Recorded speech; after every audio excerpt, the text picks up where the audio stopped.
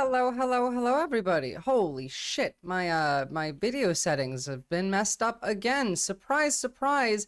Every single time I turn my computer off, it has to mess with all of these settings, and then I have to end up fixing them at the beginning of stream. Just give me like 2 seconds. At least this time I actually remember what they're supposed to be set to, essentially. Does that look about right? Yes, there we go. Now that looks about right. Cool. How is everybody today? Welcome, NetFox, you being first, of course. Although I still got third. Soaring Winds, thank you for the follow so early on. I barely even said anything. I very much appreciate it. So, yesterday, we had a bit of a short stream. We mostly just talked about some libertarian socialism, and we listened to greasy, sweaty Peter Thiel talk on Piers Morgan. Chaz Chop, I've heard this yesterday as well. What the hell is this? Is this the Capitol Hill occupied zone protest? How have I not heard about this? Well, let's have a look at Chaz Chop. Also known as the Capitol Hill organized protest, originally Free Capitol Hill, started on... Why are you asking me about something that happened in 2020? And no, I'm not mad about this. Like, occupying Capitol Hill? Good. That's direct action. This is how you, like, do a protest. It's listed under anarchism and part of the series of anarchism in the US. That's ridiculous. A Black Lives Matter protest listed under anarchism in the US. Right, okay. Well, anyway, so yesterday we talked about some simple stuff. Today I have a lot to cover. So first we're going to start off with some easy, funny, whatnot bullshit. But then we have some important news coming out of Europe to have a look at. I do want to quickly touch on South Korea again, and then we will jump right into proper American politics, because there's a lot that we're missing there. Anarchists finally went their little chapter on Wikipedia, let them have their, want their fun, yeah. I mean, that's fair, they can have their fun. It's not like they're any more harmful than, like, the 50 billion other groups that are around. In fact, they're probably less so. God damn it, I forgot the cushion for my chair again. 1 second. 2 seconds.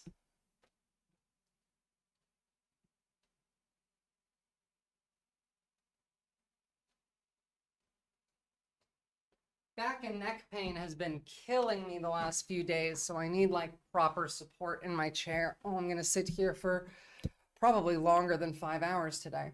All right, so fun story first. So yesterday we while we were talking about socialism, I put on Subway Surfers in the background as some brain rot slop for you people to pay attention to, because I thought it was funny. And it was funny.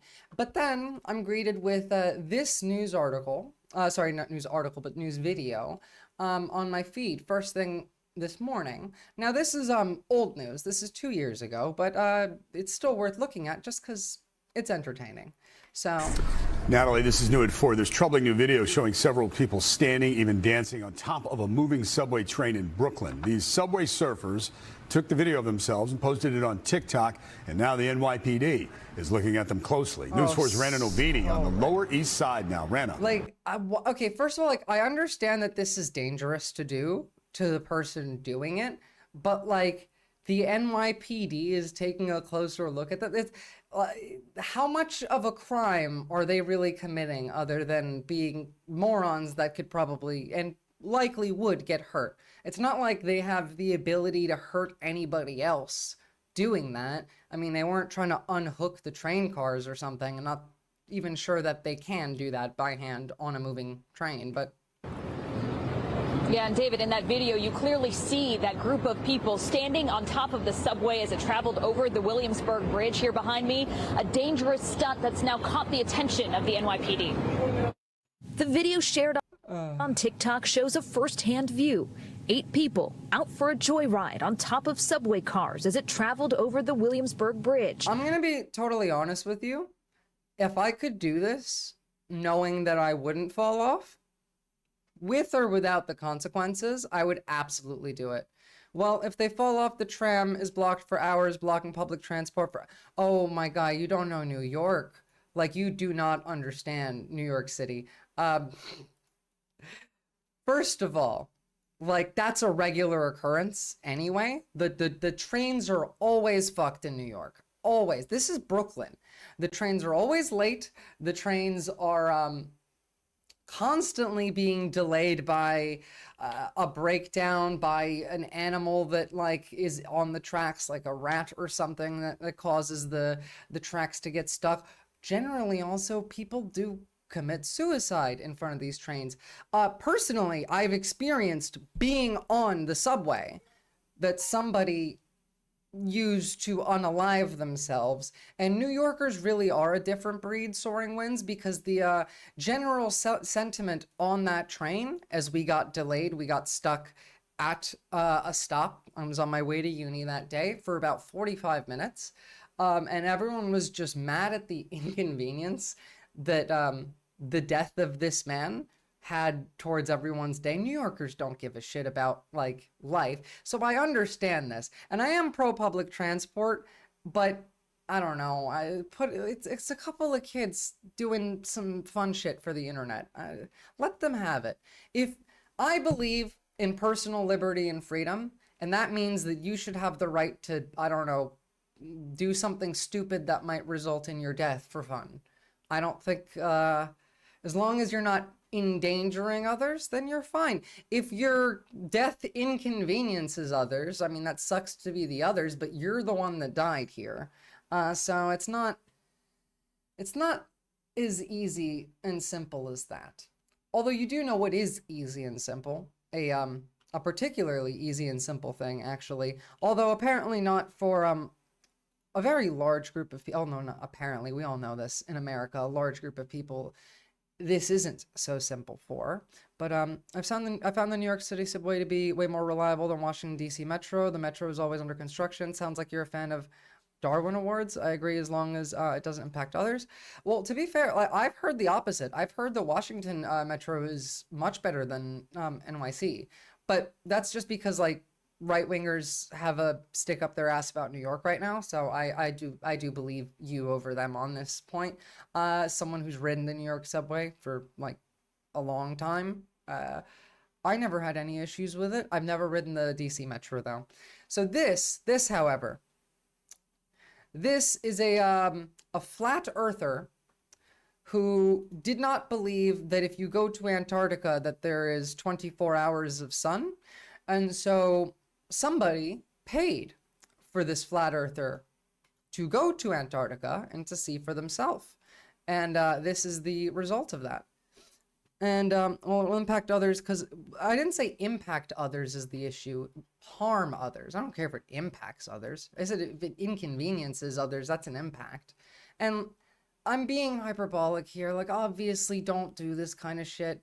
But it's funny, and I don't necessarily think they should be criminalized. Like, if this is a thing where, you know, the police show up and they knock on your door, and maybe these are teenagers and they talk to your parents, and then they like tell you don't do this, there's risks that can be involved, there are crimes that could be committed here, but like, don't criminalize these kids for doing dumb shit, because when you do that, they just do more dumb shit.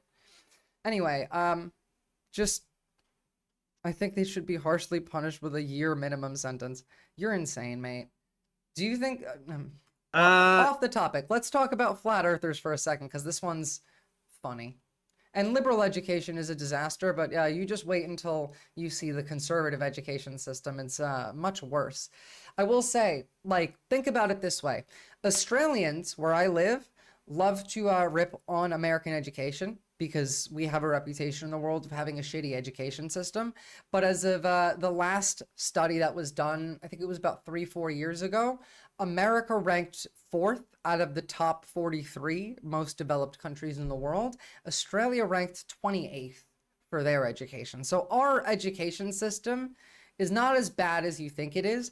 The only reason it's bad in some places, and more places than not, honestly, is because we fund schools based off property taxes. So only people who live in rich areas get nice public schools, and also those rich kids tend to go to private school anyway. And so we don't often get to see the positives that can come from. Where I lived in New Jersey had high property taxes, and the high school I went to was amazing. When I was in high school, my school was ranked in the top 50 public high schools in the entire country because I lived in a place that had high property taxes. Now, like, my parents didn't own a house, we rented, and that didn't affect us, but the school was still good. And these people went to a school that wasn't so good. Sometimes you are wrong in life. And I thought that there was no 24-hour No, sun. my In fact, parents I was don't pretty sure- own like a house or property. My dad runs a business, but he doesn't own like property. Sure of it. But I respect Will Duffy for being a stand-up guy, at least in the way that he kept saying it was true. I kept saying it wasn't. He said, "Do you want to go? I'll take you," and brought me here. And it's a fact. The sun does circle you in the south. Yes, it does. So what does that mean? You guys are gonna have to figure that out yourself. Don't listen to my beliefs or my opinion. It shouldn't matter to you. As you were wrong, and you're admitting to it now, on the dumbest fucking point ever. Again, though, this is him admitting that the sun is 24 hours when you're like at the South Pole, not that the Earth is flat. Isn't there a story that you can spin to still make the Earth a plate? As in, like, if you made the planet clay and spun it in a pottery circle, maybe? Cheeseburger Merv, hello? But at least you should be able to accept I don't know who Zuckles is. that the sun does exactly what these guys said as far as circles the southern continent. So that's about it. I realize that I'll be called a shill for just saying that. And you know what? If you're a shill, They're gonna call him a shill for admitting that he was wrong. Motherfucker, you guys are all shills for this flat earth shit. How many flat earthers do you think genuinely believe in the flat earth stuff? Because this is one of those conspiracy theories that's pretty old that I am willing to believe that a lot of them actually do believe it. But a lot of them, I mean, you never know with these people. The conspiracy grift is profitable. So whether or not these people believe what they're saying or not is hard to tell. This guy clearly does. I mean, he's in the schizophrenia hole. shill for being honest, so be it. I honestly believe there was no 24-hour sun. I honestly now believe there is. That's it. That's you wanna call me probably an shill? accurate answer, So be it. Fox. I'll live to see another day, and at least I know that I got to see it. And I just want to say thanks to Will. Or sorry, I would say the other way around. On the internet, probably 5%. In the real world, less than 1%, would be my perception. I see it a lot more online than I've ever heard it in person. And again, I had a debate with someone for 5 hours who not only believed that, like, A, the earth was flat, B, the moon landing never even happened, but C, humans had never even gone to space, is what this person believed. So, Through everything you've been Oh, okay, at yeah, that least makes kind to sense. me, and I appreciate that. I appreciate the trip. If you guys want to, my whole master plan worked for getting a I asked him how the shadow on the moon is caused, and it cooked him. Well, yeah, it's not particularly difficult to cook these people. I mean, the earth is round, guys. We've known this since before Jesus was a thing. We knew the earth was round. So, free trip out here, and to but no, it's amazing. I can't even tell you. Flying in was the best thing I've ever seen. So looking around, best thing I've ever seen.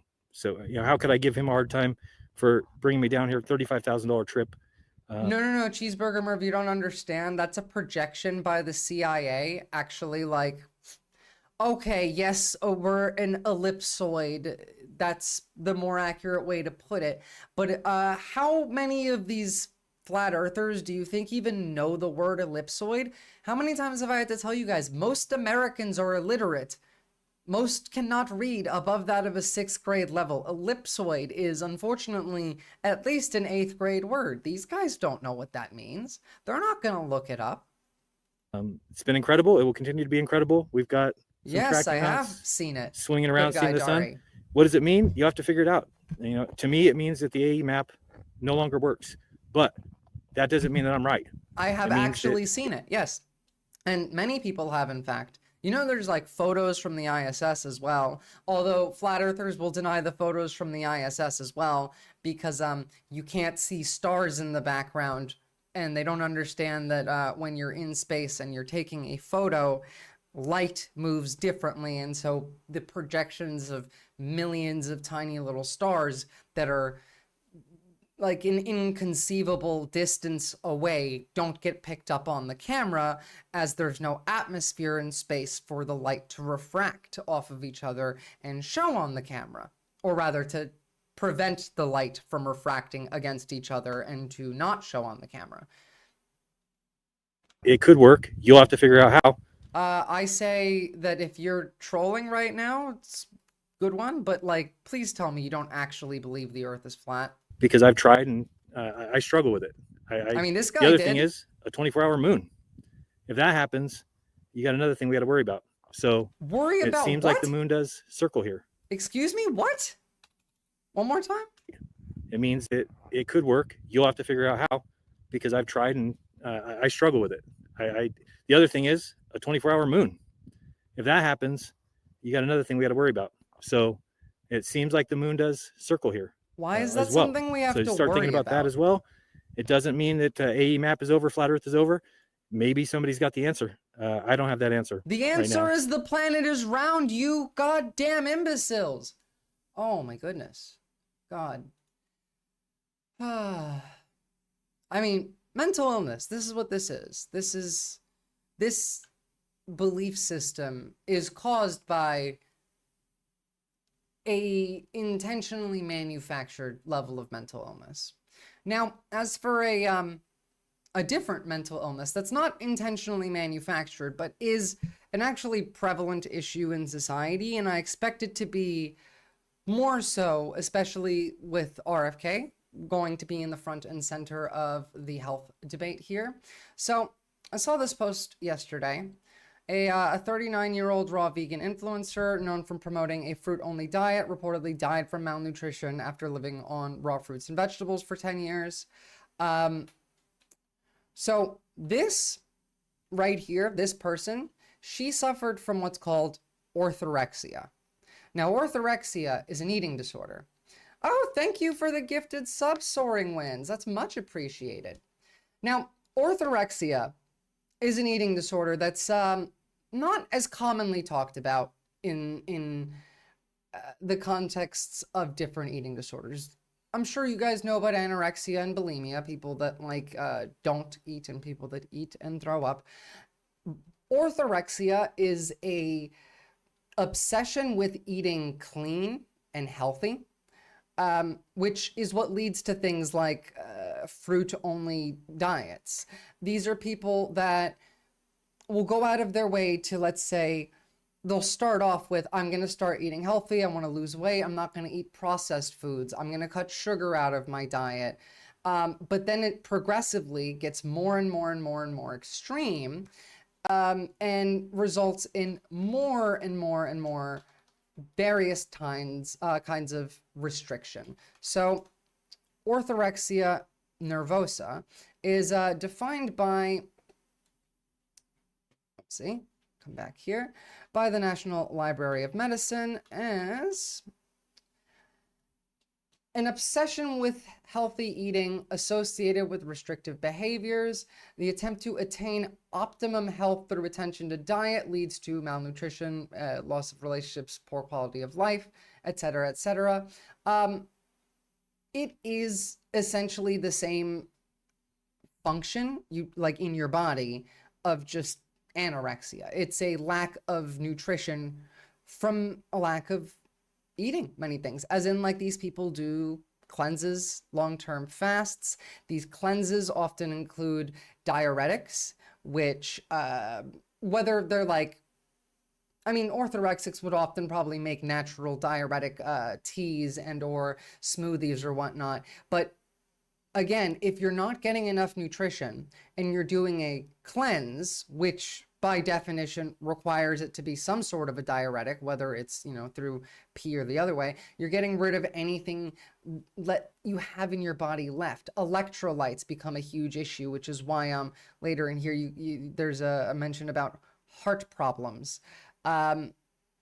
These imposed dietary rules also end up creating not just a fear of disease, but a fear of poison. When RFK, for example, talks about foods and calls just like regular things that aren't really toxic to you, but can be in certain instances poison, that's the type of mentality that this is, an exaggerated fear. So they'd really just benefit from consuming the industrial food complex like the rest of us. At least a little bit. Yeah, that's the thing. These people often create very specific, highly variable rules, generally for themselves. Here is an example here. So Mr. P is a 30-year-old man who presented to a mental health clinic with his wife. The patient recounted that he wanted to be healthy since childhood and had focused on exercise and proper diet, but anxiety about diet and food intake had steadily increased. 2 years ago, he adopted a vegetarian diet by progressively eliminating several foods. By the way, not to say that there's anything wrong with being a vegetarian or a vegan, but often people who end up as orthorexic do start off as vegetarian or vegan because it's the idea of clean eating that just starts there. And because of the fixation on the subject, because of the obsession, because of the fear and anxiety related to it, it tends to spiral out of control. He now feels proud to eat certain organically grown fruits, vegetables, nuts, beans, and drinks only fruit or vegetables juice. His wife stated that he spent between 3 and 5 hours daily preparing food, talking to friends or family about the correct foods to eat, as in this becomes an obsession like other eating disorders do. He also believed that errors in dietary habits caused physical or mental illnesses. This is the RFK brain, by the way. This is why I'm bringing this up, because we're going to see a lot more of this sentiment rather. Like, these people actually listen to California when it says something is carcinogenic. No, they go beyond California. California, to them, is still part of the industrial food complex. They want, it's almost like they want communist type food production, but even that they wouldn't trust. It's not based in rational logic. It's based in anxiety and fear. It's almost like a, what's the word for when you're constantly afraid of being sick? What are the word for someone who constantly fears they are sick? Hypochondria. It's basically a form of hypochondria. These aren't hippies necessarily, by the way. In fact, to be fair, a lot of hippies are right-wingers now, and a lot of these people end up being right-wingers because whether or not, like, you started off this way, the systems of having an eating disorder like anorexia are reactionary in the thought processing, which leads into just moving to the right anyway. But yes, no, all the hippies are right wing.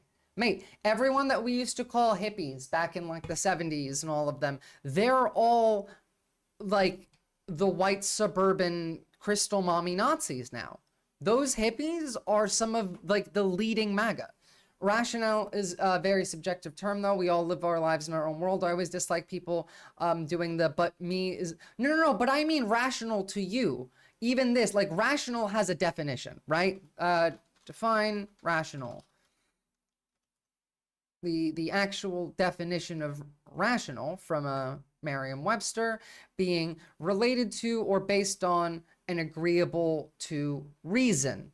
It's reasonable, involving, that's a different one, relating to or consistent of rational numbers. Yeah, so it's literally reasonable, having an understanding of a situation. They don't have a real understanding of what their beliefs are. They're beliefs are clouded by anxiety and fear, so they cannot be objective. They cannot be rational because they can't be reasonable because they lack the information. And they can't access said information because it's blocked off by fear and anxiety. These are systems that are built up. This is like legitimately mental illness. This is in the DSM. It's the diagnosable, treatable mental illness. But well, let's continue reading though. He believed errors in his dietary habit caused physical or mental illnesses. He reported significant guilt or shame whenever he slips up on a dietary regimen and eats anything containing seafood, beef, or pork products, which he corrects by a day of fasting.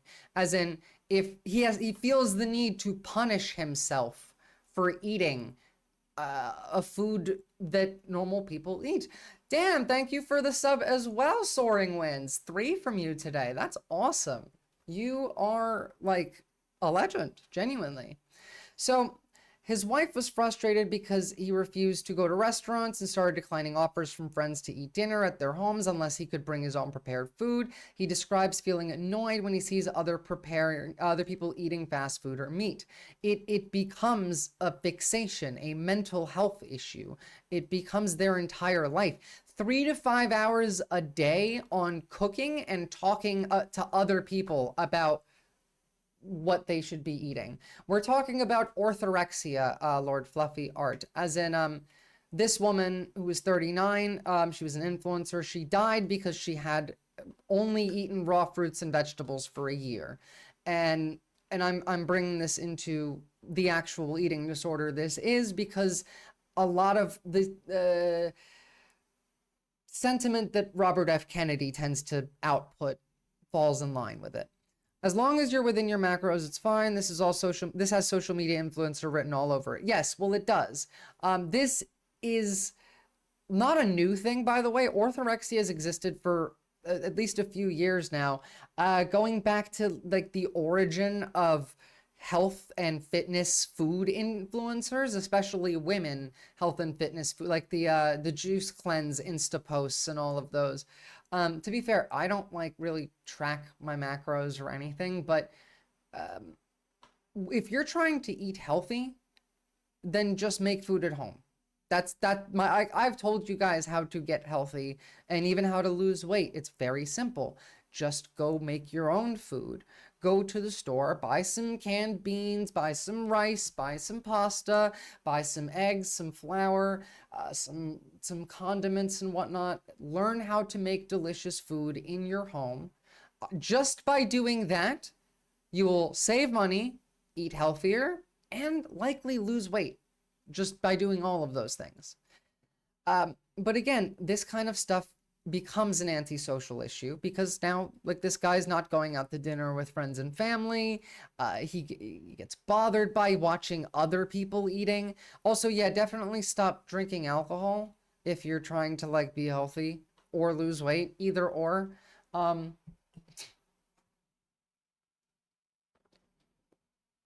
Or at least like switch to spirits because those are less calorically, but I mean, it's still not healthy. Especially beer. Yeah, true. Absolutely.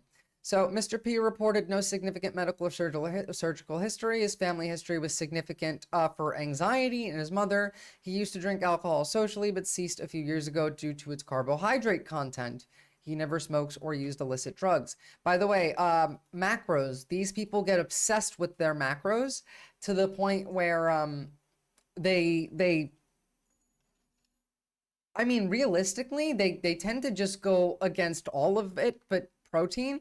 I mean, if you have protein and you're not eating carbs, like if you're doing like a ketosis thing, you're eating fats and proteins, your body will take some of the protein that you eat and turn that into a carbohydrate because your brain runs specifically on carbohydrates. You need, I think it's like, what, 30 grams of carbs just to keep your brain functional in your body per day. But like all of these fad diets, by the way, none of them are really all that useful. None of them are good for you. Keto is fucking terrible for your heart, by the way. Again, if you want to lose weight, it's just, even without exercising. What if I exclusively ate eggs? Well, that would end up being keto. I did keto for a year and pretty much all I did was eat eggs, and now I don't like eggs anymore. You would have to be careful doing that because if you go too far into it, you can suffer from, was it ketoacidosis and end up in the hospital, which is when there's too much ketones in your blood. But essentially what ketosis is when your body transfers from a system of burning carbohydrates to produce energy to burning fat to produce energy. But this requires you to eat almost no carbohydrates, which are pretty much in everything, cuts off like 95% of the food you would eat, leaves you with like 6 disgusting things. I mean, they're not disgusting at first, but you'll get sick of them really quickly. But also this is really bad cholesterol wise, and it's really bad for your heart. Also, it's not long lasting. It's a good diet to have if you're a bodybuilder and you're trying to like gain a lot of muscle. Art, like I've told you, if you want to, like, you've listened to Vosh too. Do the Vosh method or do what I tell you. You'll lose that weight. My doc told me that with fitness and weight apparently only works for a few months, but your body just defaults back to the same caloric amount even after you exercise more. Not necessarily. It's if you lose weight fast, then you'll likely gain it back. If you slowly lose weight, by creating regular systems that you engage with, then that will not happen. As in, if you start cooking at home, you have specific recipes that you learn, you're cooking food that is variable, and even without exercise, just doing that, you will lose weight. If you run on pure eggs, add some tren and work out, you'll look, I mean, yeah, you'll look great. You probably won't feel that great. But yeah, like the keto shit is really only good if you're full-on bodybuilder. Otherwise, just make food at home. Learn to cook. That alone will fix a lot of your weight problems. And also, like, sorry, before we get back to this, I will say, I have worked as a dietitian before. I don't have qualifications to work as a dietitian. This was in a country where you don't really need official qualification as much. But you know, I did a damn good job. I kind of know what I'm talking about with this.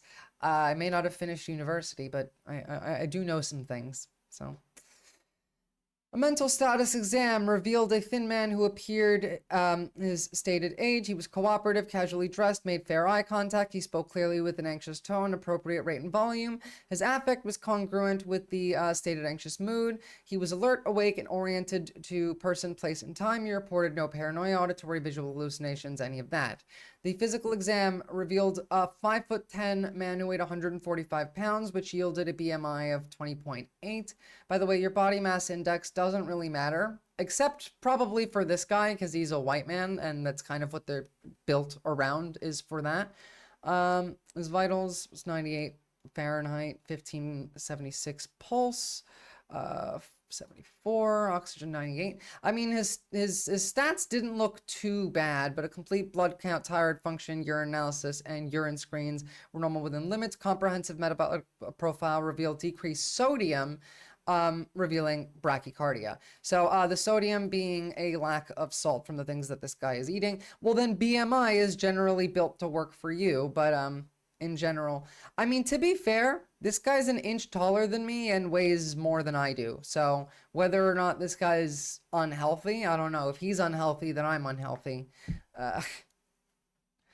Nepfox, we already knew that Lord Fluffyard is a white man. He came on stream and chatted for an hour and a half yesterday. We talked about privilege and how he has the white privilege.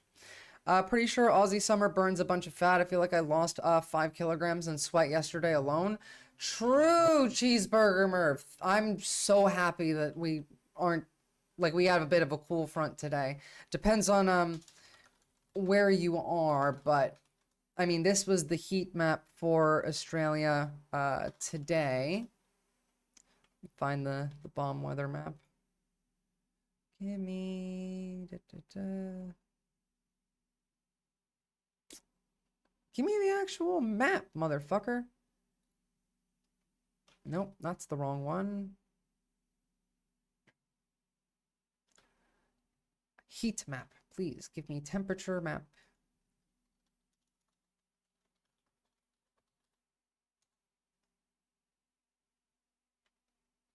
Australia was the hottest place on Earth yesterday. This is true. This is absolutely true. Although usually it's between Australia being the hottest place on Earth and Death Valley, California. So, God, why can't I find this? December 2024. Give me the goddamn map. How is there no, there was like 50 news stories. Where did all the maps go?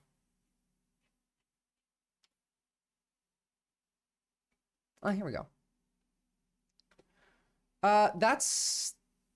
This is a, whoopsie, went too far back. Not Queensland, give me all of Australia. This was Australia yesterday. Now, for you Americans who may not be able to read this heat chart, so 45C in F being the highest here was 113 Fahrenheit.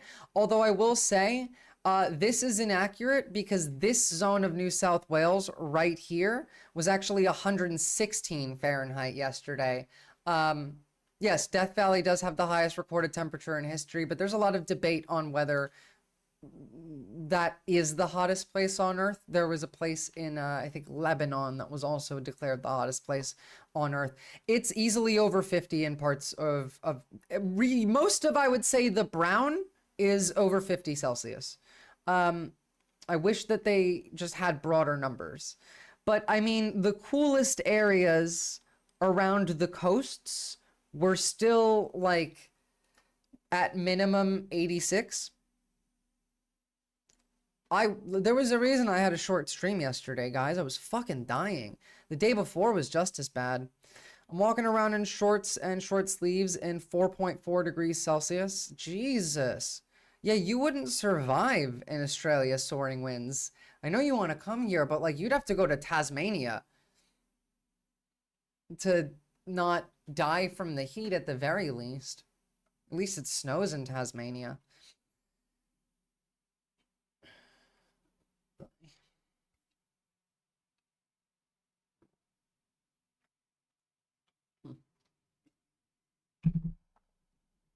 Yeah, you would absolutely melt immediately. I mean, if it makes you feel any better, I like the heat and I'm melting. I mean, I have 3 fans running now and it's not even that hot today. Just give me a second to pull up the next clip. I thought I put them all together. Damn it. There's the other one. There's the other one. Okay. So, I get hives, which makes me feel even hotter. That's because you're allergic to the sunlight, as like we talked about before, Lord Fluffy Art. My parents have that same issue. What you do is you get like prescription level sunscreen, and that tends to help. Not that hot. It was negative 40 here Fahrenheit last week. How is that? I mean, negative 40 Fahrenheit is pretty fucking cold, is it not? It's negative. It's actually exactly the same. Negative 40 Fahrenheit is the same in negative 40 Celsius. But, I mean,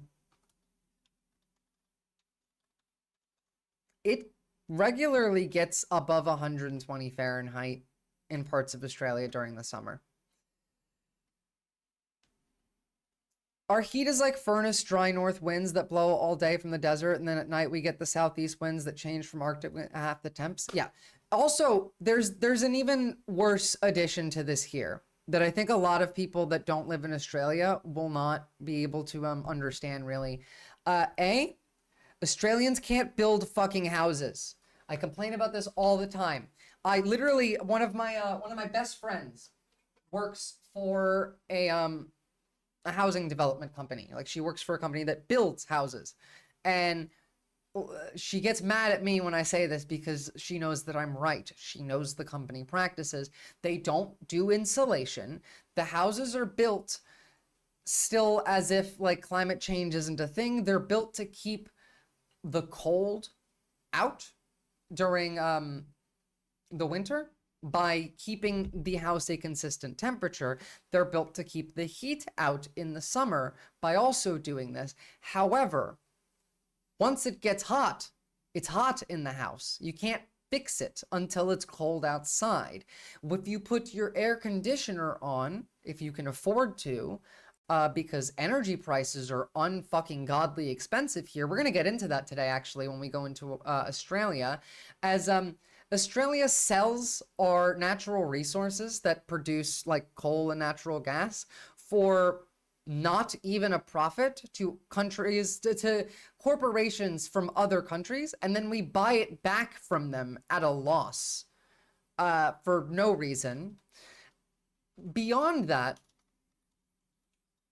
the lack of insulation in a house. I've posted a picture on my Discord of it, by the way, of just like a door in my house where you can just see outside through the cracks.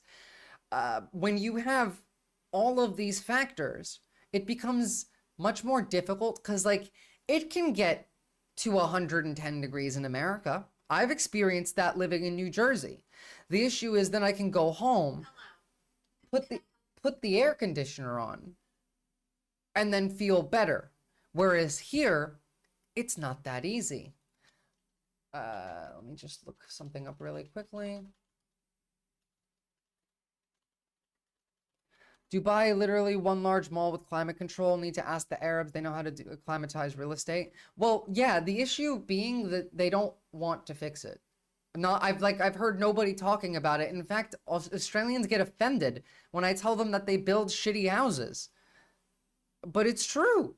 Again, every window and every door in my house, I've had to go and like insulate myself, and the insulation tape always like rips off as you like open a door and a window. I need to redo all the insulation. You go up into my roof, there's no fucking insulation at all. There's nothing. There's no like, if any of you have ever been up into your attic or the space in between, above your ceiling, in between your roof, there's usually this thick fluffy shit that's insulation in your house. I don't even have that. I'm a renter. It's my landlord's job. I mean, they said they're going to before winter, so hopefully that'll be nice. A lot of houses have here rely on engineering the aircon and just sealing the place up instead of insulating it. I'm gonna say South Aussie problems have shit homes, not Victorian homes though. I've been to South Australia, Victoria, New South Wales, and Queensland, and I've yet to be to a person's home that didn't have their home built themselves because they are ungodly wealthy, that had decent insulation. But yeah, like it's fucked. And also the air conditioning systems here are also, none of them, like, houses don't tend to have central air. They all have that like shitty Cosmopolitics. Thank you for the follow. Oh my god, are you the Cosmopolitics that I was seeing on Twitter, the one that did the that was ranting and arguing with Anna Kasparian? Because if you're that Cosmopolitics, mad respect to you. I covered you, actually. Oh my god, I think I'm actually, hell yes. Oh my god, someone famous is in my chat. You did a great job, by the way. Excellent arguments. And I mean, I covered it too. I agree with you entirely. Holy shit, that's cool. But yeah, Australians need to learn how to build houses. I mean, famous enough that you were arguing with TYT and they were responding to you. You know these people personally. More famous than anyone else in this chat, I'll say, at the very least. Okay, so I think that's enough of me complaining about how hot it is in Australia. Let's, are you Piss Poor Praxis? Are you famous? Who are you then?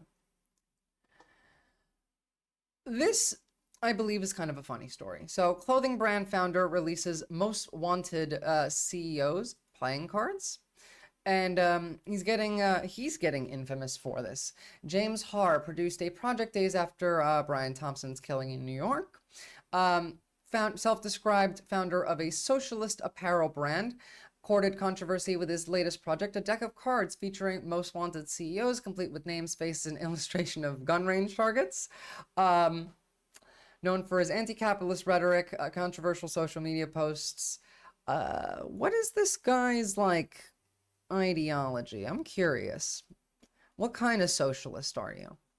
Are you a real socialist, or are you not. Do you have a Wikipedia? I mean, by the way, I think those cards are super cool. I'm not sure that they're legal.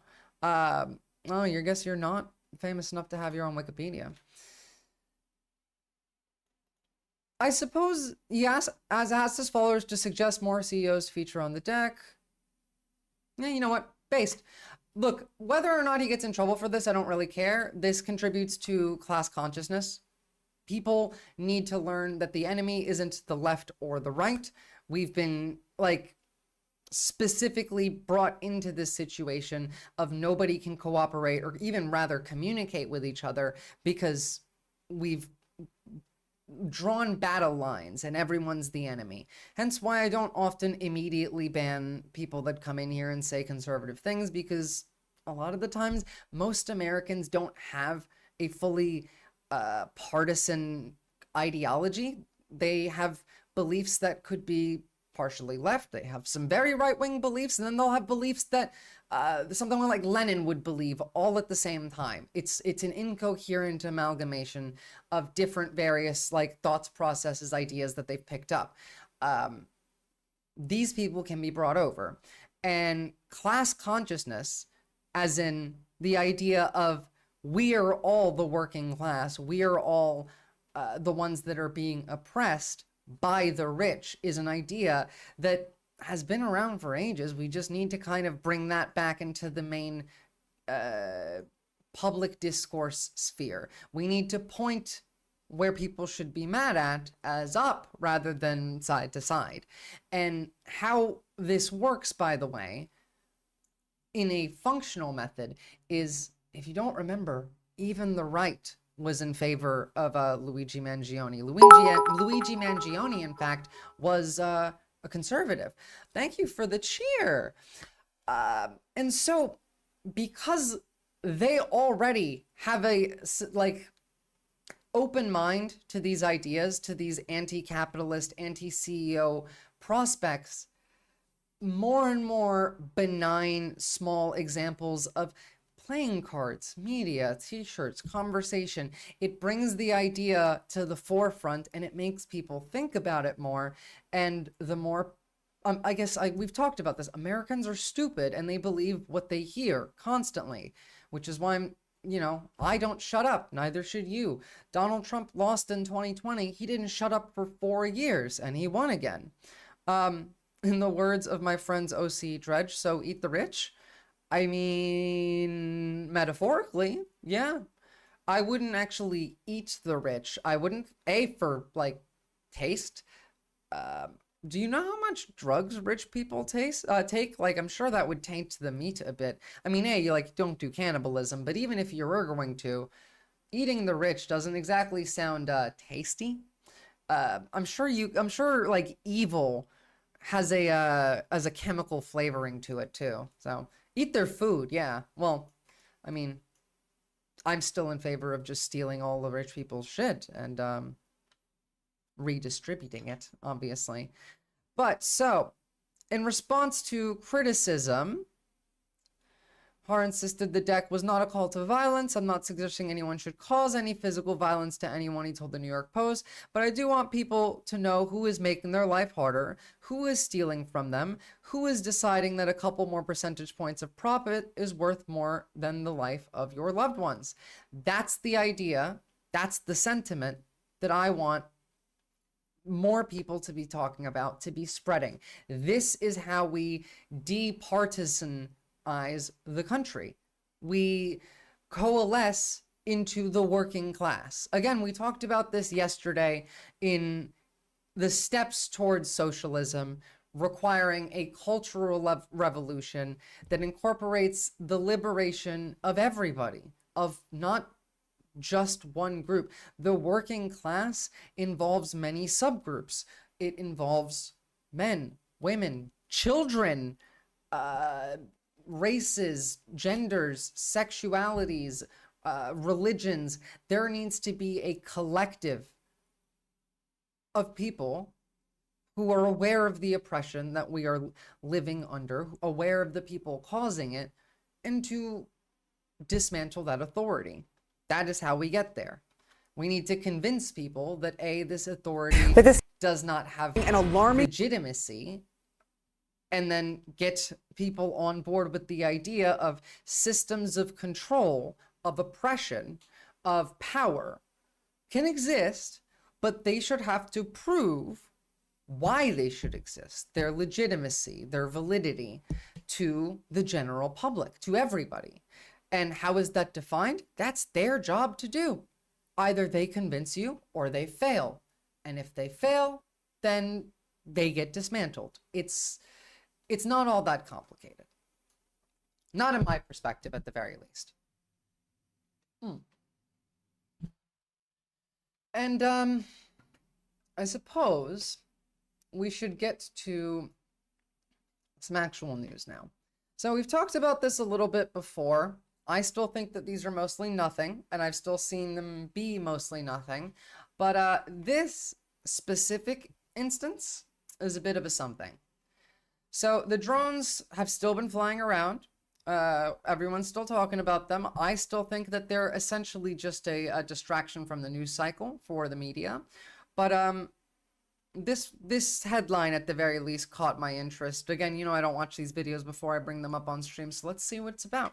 Drone incident that forced one of the U.S.'s most critical Air Force bases to close its airspace for several hours. This happened at Wright-Patterson Air Force Base over the weekend in Ohio. And Justin, by the way, Ohio is a different state that like we haven't been seeing these things in as well. Apparently they made their way down to Virginia too.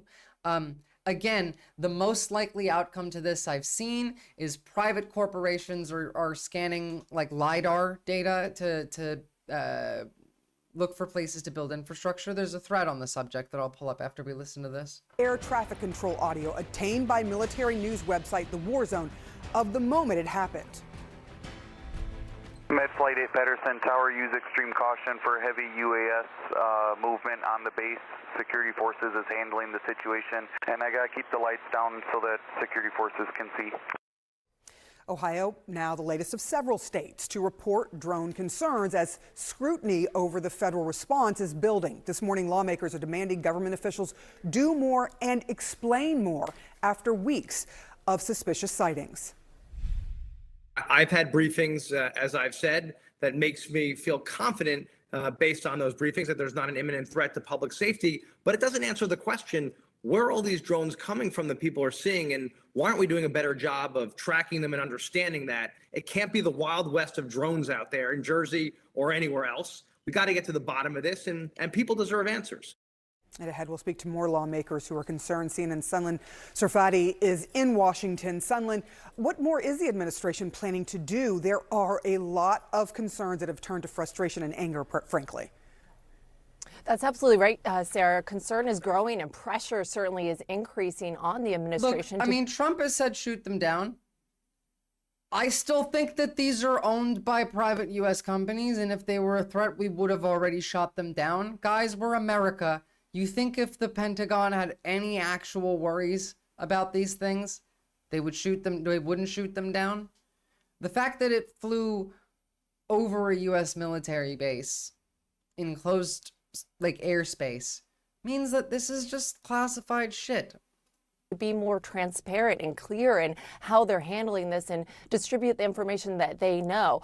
This incident at the Air Force Base over the weekend at Wright-Patterson, right outside Dayton, Ohio, really increasing the alarm. The fact that that airspace was closed for 4 hours. This is, as you noted, a very critical airspace. Air Force Center hosts the Air Force Research Lab, the National Air and Space Intelligence Center. So certainly concerning that a drone would be flying. Well, I mean, some of these drones are like privately owned, but it only because it became a meme.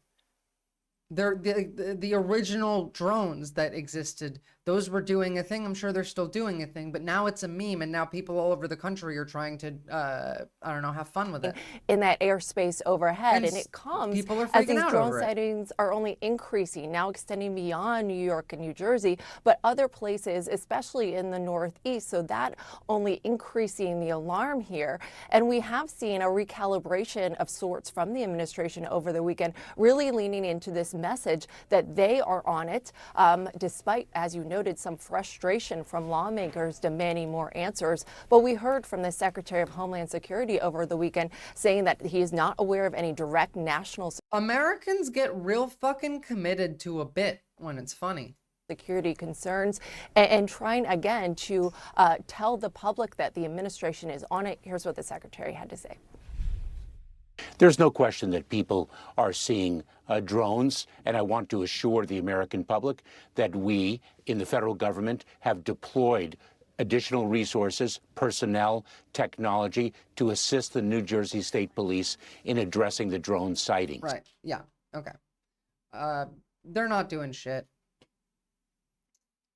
What is NBC going to say? Let's skip, like, I don't know, a quarter of the way in. All of these people are just so boring now to watch because they've all bent the knee. Oh, no worries, Lennon. You don't have to be on time. Don't apologize. Runways closed at New York's Stewart International Airport on Friday night due to drone activity. We know New York Governor Kathy Hochul is urging Congress to act, and that Senate Majority Leader Chuck Schumer is urging federal agencies to use special drone detection technology. But what we don't know is who's operating these drones. Yes, we do. For what reason, and whether or not this is something coordinated or just a bunch of people flying drones and posting about it online. Okay, so it's the same as everyone else. They have no idea what they're talking about. This is this is what's made the most sense to me out of everything that I've seen on the subject. There was a school shooting today, I'm aware. I suppose we might cover it when we get to America, but I mean, it's depressing. It happens all the time. I have it on the list. So regarding these drones, though, drones have been spotted near critical infrastructure, power plants, bridges, water facilities, seen flying near military bases. I have a hard time believing that they're, being allowed to fly illegally. We would have shot them down. They are using FAA regulations. From what I've seen, they have all of the lights the FAA requires one of these flying drones or even a plane to have. They follow all of those laws without remote ID active, which is why you're hearing reports that they're undetectable. Many individuals and companies still skirt regulations, don't add required ID transmitters. Now, the Department of Homeland Security and FBI have issued statements acknowledging the drone activity. They're investigating that potential drones conduct unauthorized surveillance or pose threats to the services. In my honest opinion, the reason why everyone's so confused about what's going on is they don't comment on active investigations. Since they're technically flying legally, just unidentifiable. God, I can't speak today. They can't forcibly removed. Now, most likely, it is a company in which has been contracted to do large surveys of swaths of land, capturing LiDAR data, and the FAA knows about it. Light detection and ranging, in simple terms, is like using a special flashlight that sends tiny beams of light to measure how far the ground is. The light bounces back, and the flashlight knows how long it took, so it can make a super detailed 3D picture of the terrain. This is what's made most sense. I'm not going to read the rest of the thread because we do have a lot to get to, but if you want to understand the concept, then that would be a good thing to read. That's who I think is responsible, maybe not them personally, but people in their community.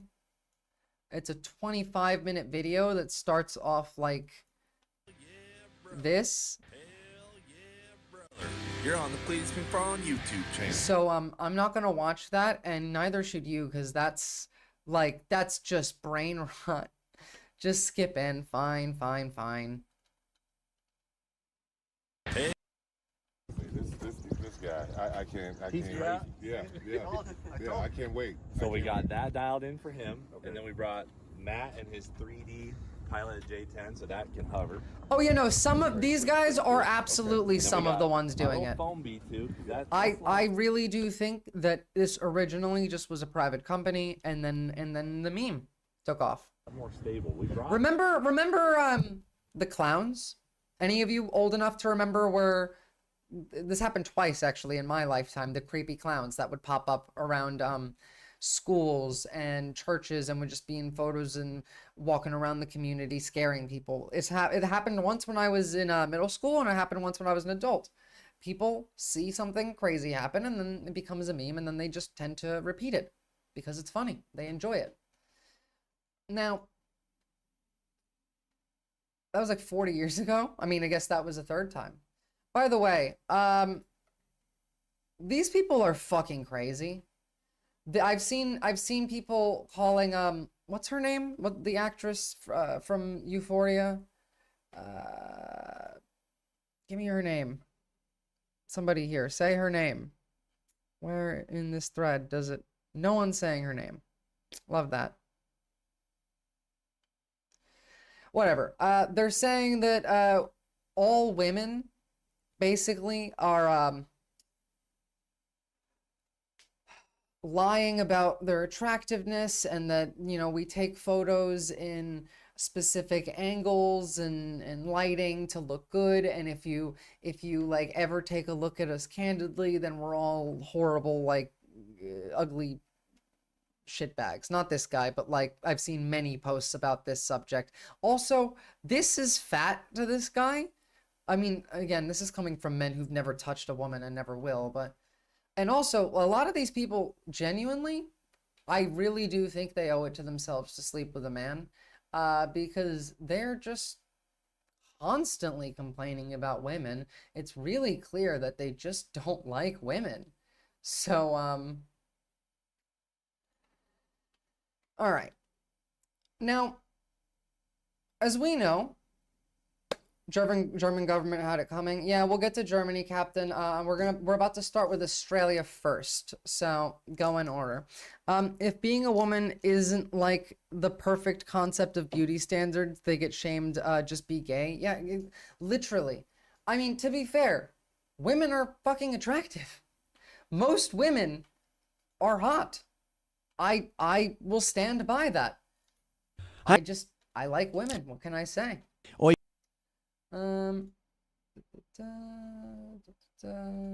Okay, we're going to watch some videos on Australia now. We have the ACCC is taking Woolworths and next year, and the Australian election, much like the American election, is a bit of a risk to democracy. Now, Peter Dutton, the Liberal Leader Party, the leader of the Liberal Party, by the way, for the Americans here, the Liberals here are the right. They're the conservatives, whereas the Labour Party is the left, much like the UK, except we're better, and Labour here is still better than Labour in UK.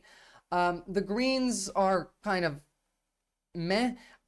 Some of them I like on a state level. Federally, the Greens tend to just function as a spoiler that doesn't allow Labor to do anything. The ACCC. Many people in this specific election cycle will be voting against Labor because they believe that Labor did nothing this entire time they were in power, which is kind of true. However, and we're going to get to like more of this, but it is true that Labor did not get much done through this last administration. But this was because every proposal that they put forward was blocked by the Greens in Parliament by them voting with the Liberal Party. Every time. Bar just the social media ban, which they also fucked up, and now it's on to us to try and fix it. I really do have to finish that petition. It's almost Christmas, and I got some doors to knock on. Nothing is more of a threat to American democracy than America. Well, I mean, true. Hey, Kaffer, Zaffer, Flaffer, Laffer. I think I fixed the bot on YouTube now, too, so you should be fine there. Now, Lenny Leonard P may be free. Momentum in a world opinion, let alone North America. I have no idea what you're on about there. But let's listen to some Australian news. So Coles and Woolworths are the two big supermarkets here. They have a duopoly, as in Coles and Woolworths control more than 65% of the entire market for supermarkets within Australia. And they make it incredibly difficult to have any competitors break into the market. They use tactics like buying or renting property that a competitor might move into and not building anything there, just keeping it empty. or by slowly building a store. Yeah, Aldi is the only other competitor, but even they, I mean, Costco's been trying to break into the Australian market for decades now. Coles and Woolworths specifically make it difficult. So there we go. Is taking Woolworths and Coles to court for alleged misleading claims in their ads. Also, Captain, men do use women as sex objects and often think of women as sex objects. At least the vast majority of conservative men believe this. And that's like, that is just a true statement. So. Ads. We're joined now by Consumer Affairs reporter Michael Atkin. Michael, what more can you tell us about what the ACCC has announced this morning? Drake's is also nice too, but they're local and they're small. Yes, well, this is stunning breaking news this morning. So Coles and Woolworths are being taken to court by the consumer watchdog, the ACCC.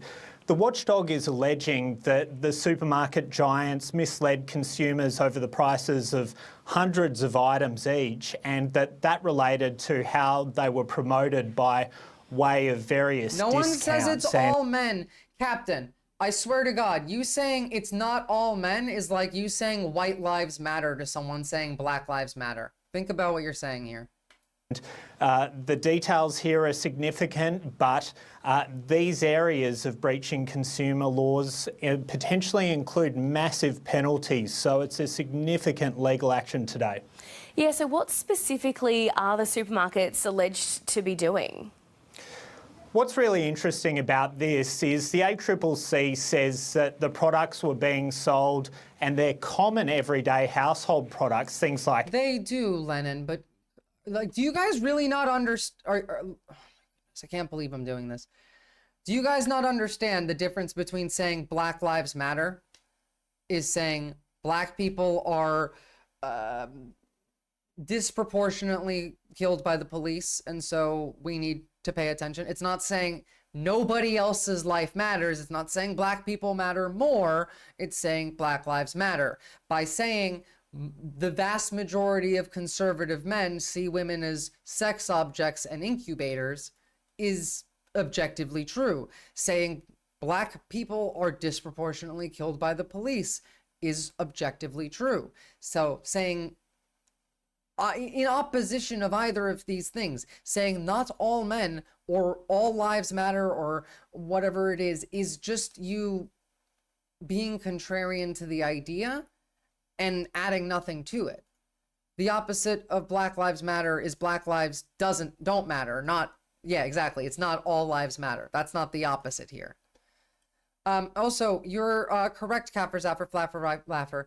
IGA is cool. They get moderate prices, pro-working, middle-class outlook on the clients. Look, I mean, to be fair, I, as someone who lives in Australia, have shopped at between Coles, Woolworths, and IGA. I've had 3 or 4 different like receipts from each shops that I've had. I've compared the prices. There's very little difference between all of them.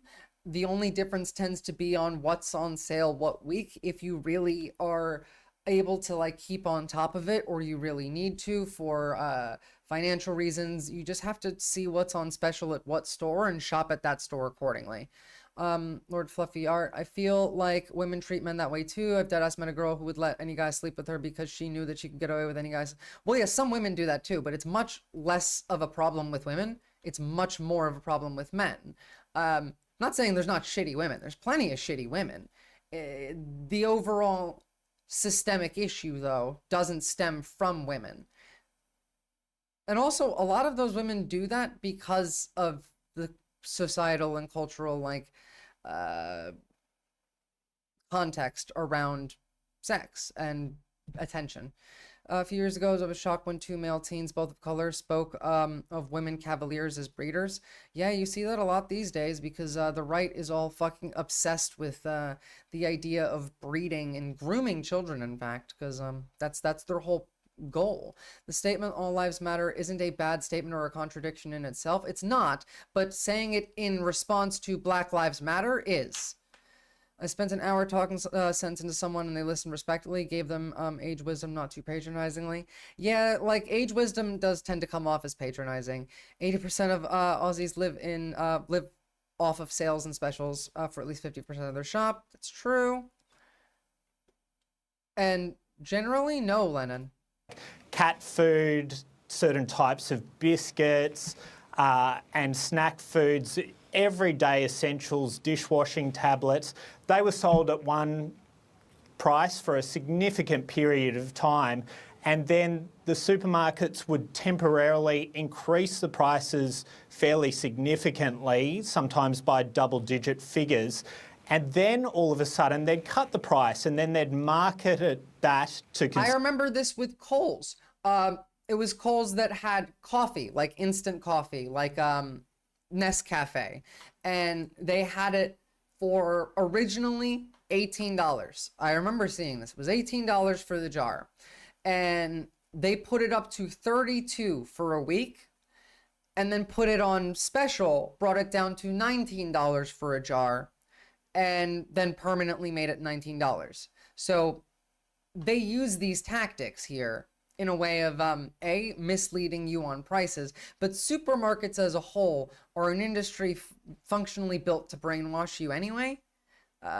Consumers as having dropped God, the price, I love but what Costco.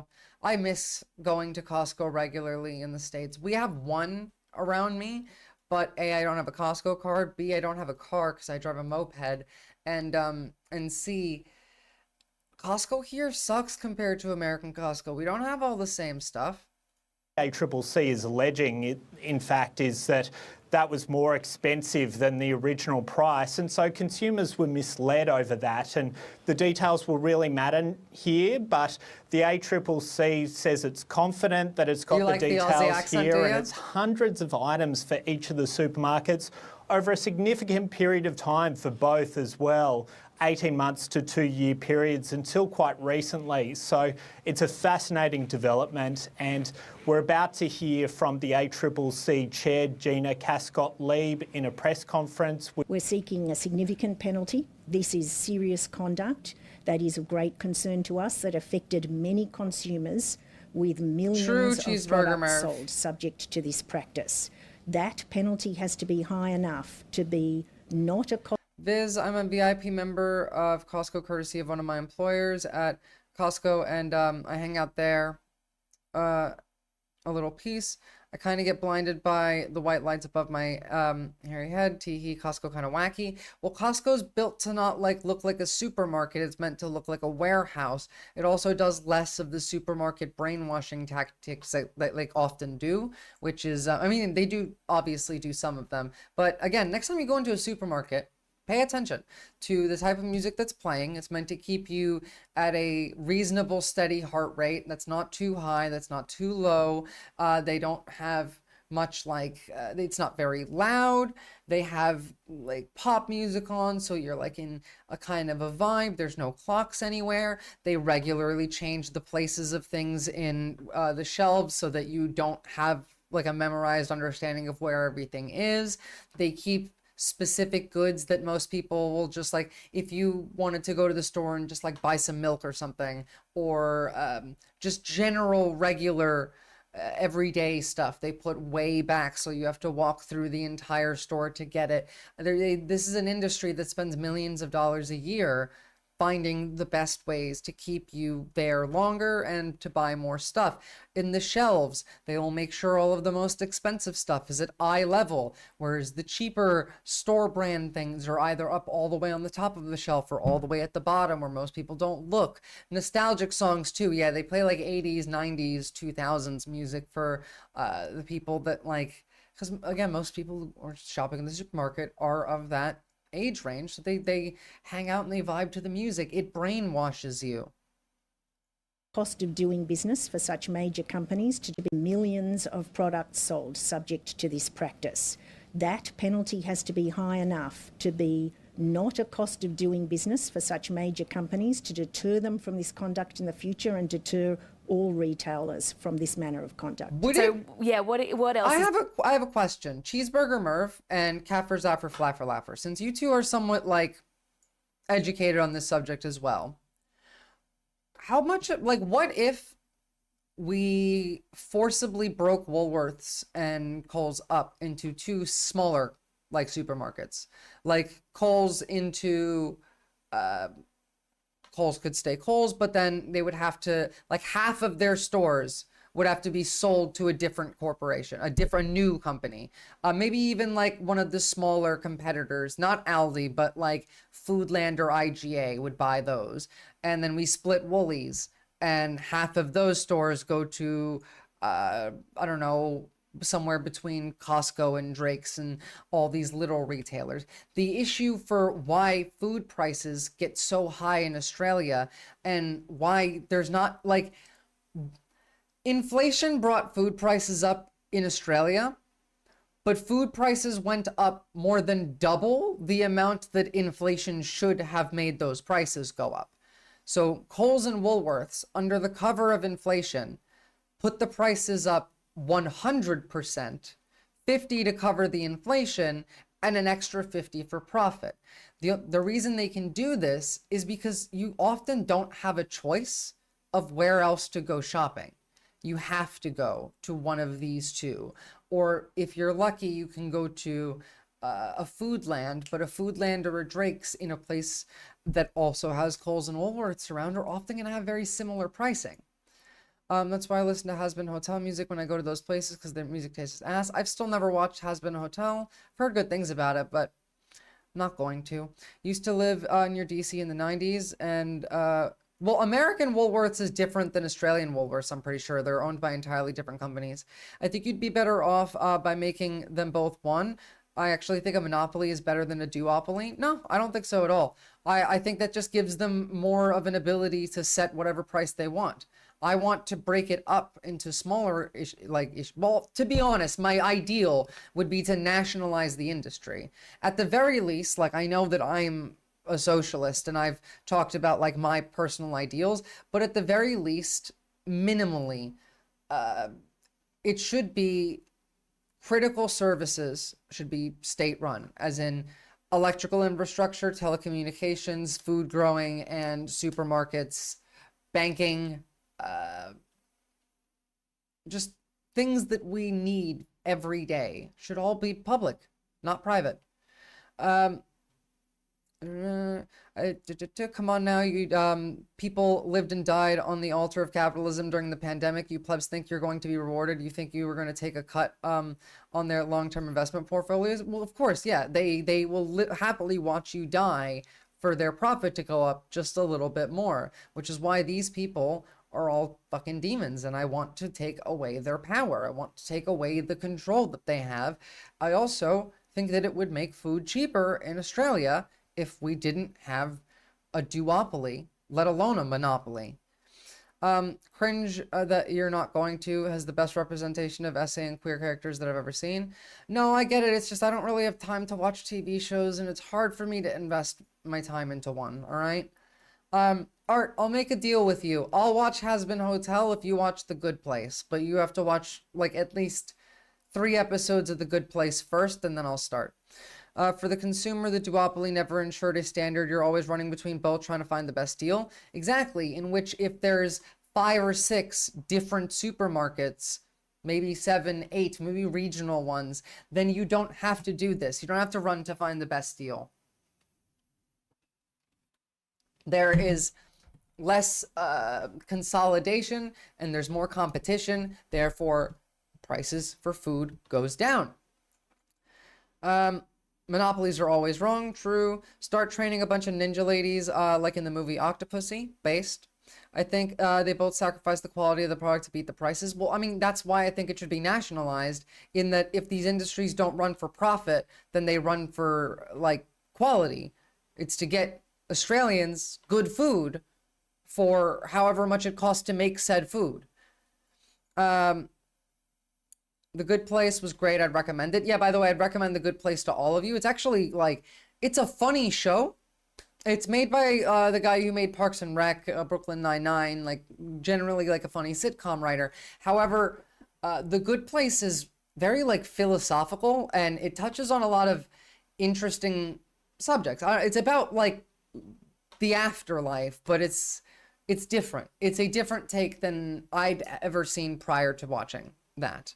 I drop everything you say Every time you naysay watching films, saw an outstanding movie in Iran. No, films are great. I just, as my ADHD brain, cannot sit through a film. I would rather it be a TV series because I can consume that easier. I think it would become a coup with our generation. It won't happen until the boomer shareholders of Woolies and Coles are ripped. You do realize, Cheeseburger Merv, those boomers have kids, and their kids are just as capitalist as they are. So when the boomers die, it doesn't mean anything gets better. Is expected to happen today? Well, as everybody would know, I think this has been a major part of news and current affairs debate. There was a Four Corners investigation into the conduct of the major supermarkets recently, and there's been a serious political debate over their conduct. And I think it's pretty clear that with this significant legal action by the consumer watchdog here, that it will feed heavily into the political debate, and there'll be a lot more to come. So, stuff is getting pretty, like Australians are getting pretty active and angry at the failures of the government, which I like because most Australians often don't pay attention to politics. They don't really care. There's no, like, you don't really get taught civics the same way or about politics the same way in Australia as we do in America. And so I like seeing that people are getting interested. Trust me, the trickle-down economics from boomers dying will save us. I don't think so at all, because trickle-down economics doesn't work. That guy had a good Aussie accent I can appreciate. It's interesting. Australia also has regional accents like America does. South Australians sound significantly more British than the rest of Australia. And that's because convicts weren't allowed to live in South Australia. It was only for free settlers. And so the accent in South Australia is very different. The accent in like southern Queensland, northern New South Wales is very thick bogany.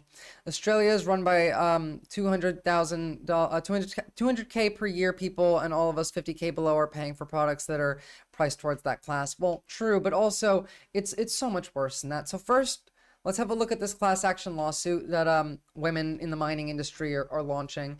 But we're going to watch a couple Aussie content creators' videos today, just because like they're really going to explain the situation in a better way than I can. Again, you guys know I'm more American politics centric. I'm still learning the Australian politics like game, but I do have things to say about these subjects, but giving you the context entirely, I trust these two creators to do a good job of it. Thousands of female workers at two of Australia's largest mining companies are expected to join in class actions alleging systemic sexual harassment and discrimination.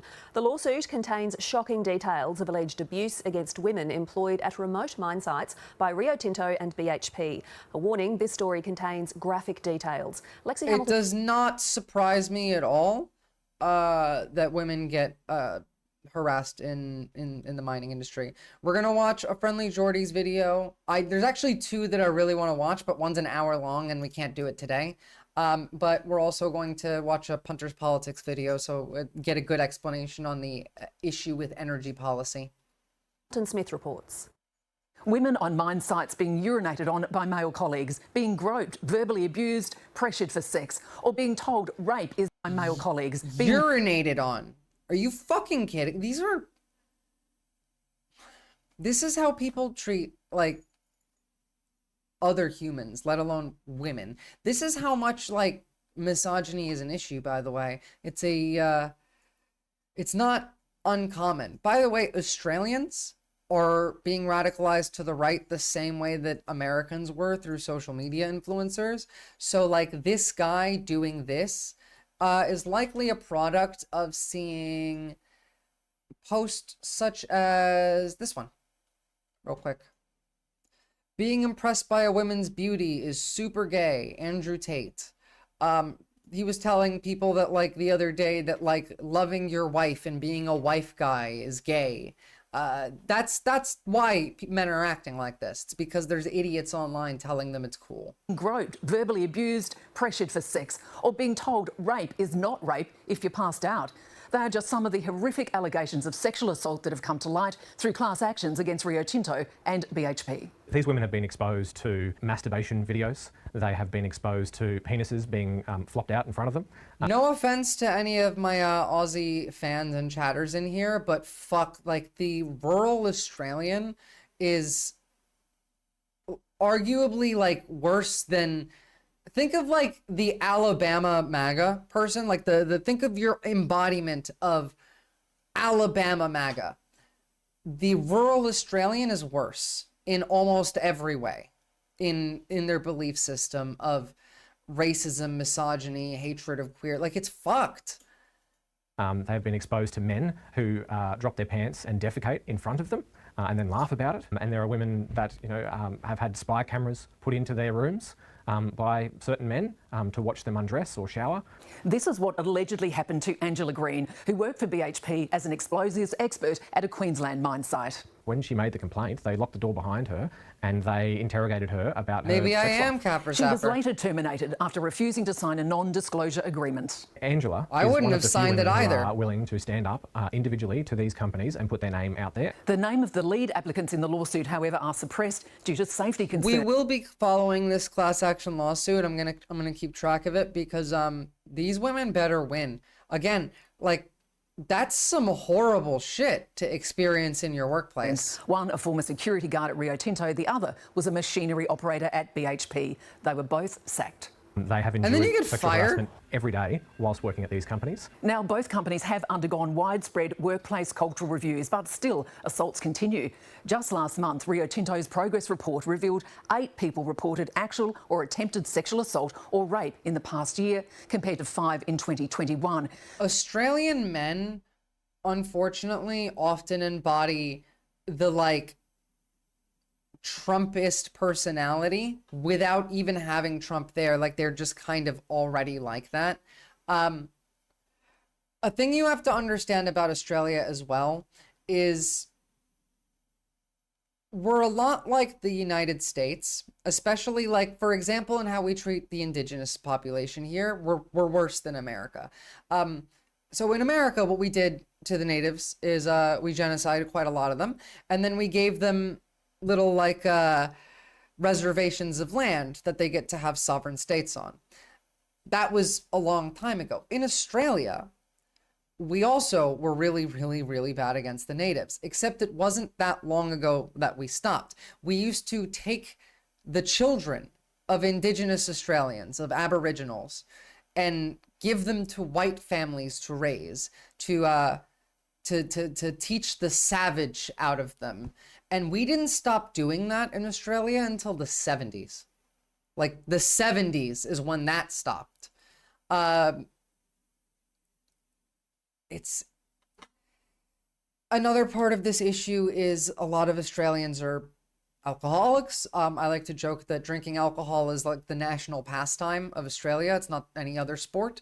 And we did also do that, Lord Fluffy Art. It was just longer ago. We stopped doing that in well earlier than the 1970s. I can't exactly remember when, but a lot of issues around violence against women in Australia, we've talked about this before as well, comes from alcohol, gambling, leading to, alongside low wages, leading to economic stress at home. Someone beats their wife, rapes their wife. These people doing it at work, though, this is directly social media brain rot, as well as the general culture of the average Australian man. I'm a regional Aussie, full bogan accent, etc. And the stuff I've seen in tradie jobs is unreal. It was like racism I find to be on another level. I would love to hear your accent. I love me a good bogan accent. Got that Siggy butt brain. The thing is, like, it really is unreal. Aren't Australians an island of criminals from way far back? I mean, they were convicts, whether they were criminals or not. I mean, the British monarchy thought they were criminals. That doesn't say much for me. What's that one Australian city where all the weird and queer people live? That's Alice Springs, and that happens to be right next to Pine Gap, the big U.S. military base that basically we use to spy on a third of the world. It's actually the highest density of lesbians in Australia is in Alice Springs. It's also the highest density of Americans living in Alice Springs because they all work at the base. I've seen a few peeps and MAGA stuff here. It makes me die inside and cringe. I've heard Australians talking about the Second Amendment. I'm like, you guys aren't in America. You don't have this. My relative said that they were offended by how rude white Aussies say things about Indigenous Australians. My relatives were a long time. That, like, even nice, like, generally kind, not right-wing white Australians, I've heard say some horrible shit about Indigenous people. Like right now, for example, they want basically, they're begging for police, martial law essentially in parts of the country because the Indigenous population is protesting and is doing violence because they were being abused for a long time. And I don't know enough details into the subject, so I'm not going to make any like specific claims on it. I haven't looked into it because I don't really care. I just tend to think that the violence is bad, but I don't agree with like what Australians want to do about it either. But also these people have generational trauma that they're like mad about, and they have every fucking right to be. Alcohol is the worst poison. Dry for 5 years, closer to 6. That's amazing, Cappers, after Flaffer. I'm really happy for you. Is it bad when it's in living memory and the people who perpetrated are still kicking? Yes, it is. It is bad. It also makes it more difficult to like get past the sentiment. Again, even just like if I'm out at town at night, for example, if I go to the club, if I see white people getting arrested, they get put in the police car. If there is an Aboriginal person being arrested, they call in the paddy wagon, the big police car with the back. They just have this ingrained systemic racism that isn't talked about. We talk about interpersonal racism, but we tried to have a vote to give Indigenous people the voice, which would have done literally nothing, but it would have created an office of this Aboriginal person's job is to go talk to all of the other communities and relay that information back to Parliament. Basically similar to the non-state bureaucracy infrastructure I laid out yesterday, and Australians voted no on that too. But there was a whole lot of misinformation online about it, and it's just bunch of southern states in America also dumped convicts from Anglosphere, England Empire, etc. True. Would you ever debate Adam 22? I don't know who that is. They're basically America, but worse. Give Australia statehood. Well, I mean, yeah. We are worse in a lot of ways. We are better in some ways. Australia is one of the most multicultural places on earth, and what tends to happen is a core group of white Aussie dudes on job sites tend to drag others down to their level. It's under the guise of being funny, classic stitch-up mentality. It's like hanging out with the boys. It's locker room talk. Again, I say this all the time. Australian, like, discourse is like America but 10 years ago. But also worse somehow. We say the most hectic stuff and it's not actually believe it's because they think it's funny. It's just the thing is you say it to be funny and you don't believe it, but that happens so often that people start to believe it. I demand that if I get arrested in Australia, I get a ride in the paddy wagon. Punch a cop, they'll bring you in the paddy wagon. Don't actually do that. Paul Hogan was such a hunk. I bet he got more posts in his last. I don't even know who Paul Hogan is. Well, we ain't worse than Americans yet. We are getting there though, cat piss. If you missed it, by the way, just cat piss. If you just came in, I need this. I would like you to see. This is a class action lawsuit against mining companies done by women, and this is what these people experienced at work. Just before we move on. Women on mine sites being urinated on by male colleagues, being groped, verbally abused, pressured for sex, or being told rape is not rape if you're passed out. They are just some of the horrific allegations of sexual assault that have come to light. Also, like pulling their pants down and taking a shit in front of the women and laughing at them and whatnot. Okay. We're going to talk about energy policy for a bit. Peter Dutton, the leader of the opposition party, No, before we get to that, let's do this one. Okay. I'll keep energy policy all together. Let's cover this. So I talked about this a little while ago. It was maybe a week or two. The getting money out of politics bill in Australia. At least that was done on a state level in South Australia that I was very much a fan of, that they were going to also try and implement on the federal level. Those weren't miners like miners. They're miners like coal miners. Cat piss. Is it rape if they consent to be railed while they sleep? Yes, but like you need actual consent for that. Like that's a kink thing. Well, I'll look him up because I have to take the citizenship quiz eventually. I'm still waiting on them letting me know when to. Ah, he's an actor. Cool. I've taken like 5 or 6 of the practice citizenship quizzes and I've still yet to get anything wrong. I can do one on stream if you guys want, actually. Logan literally despises art galleries and museums, like emulating Third Reich level of hate of free expression. Okay, well then that guy is like a Nazi, or at least a fascist. Fuck him. Iron ore mining. Yes, we do mine iron ore. I don't know why we don't make it into shit, but again, let's talk about money in politics real quick. This is important, and I want to learn.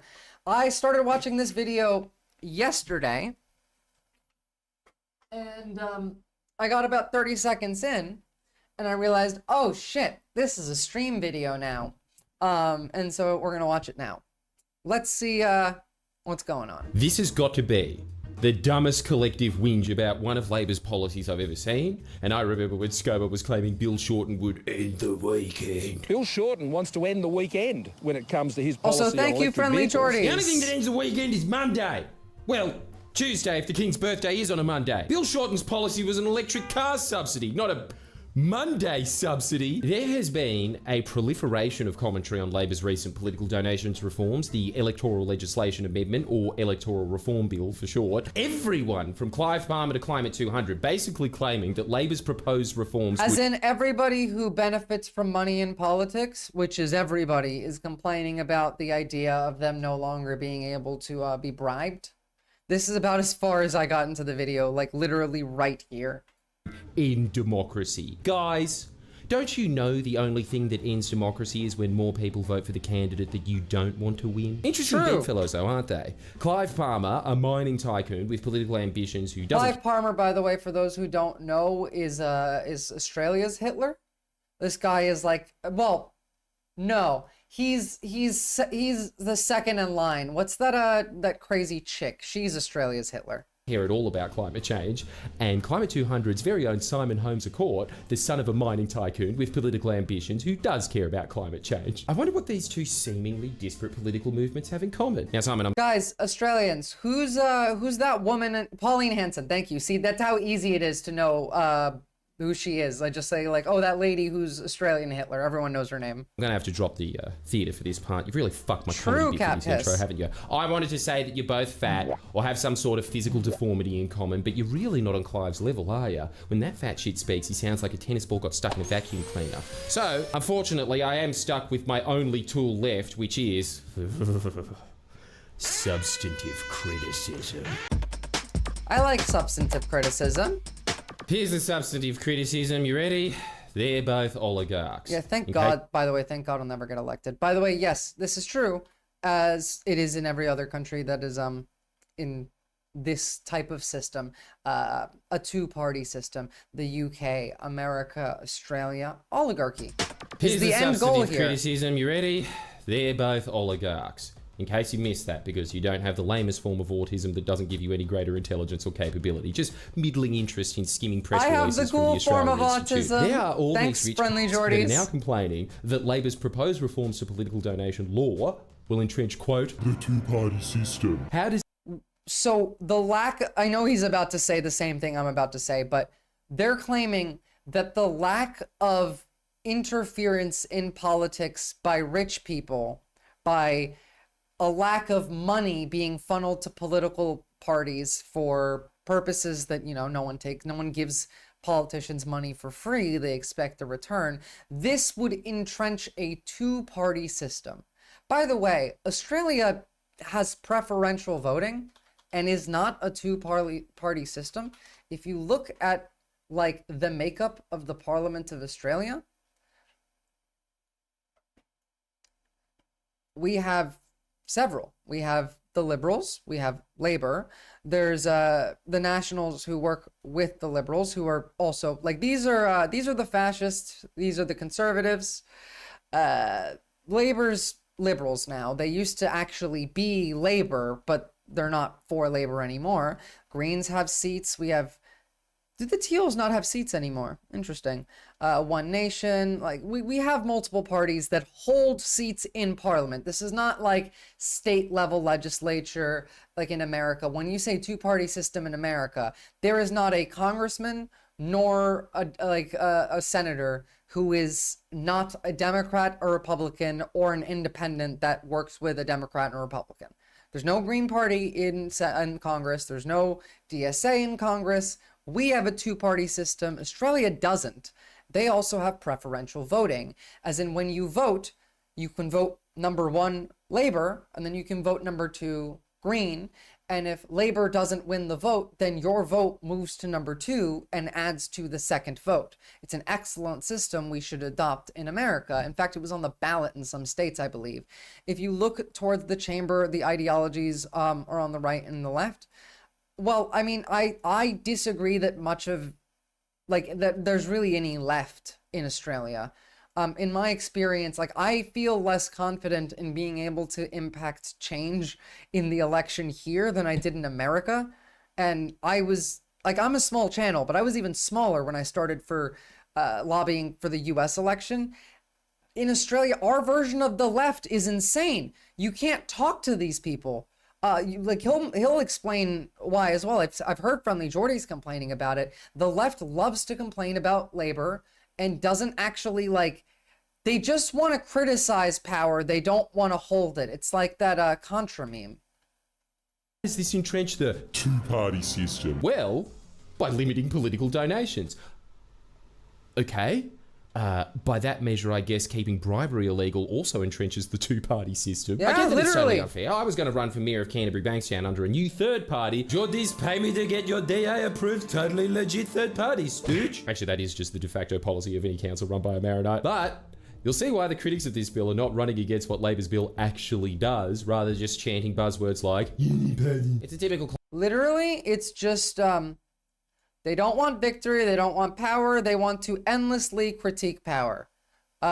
This has been an incredibly prescient and useful clip from ContraPoints. By the way, watch ContraPoints. Having 9 million votes in Melbourne and Sydney really fucks the process, IMO, true. Clive Palmer tactic. He did it with his campaign against franking credits, the negative gearing reform. The Greens aren't good here, piss poor praxis. Some of them can be, but literally every single time the Labor Party tried to put forward legislation in their administration this time, the Greens voted with Liberals to block Labor's ability to do anything.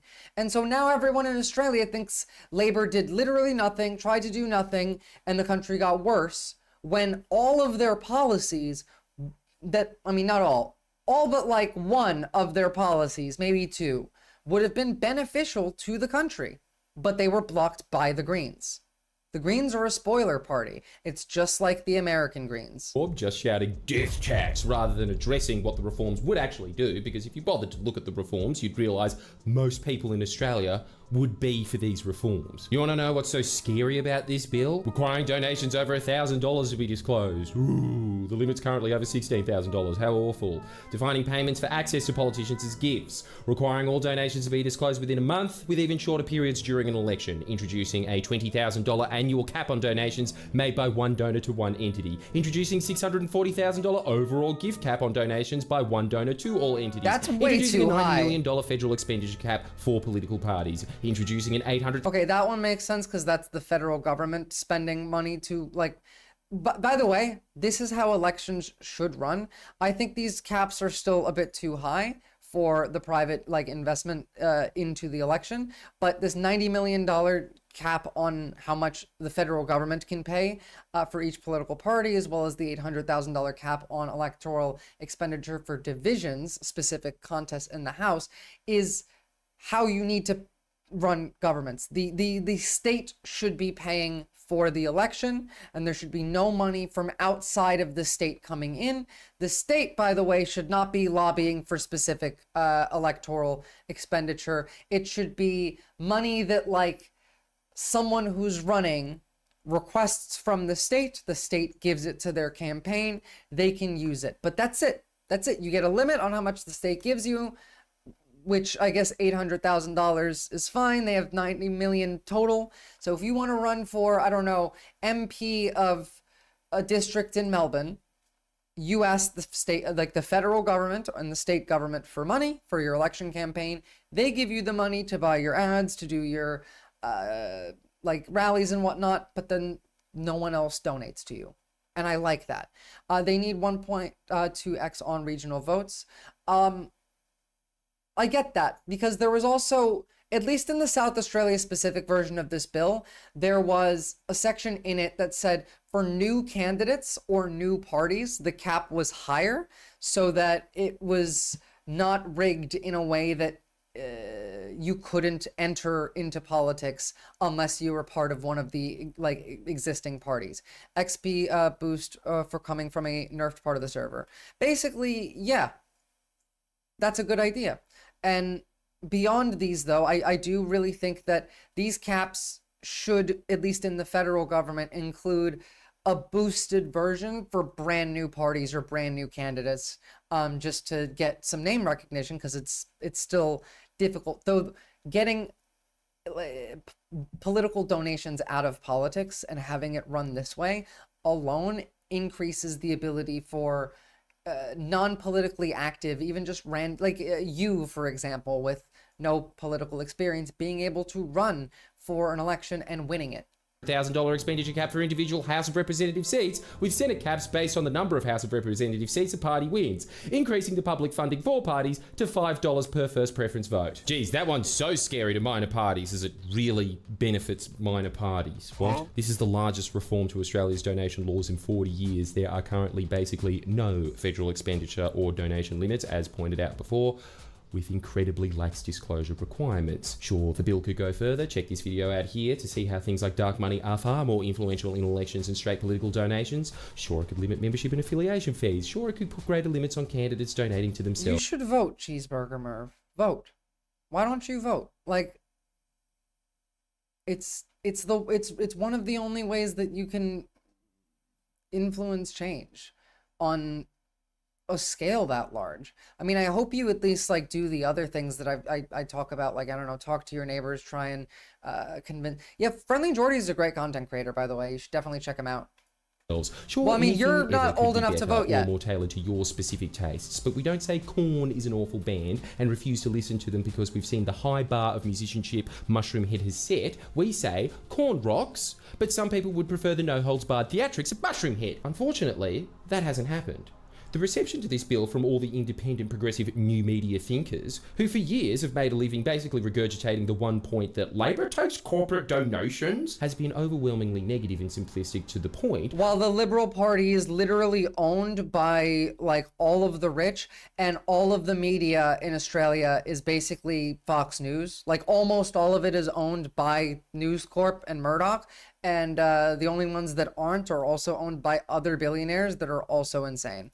Where I think these new media outlets are either engaging in audience capture or just taking advantage of their audience because they know spouting vague, meaningless slurs like corrupt, duopoly, shady deal, and of course the classic, any penny, that gets views. Even if those slurs are literally parroting Clive Palmer to shit on the most consequential donation reforms in 40 years. Policy that these same media outlets have been ostensibly asking for, I don't know. Yeah, no, Aussie mainstream media is basically Fox. We will watch ABC occasionally because they're not bad. They're owned by the state. So they're at least somewhat more objective. They're not run by the state, but they're owned by the state, I believe. Forever? Does the chant, get money out of politics, ring any overly simplistic bells? Why have they now added to the bottom of the placard, no, but not in that way? I'm telling you, it's one of the most incredible about faces Yeah, of it. It's owned and funded by the Commonwealth Government of Australia. So ABC is probably your best bet. Same as the BBC sort of setup. Yeah, they're still like, I mean, they're not telling the truth all the time, but they're better than any of the other Australian mainstream media. Proper like news in Australia is really difficult, which is why I did want to also take some time today to really go into some Australian issues. We have a lot to go into today, but it's important here. We're about to have a very consequential election, and they keep making shit worse. These people, eye-watering donations to the Labor and Liberal parties compromise these parties beyond reproach. But as soon as you threaten all donations, including donations to the Greens and the Teals, the sacred cows of the I don't have a team, well, donations are just an important part of democracy, and Labor limiting donations. Oh, by the way, like... Teals are just liberals, like the Liberal Party, so they're conservatives that like energy policy that the Greens have, that they don't actually want to implement, but in every other way are still the Liberals. So the Teals are also terrible. The Greens do nothing except for stop Labor from doing anything. The Liberals are, I mean, they're right-wing. They're probably more right-wing than you can tell because they're not as often loud about it, and also parliamentary privilege allows them to get away with saying a lot of things in secret that don't get to hit the news. They were trying to entrench themselves in the two-party system. Yeah, I guess that is true that Labor and Liberal do get more votes and therefore seats than the Teals, Greens and Palmer, so they would get more public funding and have larger expenditure limits under the new laws because Labor and Liberal get more votes and seats. What the fuck's your point here? This just in, the major parties are bigger than the minor parties. To claim that these laws are just Labor giving themselves an unfair advantage and deliberately entrenching the two-party system is so dishonest, solipsistic. Yeah, we're about to talk about energy policy. I've talked about Dutton's nuclear policy before. I made a video on it, actually. It's absolutely stupid, and we're going to talk about that after I talk about how energy policy actually works now first. Get people like an understanding, because most of my viewers aren't Australian. Illiterate and hypocritical, because really what they're asking for here is an unfair advantage. It's not these laws that entrench the two-party system. Google it. I'll tell you what does. I'm not Google. Labor winning elections for 100 years. That's basically what's entrenched the selfish. two-party system. Of course, the oldest, still running political party in Australia, and first workers' party on earth, mind you, they're going to and should have a structural advantage compared to some random consultant that decided like 2 years ago, I'd be amazing at being an MP. I've seen an inconvenient truth. And you know what? I'm not even anti-Teal either. I love the fact that the coalition has a class and culture war wedge to contend with. It's fucking hilarious that every leader of the Liberals now has to walk this tightrope between throwing red meat to the Nationals and appealing to sensitivities of elite perimenopausal businesswomen. I don't have an issue with the Teals existing. I just don't think you should vote for them. They're basically the Greens for the Liberals. They're their spoiler. Them because Dutton can now never be as insensitive as I have the luxury of being. And it's all thanks to those whiny broads, am I right? Yeah? Yeah, you know I'm right. I mean, talk about superwomen. They have time to vote in Parliament and cook dinner. I'm right about that one too, you know I am. Plus, since He's also a stand-up comedian. I like his politics coverage. I'm not the biggest fan of his, like, comedy videos, but yeah. My stocks in plastic frame coloured glasses have gone through the roof. But everyone needs to be honest. The Teals represent small populations of the richest people in Australia, and Labor's reforms are threatening the power of these people, so I wouldn't be taking their advice like it's just passionate and principled. Their argument, seriously, this is their argument. They want to be able to buy more elections. At the end of the day, they're on the same side as Palmer. They're basically libertarians. Upset that billionaires' ability to end organised Labor's participation in parliamentary democracy has been made slightly more difficult. That being said, there are no provisions in these laws that single out Labor and the coalition. Everyone is equal under the law. It's just if your party is more popular, you're going to get more public funding. How the fuck is that unfair? And even more importantly, how is that not democratic? The other point I hear is that Labor and Liberals still have affiliation fees that would be exempt from the cap. Let's just translate that past their Paddington marketing firms. What they are saying is affiliation fees are paid to Labor by unions. Essentially, getting rid of that would completely sever Labor and the unions. That is the only reason that Labor is different from... Yeah, I was gonna say, that's like the whole point of Labor as a party, is it's the union party. Again, they're the Labor Party. They used to actually be the Labor Party. Hey, Cheeseburger Merv, as like a older Australian, who is the incredibly based prime minister that was from the Labor Party that the CIA basically cooed out? Any of the rest of these assholes. It is because they are linked to unions. They are seriously arguing this. This is what they want. They are saying that they want Australia's union movement to be crippled even further. This is your savior. And secondly... Yeah, by the way, this is why I'm putting such an emphasis on the right wing here is very, very... Like, their rhetoric is different because of the region, but their plans... If liberals win, they will do a lot of the same things that America does economically, which means all of us get poorer while the rich get significantly richer. This exemption will apply to every party. It is not limited to the majors. Even if you don't like this exemption, it doesn't make these laws bad. They still represent a dramatic tightening of donation laws and an increase in transparency. Potentially any party could be in the prime funding position. They're just not going to be able to spend over $100 million in one electoral cycle like Clive Palmer did last time. When Aussies say Asian to them, is it more... Oh, sorry, I didn't realize even... Okay, I didn't. When Aussies say Asian to them, is that more grouping Indians, Pakistanis, Malaysians, and... Well, it's basically everyone in East and Southeast Asia is who they're referring to. Fuck, there's too many of these, and I don't think either of these are the one I'm talking about. But I mean, the Labour Party in Australia in like the 80s had an incredibly strong like labor movement. It's probably the one after the one you sent me, Art. Who's after Go Whitlam? He is succeeded by Malcolm Fraser. Nope, that's not the one either. Andrew Peacock. I don't recognize this name. Maybe it wasn't I don't know. I'll find it. Australia's union movement to be crippled even further.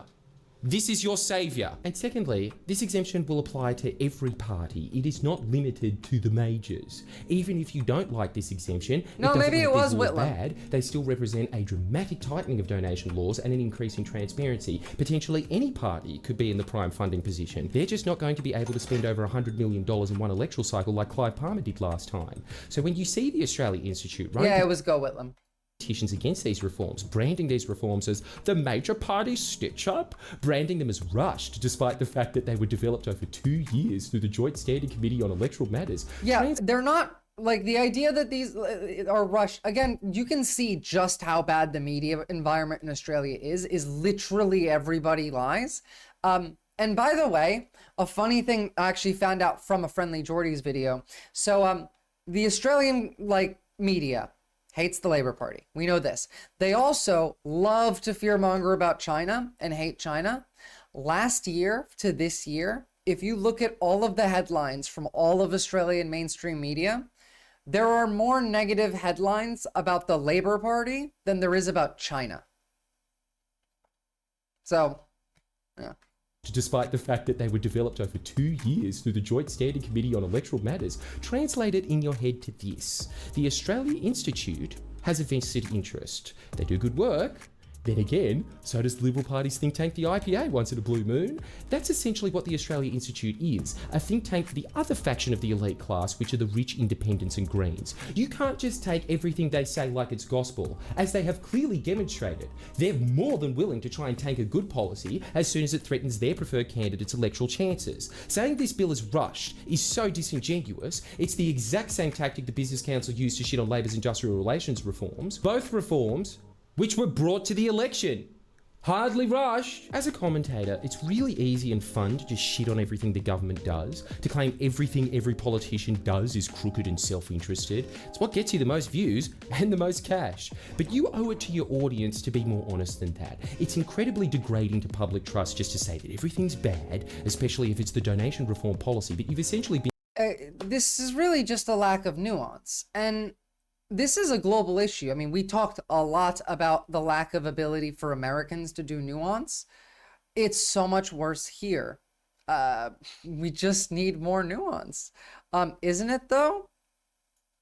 As in, like, isn't it? Public cash. But you owe it to your audience to be more honest than that. It's incredibly degrading to public trust just to say that everything's bad, especially if it's the donation reform policy. Yeah, well, everything is bad, but just to say everything sucks is, like, he's right. You need to add into that. Why does it suck? How do we fix it? What can we do about it? What are the systems in place that made it? The co-opting of political parties and trade deals that inhibit the nation from creating any public entities or nationalizing resources or industry. Piss poor praxis. What was that in reference to? Sorry, I didn't catch that before. And yeah, Cheeseburger Merv, he was incredibly based. That's what labor used to be. Probably because Australia is China's testing ground for policies they want to do in Europe. Not necessarily. So China wants to rent land in Australia to mine rare earth minerals. America uses Australia as our unsinkable aircraft carrier, and we're stuck in between the America-China Cold War. It's economic imperialism and has co-opted the point of representative to governments and its responsibility. Political parties just work for capital on different levels, liberals and so on. Yeah, literally exactly the same issue that we have in America. It's just less loud here. In America, it's much more out and in your face. Here, it still exists in the same manners. It still functions in the same way. It's just behind the scenes. This is an incredibly good bill. I'm worried that it's not going to pass because everyone clearly seems to be against it because, again, this hurts the capital class and the people in power don't work for you. They work for the capital class. This is true whether it's Australia, America, England, Germany. We have a very clear pattern here. I think go abolished White Australia policy as well. But you've essentially been saying for years is the root of everything. Australians still can't get over Australia Day being people wanting to change the name of Australia Day because we celebrate our Australia's version of Independence Day as in Founding Day as on the day that the natives call Invasion Day. So maybe I don't know, change the name, maybe put it to a different day has been floated around, and Australians cannot even they lose their minds about that shit. The most based Australian politician who ever fucking did anything, Jack Lang. You'll have to tell me who, what he did, because I don't want to read that now. We have shit to get through. There's a few soldiers that come into my work and they reckon shit about to go down because they just got 10 times funding on their military equipment. It's not shit's about to go down. Australia's been ramping up military spending because America told us to. Changes that you'd like. It's in case we go to war with China. Some bullshit about the uni party. That is really slimy. I've made plenty of videos. Okay. That's enough friendly Geordies. So this is good. I hope it passes. Now let's get into energy policy. Let's understand first the issues that Australia faces with its current energy policy, and then we're going to talk about what the opposition government wants to do and what its plan is for Australia's new energy policy, which is, by the way, stupid, and I've outlined better ideas for, but... Sorry, that's from a year ago. Hang on, that's not the article I was... Australia facing gas shortage... Oh, sorry, that's also from a year ago. Hang on. Commonwealth says states causing gas shortage... Oh, no. Months ago. No, that wasn't the one. Here it is. I found it finally.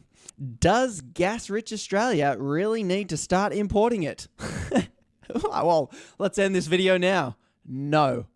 But we'll keep going. Australia is likely to become a gas importer despite being a major global exporter of fossil fuels. Let's get these numbers into our head again. I've done previous videos on this. Feel free to check it out, but this is making me so angry because the corporate media keep hammering this line because the corporate media is often owned and controlled by fossil fuel companies, and they work together to brainwash the often dumb Aussie public into thinking we need to let them drill more gas, and we need to give them our gas for free, and we need... He basically made everyone in New South Wales live like kings and could have been Australia's FDR if Labour hadn't cucked him. It's not Labour cucked him. America got him out, I think.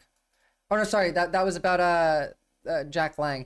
Yeah, well, look, again, they don't work for you. They don't want you, they don't want an Australian FDR. They want the capital class to be happy. We need to let them not pay tax, and we should clean up their gas mess as well. All videos previously. Oh yeah, done on this. we don't make gas companies pay tax, by the way. Let me see if I can find a different video from him while we watch this. That somebody help us. You can tell I'm sick of it, but we'll keep going. So homes and businesses in Victoria and New South Wales have been put on high alert for gas shortfalls this winter. Heard that before? Yes, you have. I just read all the headlines and there's plenty more. It's just a tradition at this point. Every year, make Aussies fear that they're running out of gas, or while trying to claim that having a gas in our energy system is somewhat more reliable, whilst at the same time crying poor because we don't have enough. Found a better one. This is a more succinct explanation of how our energy policy works and why it costs as much as it does. Hoi punters, so the biggest scam in Australian history is going on right bloody now, and still barely anyone knows about it.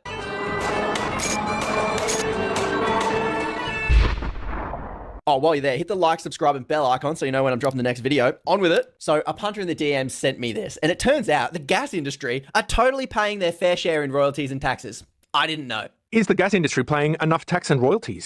The gas industry is paying its fair share. Okay, so I'm pretty sure Punter's politics is against the gambling industry. This corporate shill, David Slammer, who is the Northern Territory Director of the Australian Energy Producers. Now, if you haven't heard of the Australian Energy Producers, they are what's called a peak body, or otherwise a lobby group. This event here, there's one in Brisbane. This event here is what I got rejected from in this YouTube video. These people are horrible, by the way. Like the way the system is built around scamming the average Australian is it's so like complicated that it's obviously intentionally built to specifically fuck you and everyone you know. That is the event that I tried to get in here. The AEP, they have a conference where politicians come and suck up to all the gas lobby. So I spent $3,000 on a ticket and they rejected me at the door. You can click that video in the link below. And so this bloke here, David, is on the radio telling with a straight face, this guy doesn't flinch, that the gas industry is paying their fair share. Oh, maybe I'm wrong. I'm sorry, Mr. David. Seems like chat doesn't care about Aussies that much, but it doesn't matter. I do. And it's just important. We're about to have an election. How much you paid in royalties. Now, remember, they'll come back when we get to what Europe we sell our gas and for. America. We own the gas, you own the gas belongs to we, the punters. We get to sell it to somebody else that processes it and then makes money, but it's our resource, so they are buying it from us, and that's called a royalty payment. So how much in royalties has the gas industry paid? Well, let's look at one company called, so we're looking at Northern Territory. Let's look at the company Inpex. No royalties paid. Shell, Western Australia, no royalties paid. Chevron, WA, no royalties. Darwin, Santos, no royalties. So if you think, punters, that it looks as if Aussie punters are giving away billions of dollars worth of gas for free to these corporate billionaires, then yes. We are. We're literally doing that, and then we buy it from them back to fund our ability to have fucking electricity. That's why energy prices in Australia are so expensive. We sell it for nothing. We make a loss selling fossil fuels. How the fuck do you make a loss selling fossil fuels as a state? You would be correct. That's exactly what we're doing. It is literally criminal. Are we giving away for free? Well, if we're focusing on the Northern Territory, like this Instagram account is, all of the Northern Territory's LNG exports were royalty free. All of it. Every single drop of gas, if you can get drops of gas. Exports worth $149 billion with a B. That's how much the exports were worth. We're worse than the Russians on this. That's not even an exaggeration. And we just gave it to them. We didn't say, hey, give us 1% of that. Give us 2% of that. Give us a whiff of that. They took it all. And I won't talk about the environmental damage being caused because punters don't really care about environmental damage, but you know what they do care about? Getting ripped off for all this money. But surely, old mate AEP, who's... Okay. Piss poor praxis. I know that the AUKUS deal says we're supposed to buy 8 to 10 submarines for 250 to 350 billion. However, that might not happen because America seems to be backing out of that. Like, they don't want to give us... They were supposed to give us submarines to have in the meantime, and they wanted to host bases in parts of Australia that, like, the subs are OP, but I don't want us to have them. It makes us a target. I don't want to be closer militarily with America than we are. I don't even want Pine Gap in this country. We can keep Pine Gap, but we don't need the subs here. I would like Australia to form closer economic relations with China, which, by the way, is what the Labour Party's doing. Just last week, China dropped some sanctions that they had on imports from Australia because we worked together. The premier of China came to Australia, did a tour, went to every state. Most of that was really scouting to, find land that's suitable for them to rent to mine rare earth minerals. But I would like to not become Israel in the way it is between like America and Iran. I would rather it not be us between America and China. Click of like 15 men in the USSR super scam national assets like that by luring the masses of Russians. Yeah. Who's paid to launder the absolute scam to the Australian public and connect the gas companies with politicians so that they can do this. Surely they do pay their fair share. Okay, maybe they just get royalties for free. Okay, we're giving our gas for free, but maybe these companies are paying heaps of tax and it's worth it, right? I've seen heaps of billboards around the country saying, Woodside, good for WA. Oh, it's got to be good. So let's check out what the taxes that these bludgers are paying. So Inpex and Santos are these gas companies operating out of the Northern Territory in Western Australia. How much tax do they pay? Oh, well, I've Santos never heard the word SEPO before. Pay corporate tax. For in Western Australia. How much tax do they pay? Oh, well, Santos failed to pay corporate tax for years. Cool. And Inpex, the gas giant, racked up $3.6 billion in total income. $3.6 billion. We're going to work out. And they don't pay taxes. The rich hate you. This is a global thing. This is not America. This is not Australia. This is not Europe. The capital class want to siphon your money and your happiness to add to their wealth because they don't care about you. Watching you suffer makes some of them happy. Some of them just don't give a shit, but the others are getting off on it. How much that is in a second, but they paid bugger all. So let's go back to this bloke here. We've got to hear it again. Ready? Is the gas industry paying enough tax and royalties? The gas industry is paying its fair share. What kind of universe do you have to live in? What kind of corporate shill do you have to be to say with a straight face you're paying your fair share? In what world is zero getting gas for free and paying zero in taxes? In what world is that your fair share? I pay more to get my bin collected than they are paying to take our gas, a resource clearly worth billions of dollars. Clearly they make billions and they don't pay tax. This is not only remarkable, it's fucking wild, because this is not like, this has been going on for a while.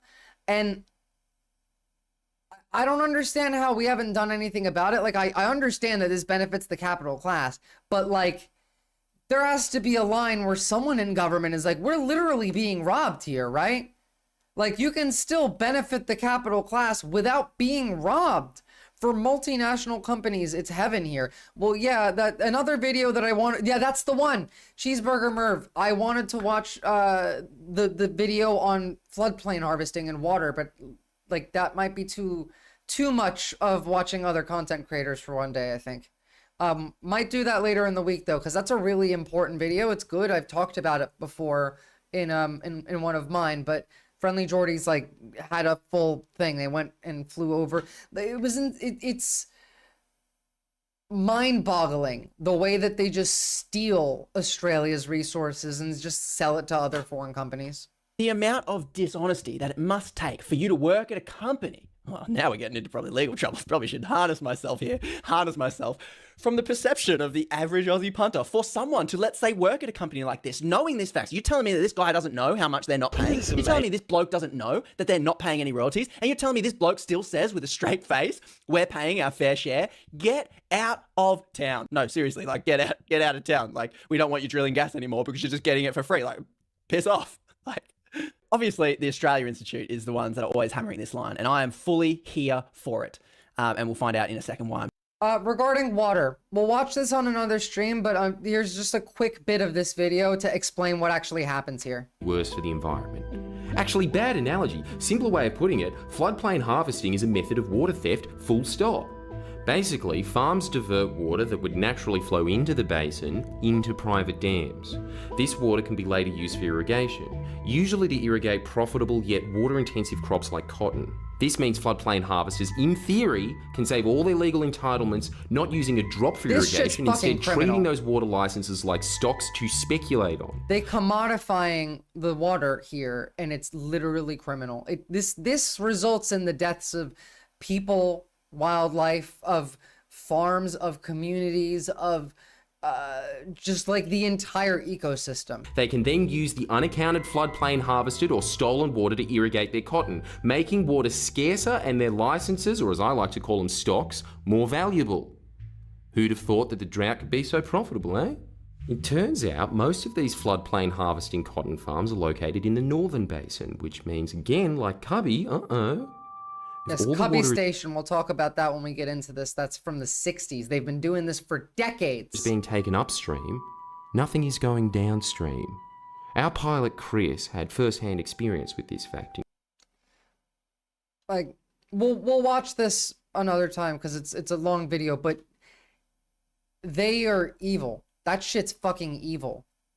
I'm here for it. So Australia's giving our gas away for free. Oh, and by the way, it's owned by foreign in companies. terms that people can understand. Hit the Northern Territory, right? Northern terrorist motorists pay 30 times more in rego than the gas industry pays in royalties. And so remember, these bludgers use our So if you live in the Northern Territory state, you pay 32 times more money for your driver license registration than gas companies pay in taxes or royalties.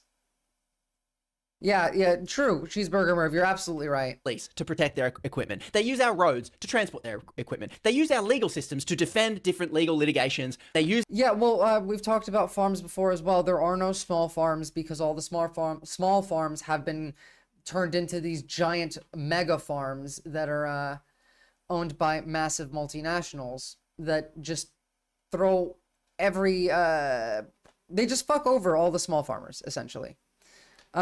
Can I just say Australia's province borders are fugly? You can say whatever you like. All right, I need to pee real quick, and then we're going to talk about Homer Simpson over here and his energy policy.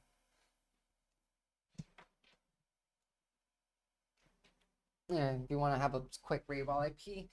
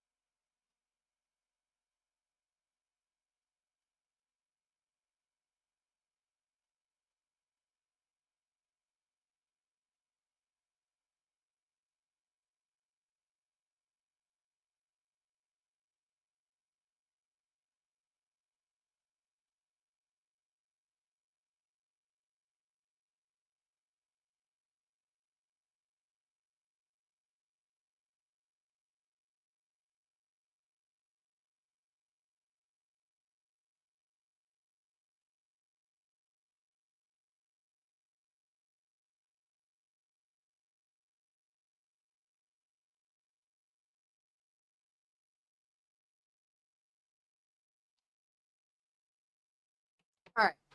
I really need to get better at like marking when a segment ends so that I can make videos on YouTube. The reason I don't post YouTube videos, by the way, is because I don't want to watch the video again, and so I don't know where the segments end and where they start. And I have a button that I can do that. I can just mark it, but I never do because I always forget. Okay, so Peter Dutton has his new nuclear energy policies actually come up with the cost now. Before they had just explained what they wanted to do. No one knew how much it would cost. They want to build 7 nuclear power plants across the country. This is a stupid idea because it will take more than a decade where we continue to pay the coal companies, the fossil fuel companies. Oh, and by the time that this is done, nuclear power will be more expensive than it is now. Our energy prices will actually go up by doing this. And this is their answer because they're claiming the Labour Party's idea of renewable energy won't work and is not sustainable. They're using the American argument that solar or wind energy are they're not consistent enough to rely on, which is fucking ridiculous when you're talking about a country that has just flat land, lots of wind, and constant sun. But let's just read what they have to say, and then I'll get into my thoughts on the subject. So coalition's nuclear energy plan creates significant risk for stability of the nation's energy grid, according to a peak body representing the power generators and retailers. Responding to Friday's release of modeling by Frontier Economics of the coalition's scheme to build 7 nuclear power plants from the mid-2030s, the Australian Energy Council warned the estimates assumed a slower build-out of renewable energy, so it'll take even longer than they say it will. Slowing investment while we assess technologies only available in the future creates a significant risk for the stability of the energy system, which is true. So a consultancy firm, Frontier Economics, claimed the coalition's plan to decarbonize Australia's main power grid would, at $331 billion by 2050, marks 44% less than the estimates produced by the Australian energy market operator, thereby saving consumers money. The Albanese government has accepted AEMO's projections. Okay, so I suppose this would technically save money if you're not counting the amount of money you have to spend to build the reactors first, because, you know, they're fucking expensive. Key issue in the modeling assumes coal remains in the system for longer than asset owners have advised, which could result in reliability issues. The coalition's energy mix and approach would mark a significant departure from current energy transitions. So currently, this is how it's being covered. We're going to listen to Labor's response as well. This is coal. Don't be afraid. Don't be scared. The Treasurer knows the rule on crops. Yeah, that's so fucking stupid. This is coal. Look at it. Don't be afraid. Like the propaganda inside of Parliament. Making Australia a renewable energy superpower is the fastest way to cut pollution and the most effective way to act on climate change. True. The politics of energy policy was once driven by climate change and culture wars. Now it is driven by more mundane concerns, like prices. Our plan is comprehensive and fully costed. It will save families an average $275 a year on power bills. With a balanced energy mix under the coalition, it'll be 44% cheaper. That's $263 billion less than what would otherwise have to be paid under Labor's plan. This is a lie. This is a lie. Because what they're saying here is it would be cheaper than Labor's plan after everything is built, right? The energy would cost less. However, the cost of building 7 nuclear power plants, the cost of employing these workers, the cost of creating the infrastructure that would be able to attach this nuclear energy to our current carbon-based system, all of those added together are more than it would cost to just build solar and wind everywhere. Give every household a solar system. Most houses in Australia do have solar panels on them. At least where I live. There was a very large push to add solar to houses here decades ago, and most houses do have a solar system. It does bring down some of their costs. But again, the idea that building these nuclear power plants would produce cheaper energy costs in the end misses the point of how much it would cost to actually enact this plan, whereas it would cost significantly less to build wind and solar farms. And as I've already discussed before, this would fix several different problems in Australia. All right, you know what? We're going to listen to these stupid idiots' ideas first, but just hear me out. Right? We have several issues here in Australia. 1, energy costs are too high. 2, we have a housing crisis in major cities. There's not enough places to live. Housing prices are too high. 3, we have a lot of immigrants that are skilled tradie workers that are also moving to these big cities, contributing to the housing crisis and making it worse. Most of these people come from Southeast Asia countries. Most of them have skills to build and work. Meanwhile, Australians at the same time are less likely to go into TAFE, which is basically trade school, over the last 5, 6, 7 years. So the number of Australian tradies or Australians that have the like carpentry, building shit like abilities, you know, plumbing, electrician stuff. We have less Australian born ones of these, but we have a lot of immigrants that know how to do this. Now they're all in the major cities and there's a housing crisis and energy prices are expensive.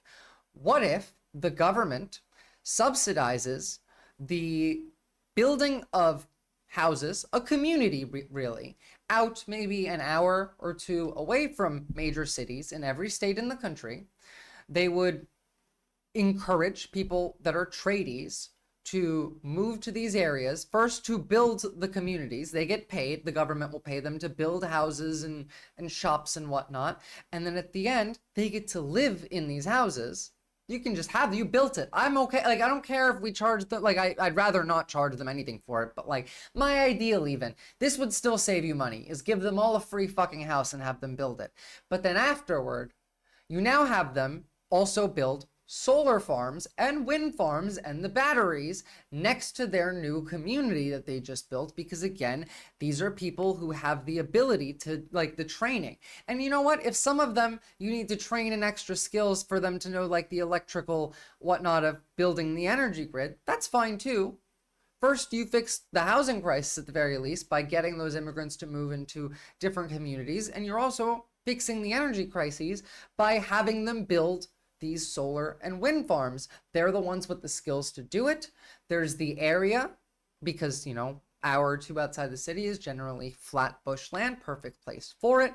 And then that is now both cheaper energy, fixing the housing crisis, and also fixing everyone whinging about too many immigrants in major cities. This all together would cost like an eighth of Peter Dutton's plan. Yeah, that's what the first homeowner bonus did, but it got watered down hard over years. Also, it's a chance to update the infrastructure from some, yeah, literally, a 10 square mile would produce enough energy for all of Australia's needs.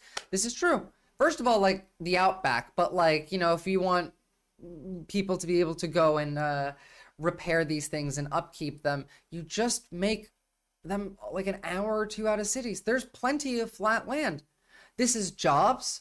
This is adding to the economy. This is increasing energy production, decreasing energy prices, fixing the housing crisis, and decreasing issues around immigration. All at the same time, this one plan. Can any of you point out an issue here for me? Because I feel like maybe this is the best plan that I've heard coming out of anything related to Australian energy. And I came up with it in like 10 minutes 6 months ago. It makes more sense than this. The nation's nuclear plan has now focused the energy debate almost exclusively on its cost and the relative cost of Labor's plan. They were promised a $275 reduction. I don't give a fuck about Labor's plan because these people are lying about the cost. They're not counting all of it together. Prices would fall as a result of their... Give me your plan. It's incredibly important that people say our energy prices would fall. Sorry, as a result let's start with Dutton from the beginning. Term. We'll have more to say about our energy policy in relation to the near term, because it's incredibly important that people get help now, and we're determined to do that. Even though the opposition can have fun with the $275 saving, the idea that gas and nuclear are the way to lower prices is simply... Piss poor praxis, you're so right. And by the way, I will never get over the fact that, like, America could have been the world's largest exporter of solar power, and we just chose not to. Now that's China. Energy issue in Oz's transmission, small-scale grids like solar, the solution, definitely not high-density grids like nuclear, which is what I mean by small-density, little communities of solar and wind with people living nearby, batteries that connect from those small communities to the major cities. An hour or two out from a major city is enough, far enough for you to have the space to do this, but close enough for you to connect to a small decentralized grid. Also, we should update the grid to make it more, you know, centralized and add redundancies to it. A lot of Australians, like, oh God, I don't know. Australia's policies piss me off. I like Australia a lot. I love living here, but I look at like the things that the government here has passed, and they're just half-assed every time, or dumb. Ralph Nader, 2K 2000 wanted solar power changeover. Yeah, but Al Gore would have been better. And I mean, we've read a story about someone who voted for Ralph Nader in Florida, and how much he regrets that vote 20, 30 years later. China produces more green energy last year than Australia had produced total energy in total. Yeah, China's the new leader in green energy, and that could have been us. Also, turn 3G back on so I can get a message. Why don't you, like, I never understood that 3G thing. Like, I didn't even think most phones still worked on 3G. Nonsensical. I mean, they are the most, they are not the cheapest form of energy. They may not be the most expensive if O'Brien's right, but they do not bring prices down. What's the price that nuclear power station needs to break even? Thank you. And the price that they need is almost double what customers are paying right now. Yes. For their wholesale energy. And therefore, that means that their electricity bill would need to go up somewhere in the realm of about $665 a year on average. Yeah. Friday's By the announcement. way, like, you have to understand something about how fucked up the energy. So, when I lived with one other person, 2 people, one bedroom house, our 3 monthly energy bill was $800 Australian. Just 2 people. Also, like, I'm perfectly, like, I turn off the lights, we turn off the TVs, USD to AUD conversion. What's 800 AUD? It was $509 for electricity every 3 months. That was my electricity bill in my last home. My electricity bill here now is actually cheaper because I also have gas, thankfully. Which is actually pretty uncommon in Australian housing. Seriously, miss 3G and 4G. They don't. Sources I dabbled prepaid phone services for anonymous pseudonym individuals. What's the point in, like, who cares about 3G? I just have like 5G all the time. I don't know. Maybe it's because you guys are rural and you guys don't get the grid access. We need like a massive overhaul of telecommunication infrastructure in Australia as well. You know, Australia invented the internet, like Wi-Fi, not the internet. We invented Wi-Fi, and we have some of the worst internet in the fucking world. My 3-bedroom house with all electrical appliances was only $500 a month. Damn, Scars. I mean, to be fair, I used a dryer because I did all the laundry and I have chronic pain, so like I would use a dryer. How much, how was it that much? Was it water, heating, heat and cooling? Literally just electricity. That place didn't have gas, so it was just electricity per quarter. That's like washing clothes, drying clothes, watching TV, dishwasher, cooking food. That's about it. That's about it. That's about all we did to acquire that bill. I used the dryer because we didn't have space to hang clothes and I'm disabled. So, and Cheeseburger Merv, yeah, we need to build telecommunications infrastructure significantly more, like, all across Australia so everyone could access to 5G, but also we should have fucking fiber optics. Why don't we have fiber optics? It's ridiculous. The 4G in Pine Gap must be great. I have 5G, actually. Cat piss. Has raised even more questions about how $65 a year on average. Friday's announcement has raised even more questions about how nuclear power would affect the energy system and the economy. Again, it will, like, coal, once the raise mainstay your of cost. power production, is now providing around 46% of energy in the national electricity market, while about 17% comes from gas. The government forecasts a system where renewables will provide over 94% of energy by 2050, but the coalition's modelling presumes it will peak at 54%. But we have already reached a point where about 35% of Australia's electricity comes from solar, wind... Yeah, literally, like, we already have 35% of the electricity coming from solar, wind, like, energy. Just build more. This is, by the way, this number comes from the fact that a lot of Australians just have solar panels on top of their house. And because that was a thing that we subsidized way back in the day. That's it. That's all it took. 35%. And by the way, this is still with the high energy cost. Again, because we're selling energy overseas for a loss and then buying it back from them for a profit to the corporations. The panels feed the grid is the thing to add. Do they? I thought they only fed into your house. Well, that makes sense.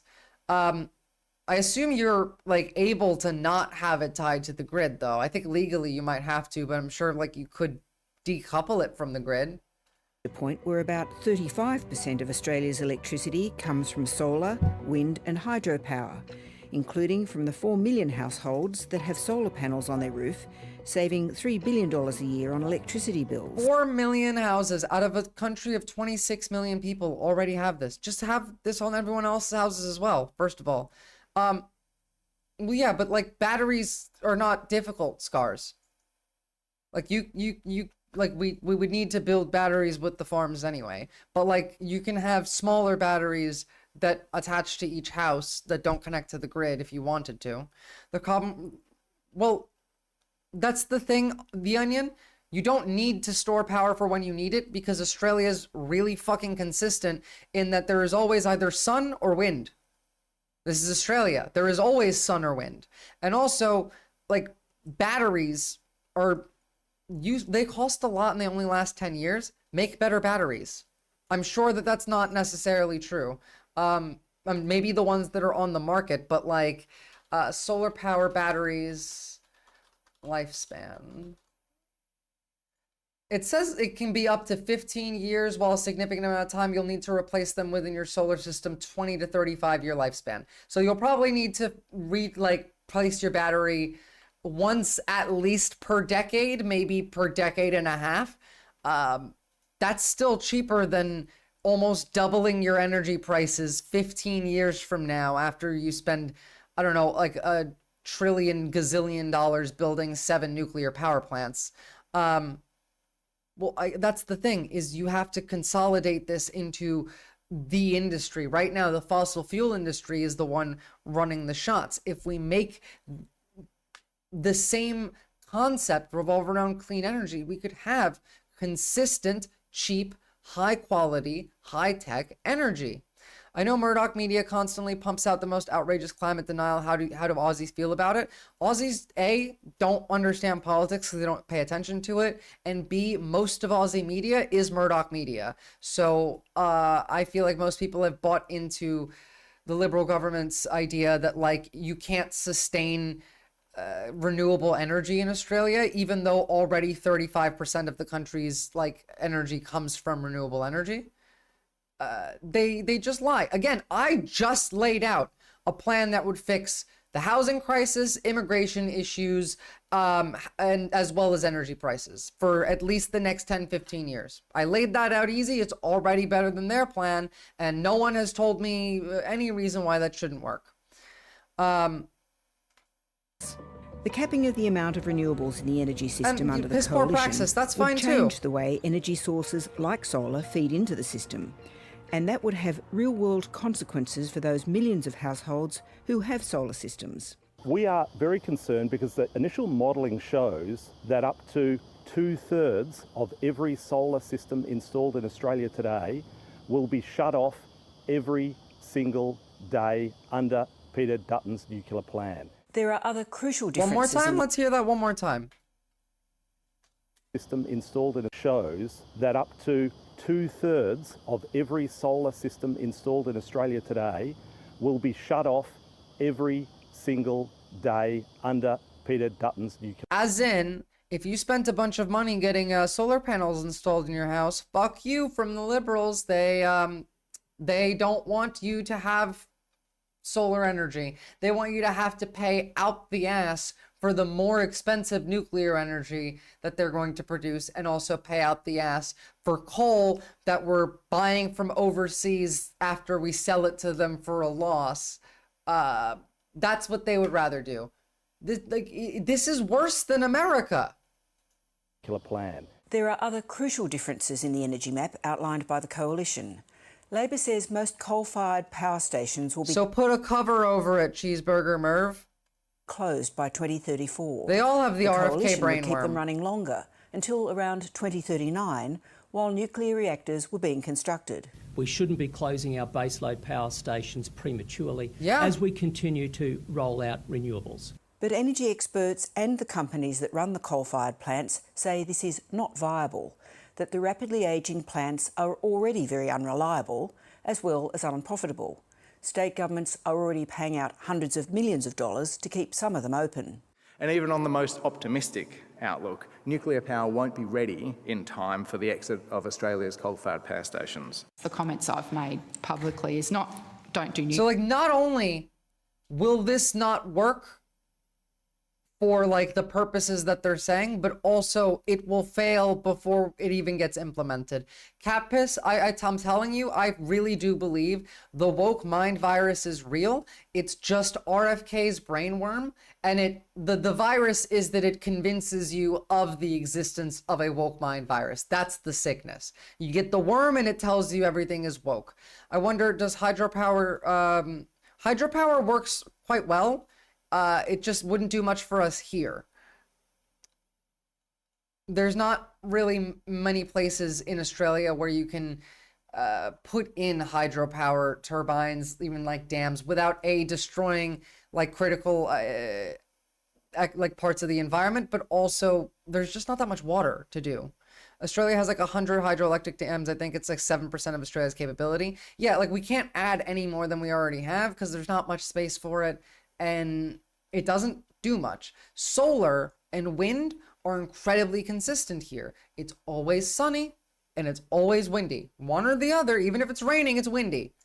If you can have hydro, that's good to add in too. I like that. That's a redundancy. It's just like there's not many places left that we can install them. There's already a nuclear reactor in Western Sydney. Don't tell the libs that.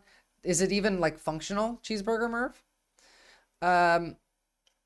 Vic in New South Wales have huge joint hydro schemes, like mind-blowing scale. Hydro is expensive, but it can be good, you know? Like, take a look at Colorado in America with the Hoover Dam. That's a hydroelectric power station. It works quite well. Oh, it's for chemo stuff in science. Well, that's cool. Like, I'm okay with, like, nuclear power plants existing. I'm not, like, anti-nuclear power. I just think that this idea, for the purposes that they're laying out, is fucking stupid. I'm not anti-nuclear power. I'm anti-Peter Dutton's energy policy, the Liberals' energy policy. Like, Europe should have more nuclear power, but Australia doesn't need this right now, and this wouldn't work. It's more that I think nuclear can't really fill the role of coal, in the sense that coal can't last until you'd have nuclear power available. Exactly. The second crucial difference goes to the cost and shape of the transmission system. The opposition argues that the government's plan doesn't include the cost of a rebuilt transmission network. But it also argues there will be huge cost savings with its plan because the 7 proposed nuclear reactors can be located at the sites of old coal-fired power stations and simply plugged in. It's not that simple. Those transmission lines are already being used for other purposes. The sites where the coal-fired power stations are today will be used. The transmission system will be used. So by the time you get to putting in place nuclear, it'll have the same problem that solar and wind have today. There's where can you put them and where's the best place to connect them to the electricity grid. The next problem is the question of cost. The coalition disputed recent figures produced by the CSIRO and the energy market operator.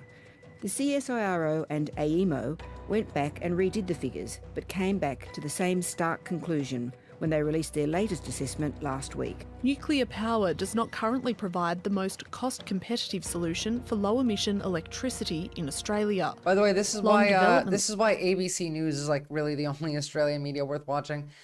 Piss poor praxis. Where I live, we have 80% hydro, but the population of the province is low, 1.5 million. I didn't realize you were also in Australia.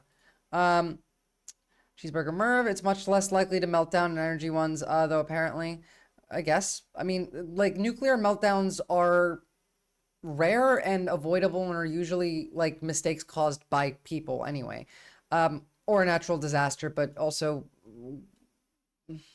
it's not like we're not very earthquake prone in Australia. It's more just like fires and hurricanes up in the north, or like cyclones. Cat piss. In places where there are dams galore, waterfalls everywhere, hydropower is dope and works well, but in Oz, wind and solar are the way to go because we got a massive desert in the middle of the country plus wind. Yeah, but we can't really build much in the middle of the country because you still need upkeep of those systems. And A, it's really far, and B, it's a really horrible working environment, which is why I'm okay with just like an hour or two outside of major cities. As in, like, let me pull up a map real quick. Make sure that I'm not doxing myself. Cool, I'm not on this map. Lovely, lovely, lovely. Melbourne, right? Anywhere in, I mean, that's a national park, so really anywhere in this vicinity here looks perfect. There's not many towns. There might be some around. You could go even further up. You can go to the border between New South Wales, and you can build one big thing like around here that connects both New South Wales and Victorian like infrastructure for energy. You can have another one for Sydney, like a solar farm built like here, here, here.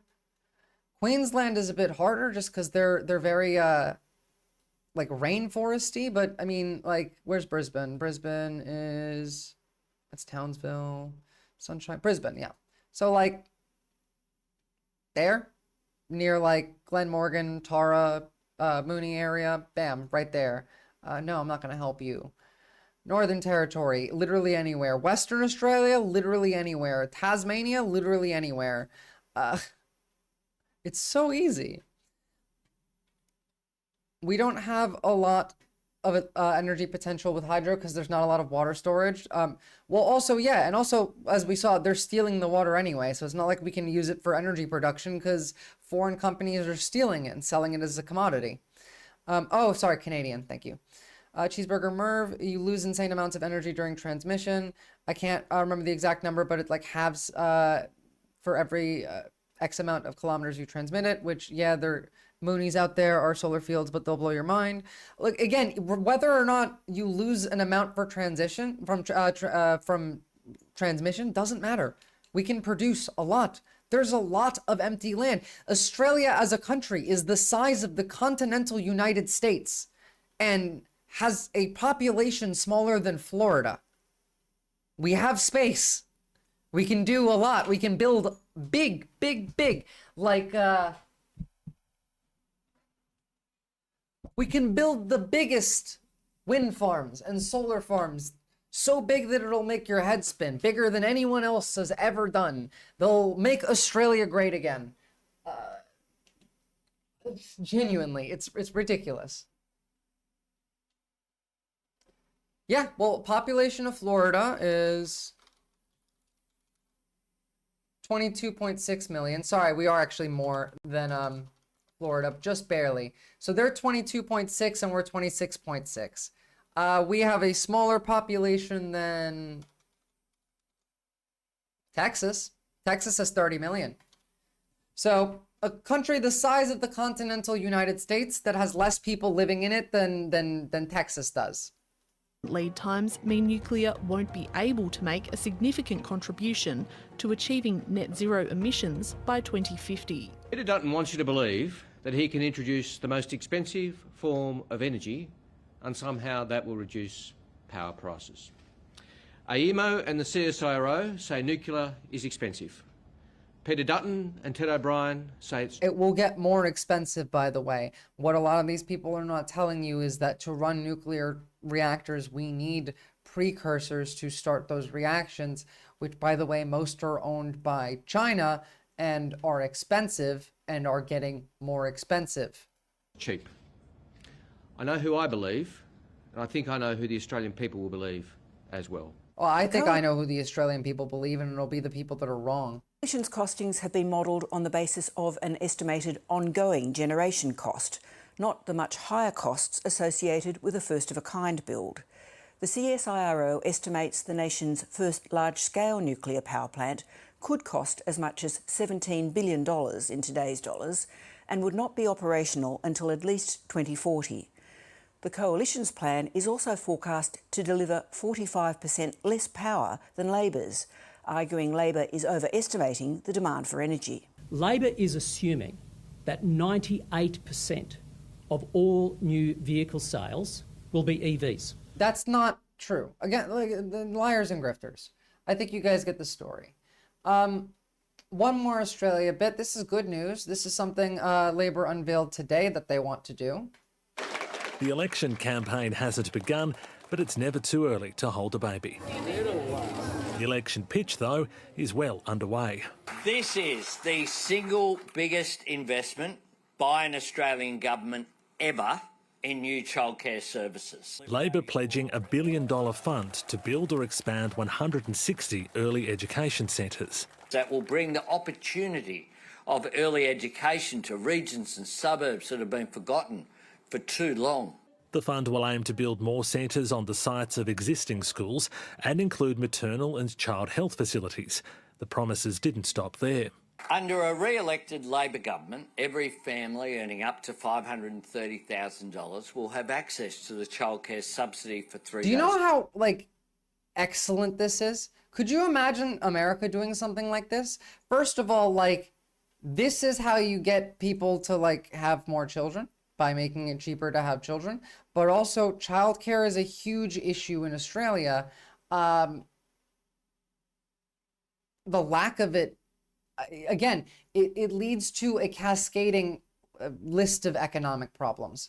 A lack of ability to have childcare means one of you as a parent has to be home more often, can't work as much, which leads to economic hardship, which leads to generally bad outcomes such as gambling, drinking, violence, blah, blah, blah, blah, blah, blah, blah. This increases the ability of the average Australian to A, have access to systems that are helpful to them, make it cheaper to have a child, and increase the economic stability of the average family. A week.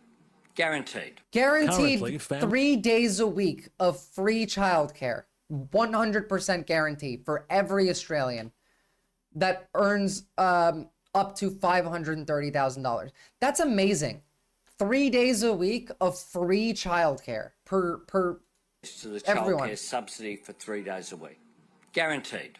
Currently, families earning more than $83,000 a week only start getting a childcare subsidy if they meet the activity test. That's 4 hours of work or study each week. The more days the parent works or studies, the more hours... It's also really difficult to get this to begin with because, you know, bureaucracy and they make it hard because they don't want to pay you. Subsidised childcare. Oh, and also because the right wing here pretends that people abuse the welfare system, which is why they want to make cuts to like Centrelink as well. It's the same bullshit that the right wing spews in America, but here. It's cut social programs, cut taxes on the rich, make poor people pay more money. That's what they want. Everywhere. Receive. But Labor says it will wind back the activity test from 2026. What the activity test has done is locked out as many as 126,000 children from participating in early childhood education and care. Labor says under the plan, 33,000 families with an income of up to $100,000 will be better off, while it'll benefit another 27,000 families who earn between $100,000 and $300,000 a year. We need more supply. All this is going to do is make it more difficult to access childcare.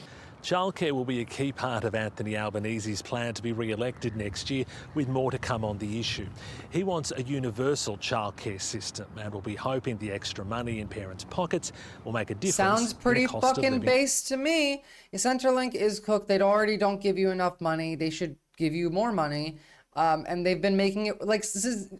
So tomorrow, by the way, actually, I didn't mention this earlier. Tomorrow is the 6-year anniversary of me coming to Australia. I will officially have been here for 6 years tomorrow. And from the moment that I've got here till now, I have watched them just outwardly destroy Centrelink. Just cut it all the time. But yeah, gonna be here for 6 years as of tomorrow. I'll have a little celebration on stream, I think. Election. Peter Lusted, ABC News, Canberra. Right. So, I think that that's pretty fucking based. I'm a big fan. Now, let's switch gears and talk about Deutschland.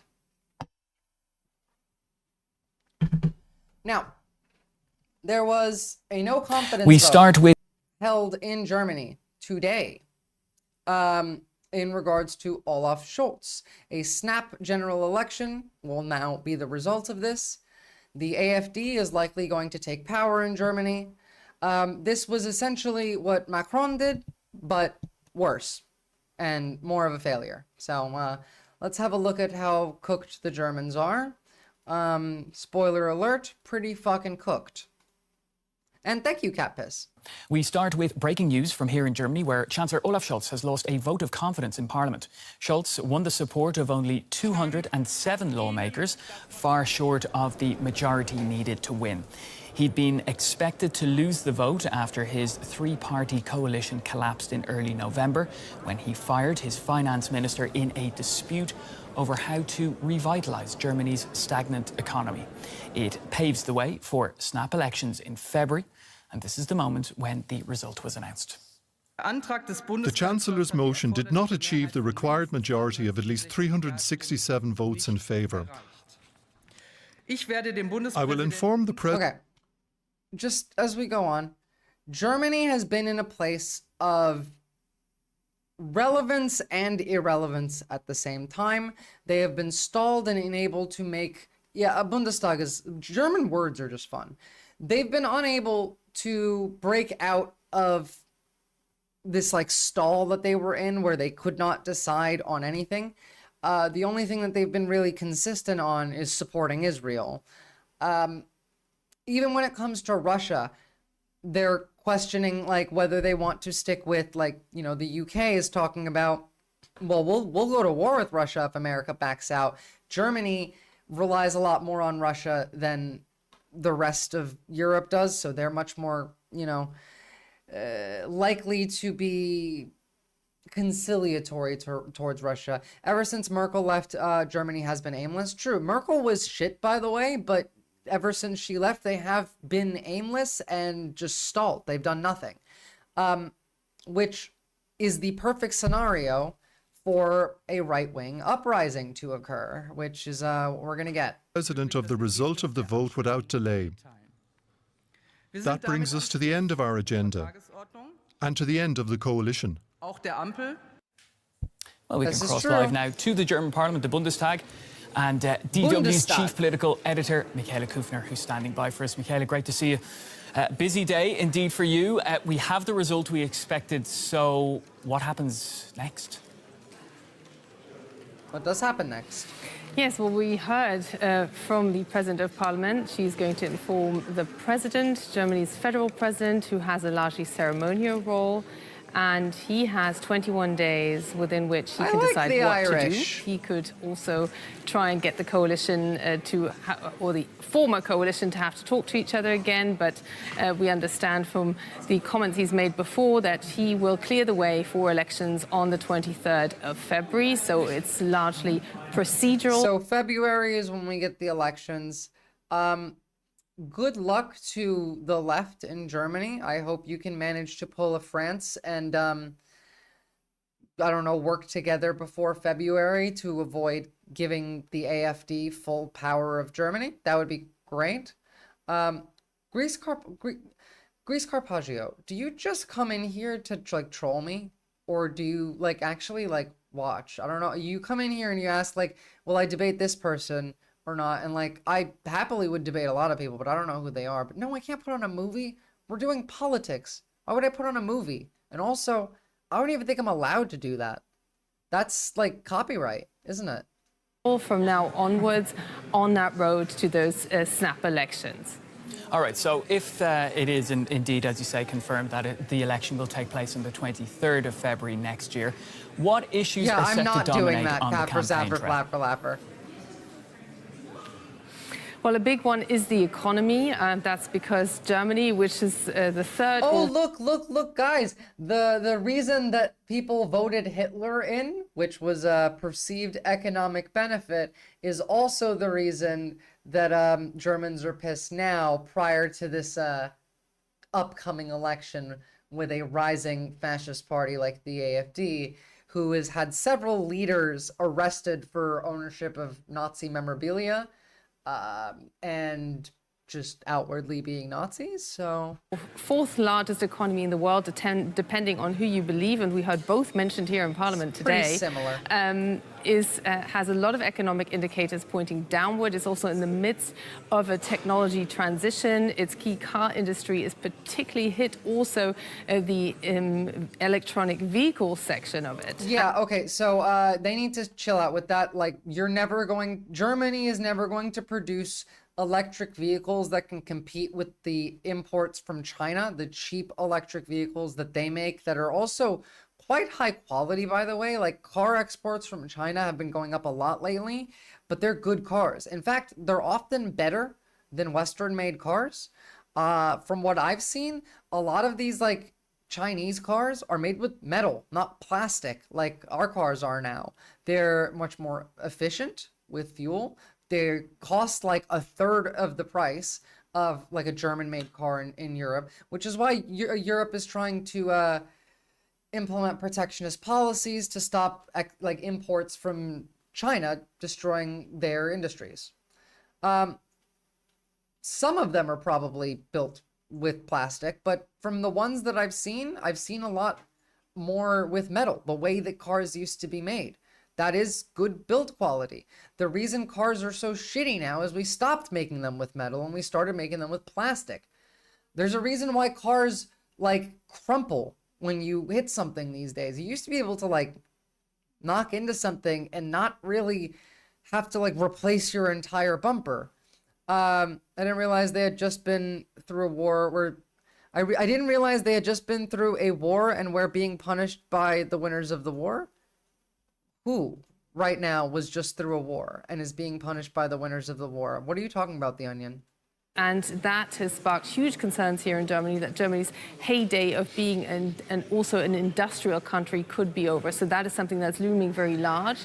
Olaf Scholz's response is to want to pour more money into the economy, to give out grants for specific industries. That is something that is countered by the leader of the opposition, Friedrich Merz, the leader of the conservative CDU-CSU party union, formerly known as Angela Merkel's party. He wants to create new dynamism. I know crumple design is designed to reduce shock and whiplash, but it also makes the car shittier. Also, by the way, the fact that we're not all driving small cars makes driving more dangerous. If two small cars collide, you are safer than if two SUVs collide.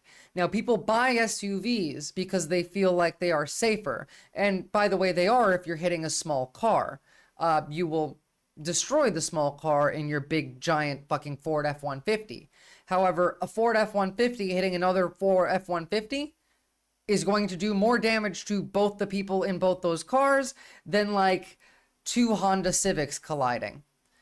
It makes it so you don't get brain damage when you hit something. Basically, yeah, but you can do that with other systems, or like safety measures for cars. Frank, get out of there. Hold on, sorry, my cat's about to destroy my wires. Frank, go. Move. Good boy. Yeah, more profits for the companies, more profits from cutting cost on manufacturing materials, which means more replacements needed and even more profits. It's a well-known fact that we could have almost indestructible phones, light bulbs, cars. Yeah, literally, yeah. You know that there's still a light bulb that was like one of the first light bulbs ever invented that's just still on? Like, it's in a museum. It's been on for decades. The reason, actually, that there was literally like corporate lobbying to make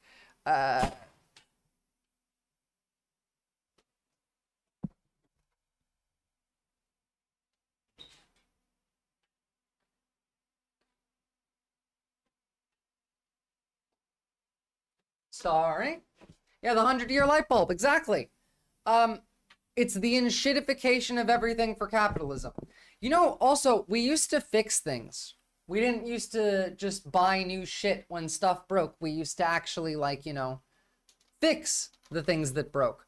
I have told you guys, by the way, before the Trump administration comes in and starts censoring the internet, which they absolutely are going to do, I really would go on YouTube and download some videos on, like, I don't know, walk around your house, look at some appliances, your dryer, your dishwasher, your TV, your washing machine, and then look up guides on how to fix that specific, like, machine, and download those videos just in case. I'm not saying they're going to get rid of YouTube, but, like, they're going to fuck with social media. They're going to fuck with the access to information that you have. So, you know, might as well get some really important base necessity information that you never want to lose access to. Well, we'll get there. We're still on Germany first. We're almost done with Germany. By cutting taxes. He had a scathing condemnation, not just of the performance of this coalition here today, but also personally of the Chancellor and of him at the European level. And we also expect other issues like migration to play a large role. The bigger that becomes of an issue, the more it plays into the hands of the far. As in, like, the far right, the AfD, exactly. It's economics and immigration. Literally the same reasons the Nazis came to power. The AfD, or the new Nazis, are also trying to do the same thing. And at least one of the threats that Trump is making that's relevant to what I just said, Pushiga, is they're going to make it so that any nonprofit that has received any money from really anyone they don't like, there's no qualification for it, can just be listed as working for a terrorist organization and censored. So, like, literally they don't even need to cite a reason. They can just say you're working with a terrorist organization and cut you off. Can't wait for the truth-based red pill approved version on how to replace light bulbs that tells me to just buy a new one and hire someone from Tesla to do it. True. All-right AfD party, which is neck and neck with the Chancellor's I know own you're a troll, SPD Pushiga, party, but like, hovering just below 20%. The leading Conservatives currently in the polls at around 30%. So these will be key issues that both sides are zooming in on, and they've already each accused each other of not having done the maths in their party programs and simply not having the financing straight. Just a quick reminder, that's the exact issue why this whole coalition essentially. Europe is full of fucking idiots, Germany included. You know who else is full of idiots? Turkey.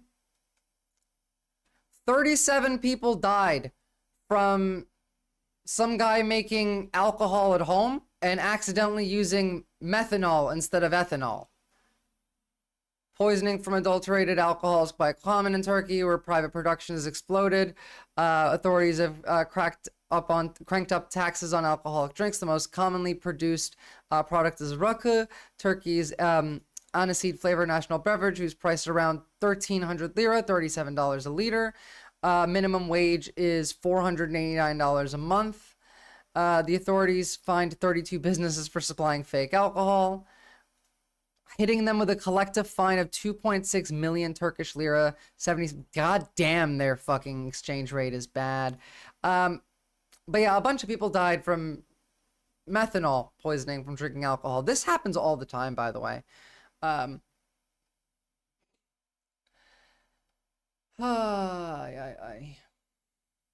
want to finish with Europe before we jump into the US. Oh, by the way, South Korea first, actually. Well, South Korea's constitutional court is... We've been looking at this, so I want to give this an update. Methanol is sold over the counter and state and health risk to non-sciencey people. Methanol to a phonetically close to non-science person. Ethanol, ethyl alcohol. Yeah, exactly. It's someone mixing up ethyl alcohol and methyl alcohol and then selling it, and then people drinking it and dying. That shit happens every year in Turkey, but it's also happened in the US lately as well.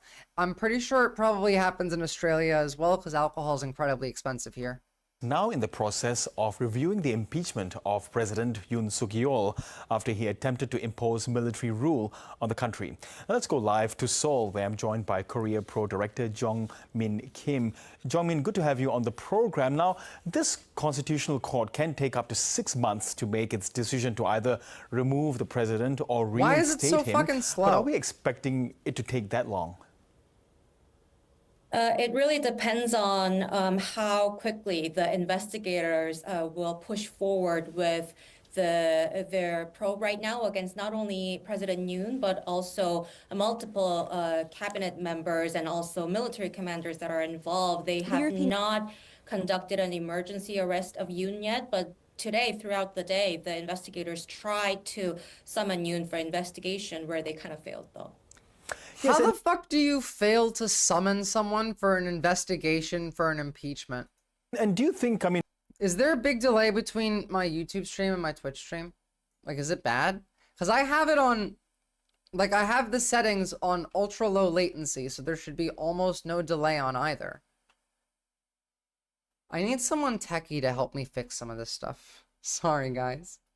I mean, with the growing number of protests that have been happening, we've seen so many over the weekend and the past few days. Well, Would there that's be, I good. suppose, So is some it growing Twitch that has the annoyance lag? that, action is still not being taken and that President Yoon is still in power?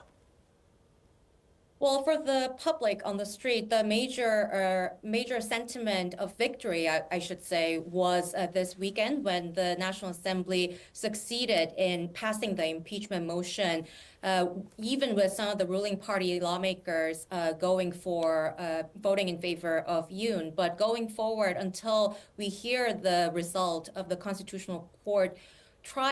I wonder if there's a setting on Twitch that I'm missing to fix the lag. I'll have a deeper look at it because I always thought YouTube was the one lagging. Thanks for pointing it out because a couple people mentioned it and I thought I had fixed it. It looks like the majority of the risk will come from whether or not the ruling party and the opposition party and the prime minister, who is right now the acting president, who get all the presidential authorities, how quickly can they actually cooperate to stabilize the governance, it seems. And you alluded to this before, but there is that separate investigation into the declaration of martial law by the prosecutor's office. What will this office be probing and what could it lead to? It looks like they are trying to gather testimonies of the people who got advance notice among the officials and the commanders, cabinet members from Yoon or then Defense Minister Kim Yong-hyun, who was a key man in the martial law declaration. So that's one thing. What exactly Yoon go through in terms of proceedings before declaring the martial law? Did he abide by the I just rule? want to make sure that I have it set so that Twitch also is on the lowest latency. I switched sides like the Italians during World War II. God damn it. Come back to Twitch, Lord Fluffy Art. And second part I'm fixing it. would be his intention, it seems. The prosecutors will probably look at whether or not his emergency martial law declaration was, in fact, with a motivation to upset the constitutional order, or was it actually to restore it due to certain evidence, like President Yoon has argued? It's on low latency. I literally cannot make Twitch go any faster. So yeah, it actually is a Twitch issue. God damn, that's really annoying. I'll see if I can do something about it after stream. I'll look more into it now that I know that's the issue. Okay, that's enough about this. All I really wanted to get to the point was this guy's still sticking around even though he has no fucking place. How shitty is it that it takes 6 months to impeach the guy who just tried to do a fascist takeover of the country that everybody in the country agrees was bad? This stream, Zero Stutters Dropout. I'm glad that it works well on YouTube. Like I can see that on Twitch my bitrate is fine. It doesn't seem like I have an actual issue. I just don't know where it comes from. It's only a problem if you watch both at the same time. That makes sense. Okay, let's have a look at Georgia.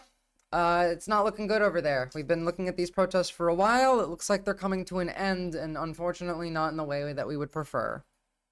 Protests in Georgia are entering their 17th day as the country prepares to appoint a new president. Pro-EU protesters and the four main opposition parties say elections in October were rigged.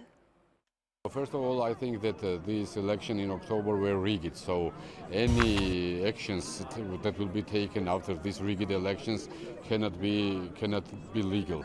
So we don't even think about the outcome of this. So like, you know, we've seen all of the different various news stories on the subject. Fry Canberra. I'm gonna make you the main character for a second.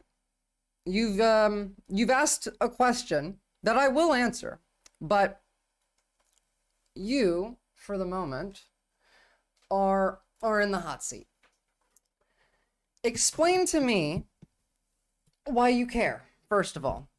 I'll answer your question, but I just really, really want to know, A, why you care. Sorry, I'm just fixing something. Why you care. And B, why does it matter? Like, whether or not I am or am not, what difference would it make in any way? I need answers, and I'll give you an answer. I'm curious. There's no wrong answer here, by the way. So just literally, like, why do you care? Do you think it makes any difference whether I am or am not?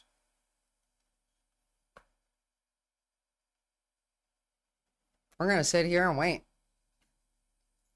How do I make this? Aha, pop-out menu. Thank you.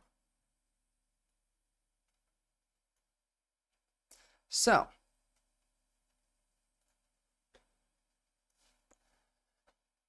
Anyway, what's this about Trump Epstein tapes? That real? I'm on my phone. Whatever, probably fake news anyway. Are Trump supporters Nazis? Basically, Epstein is Trump's wingman. Wow, that's crazy. Interesting former chats here.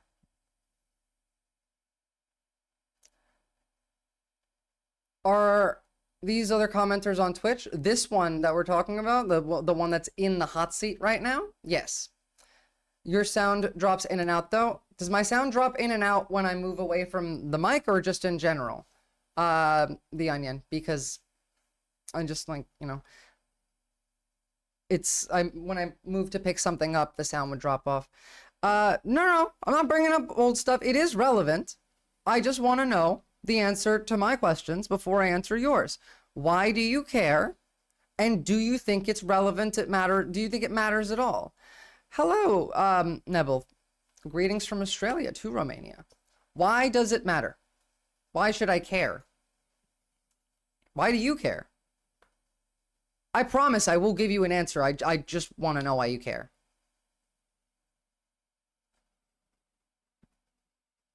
No, that's fine. That's a valid answer. Like I said, I'm not attacking you here. I want to know. Okay, so you don't actually care if I am or am not. That's good. Do you think it makes any difference? Like, do you think if somebody is trans, it matters? Do you think anyone should care? Again, I'm not like attacking you here. I'm just trying to understand where you're coming from, and then I'm going to make a point and I'm going to answer your question.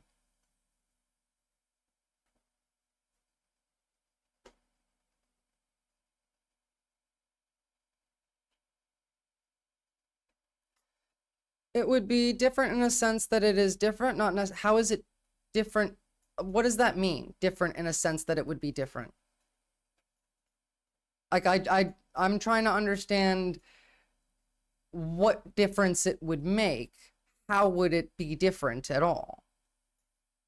Is it, I mean, the only reason I could think of, the only actual valid reason I can think of as to why it would matter is if you thought you could fuck me and you wanted to know. That's the only reason I could think of, and that's never gonna happen.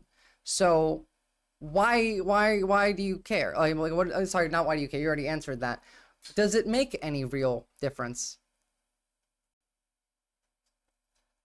Okay, you're on about, but if you're trying to resume the actual coup d'etat going on in my country, what? No, Neville, your country, like, has been tried to be couped, they failed, and I hope they don't get couped again. I'm against the Russians. Where is it?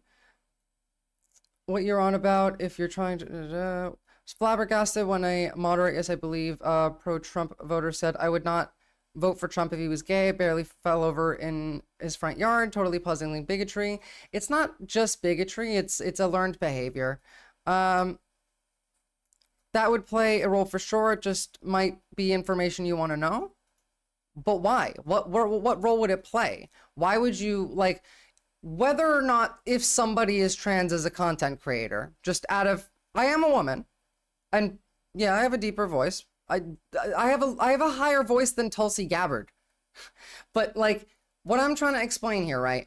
If the content creator that you're watching is trans, what role does that play? What information, why would you want to know the information? What does it give you to know such a thing? What do you get out of it? Also, you guys got to remember that it's fucking hot. My voice cracks because of water, but like, I'm genuinely serious. My voice is higher than Tulsi Gabbard.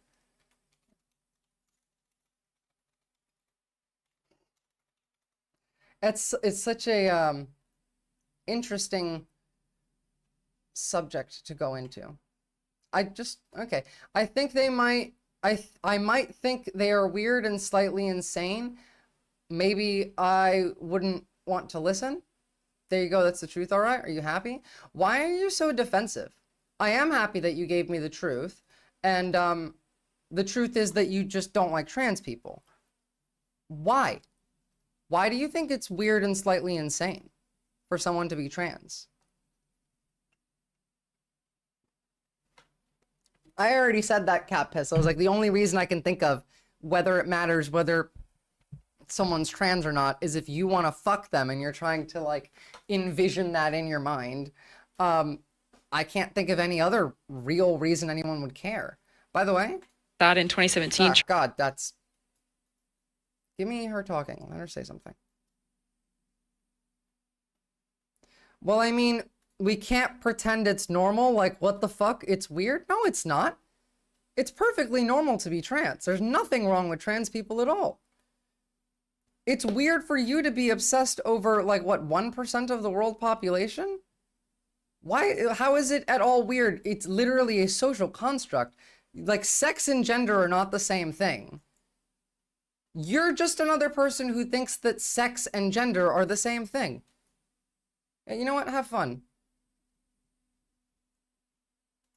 I was going to answer your question, but at this point, like, fuck right off. I don't want transphobes in here. I already had to explain this last stream. I'm not doing it again. Alright, let's actually talk about Georgia, which we were fucking doing. So, as we saw, the protests were going. We watched a guy with a fucking fireworks machine gun shooting at the cops. It was the most base thing that I've ever seen. Hello and welcome. I'm Laxmi Gopal. I never answered the guy's question. Too late. Footballer has been elected in a vote in Georgia's parliament, despite denunciations from the incumbent president and the Literally, that was just, I want to fuck this chick, but her voice is deep. Does she have a dick or not? First of all, don't be a pussy. You can fuck the chick that has the dick or the pussy. You can have both. You can have, like, there's versatility there. Speaking as someone who has had sex with both cis and trans women, chick is a chick. I like women, and trans women are a different kind of fuck than cis women, but they're both fun. And you get versatility. Go for it. Stop being a pussy. EU opposition that the process and yes, is numerically illegitimate. far less than 1%. Mikhail Kavalashvili is a former MP from the increasingly authoritarian ruling Georgian Dream Party, and he was the only candidate for the job. He's it comes the after new 17 president. days of pro-EU protests across the country's towns and cities. Give Our me South same, Caucasus Art. and Central Asia correspondent Reyhan Dimitri is outside Parliament in the Georgian capital, Tbilisi. A short while ago, the head of the Central Election Commission, he announced the results of the voting that took place this morning, and it was the Electoral College that voted As in, for Georgia's... what this means is all of those protests are dead, and Georgia is going to be owned by Russia. They succeeded in the coup. That's what that means. An ex-Navy guy, Sismail, calmly told me that many sailors disembarked in the Philippines to have sex with trans women before. Well, yeah, that's like a old school joke. Like, everybody knows about that. Like, everyone's heard that at some point in their life. Look, honestly, if that guy had just come in and all he, like, his last message is what got him banned. If he had just said, it makes me uncomfortable, that would have been a valid enough answer. I would have been fine with that. But he had to go and take it a step further and start talking about how it's crazy or weird or not normal. And I'm like, I can't deal with the transphobia. You can be uncomfortable by it. In fact, I think yesterday we were in Voice with a couple of us in Discord, and someone's like, I think we were talking about like gay sex or something, and I said that it's not gay for a man to sleep with a trans woman, and someone disagreed with me. They said, like, not technically, no, it's not, but it feels it to me. And I said, that's fine, that's valid, that's in your mind, that's a social construct, but that is a valid feeling to have. That's real. I just, who gives a shit? Who gives a shit? 1 second, sorry, what the fuck is going on in my house?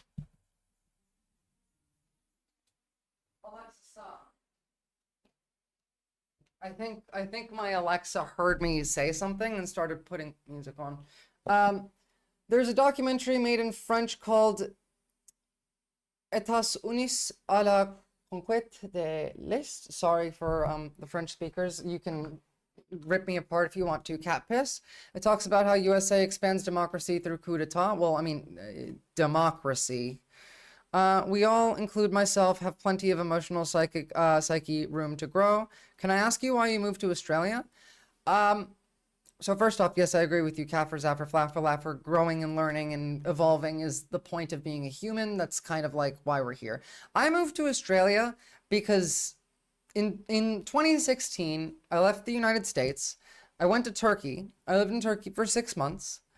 And then I moved to Montenegro for a bit over a month, maybe closer to 2 there, because I was working with my boss. I was a personal assistant, and we went to Montenegro, and I speak English and she doesn't, and I was working as her translator there. I got this lady a pig farm. She wanted to start a pig farm in Montenegro, and so I got that done for her. We went and traveled around, found her property, found her like pigs and workers and materials and all of this stuff, did all of that. And then I was going to come back to the United States, but I had an internet friend who lived in Australia, and she said, just come like visit me. You can come live in my house for 3 months rent free. This was a time where like I was wandering. I like prior to moving to Turkey, I was driving around the US. I was living in my car. I lived all over the country, really. I've lived in Pennsylvania, New Jersey, New York, North Carolina, Colorado. Like I've been all over the place. So coming here was just like a bucket list thing. And I stayed because a month into coming to Australia, I met my ex, and then 5-year relationship and engagement happened and then ended, and now I'm still here. So that's the story of how I got to Australia. Bro, I'm at the bottom of the tech tree right now. I need to unlock my prefrontal cortex. Yeah, you just got to get to level 25, Art. Don't worry. You just keep building XP, keep learning, keep practicing. You know, do some skills. You gotta do the grind of in your mind. You know, the grind set of learning and growing as a human being, of developing emotional like I don't know, well-being and emotional intelligence. And I'm so glad to be here, Cat Piss. Okay, so this is not the video that I wanted to play. Apparently, the European Union has failed to reach the unanimity necessary to sanction Georgian officials and people linked to the ruling Georgian. So the EU tried to sanction Georgia for its fake elections and its essentially Russian coup, but failed because of Hungary. As we know, Orban is on the Russian side, so... Dream Party. That is despite allegations against them of rigging the election and a violent crackdown on protesters. Now, one of the countries in the EU which has been pushing most hard and most loudly for sanctions against the Georgian officials is Estonia, and I'm joined now by Foreign Minister Margaret Tsakna, who is at a meeting of EU foreign ministers. So, Minister, I'm not even fucking kidding about the pig farm, Leonia. This woman ran a hospital. I was the personal assistant to a woman who ran a hospital. Technically, it was like a long-term care facility for like older people and like severely mentally ill people. And she wanted to leave Turkey and not work for a hospital. And her choice was, I want a pig farm in a country of that speaks mostly Serbian, Montenegro. Off we go. It's funny. I don't know. I think that it was an adventure. And that I'm happy that I did it. Like, even though I can't actually do anything to stop it, I feel like I'm too empathetic because sometimes I genuinely want to cry over I see others getting hurt. Art, I do cry over seeing other people getting hurt. I cry when watching sad stuff in movies. There's nothing, like, wrong with that. You will, as you, like, again, by the time you're 25, your brain will have fully developed and emotions will feel less intense. Think of it like you have the volume up right now at like 10. You'll have the volume drop down to like a 7 at the very least Maybe like 1 tick per year from this point forward. Crazy Vizora lore that you helped start a pig farm.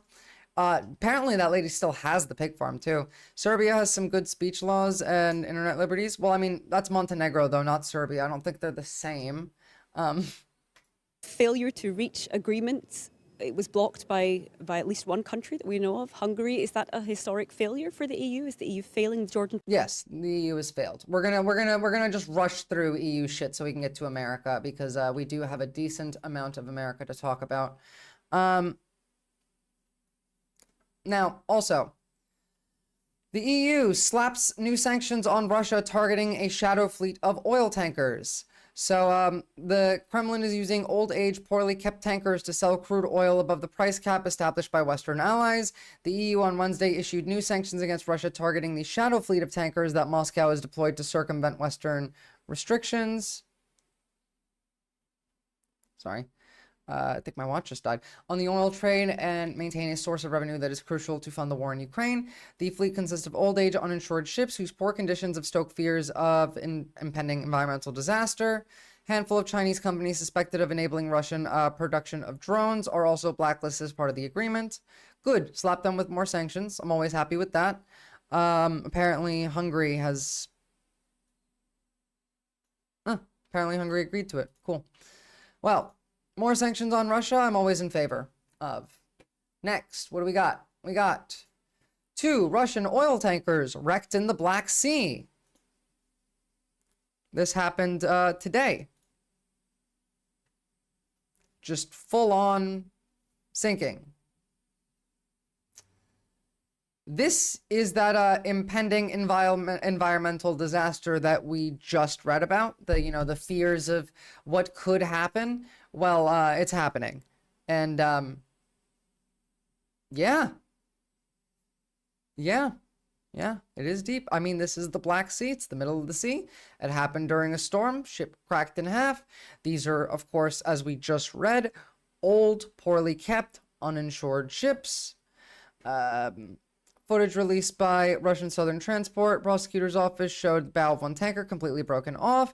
Both tankers are believed to have drifted before running aground offshore. At least one crew member was reportedly killed.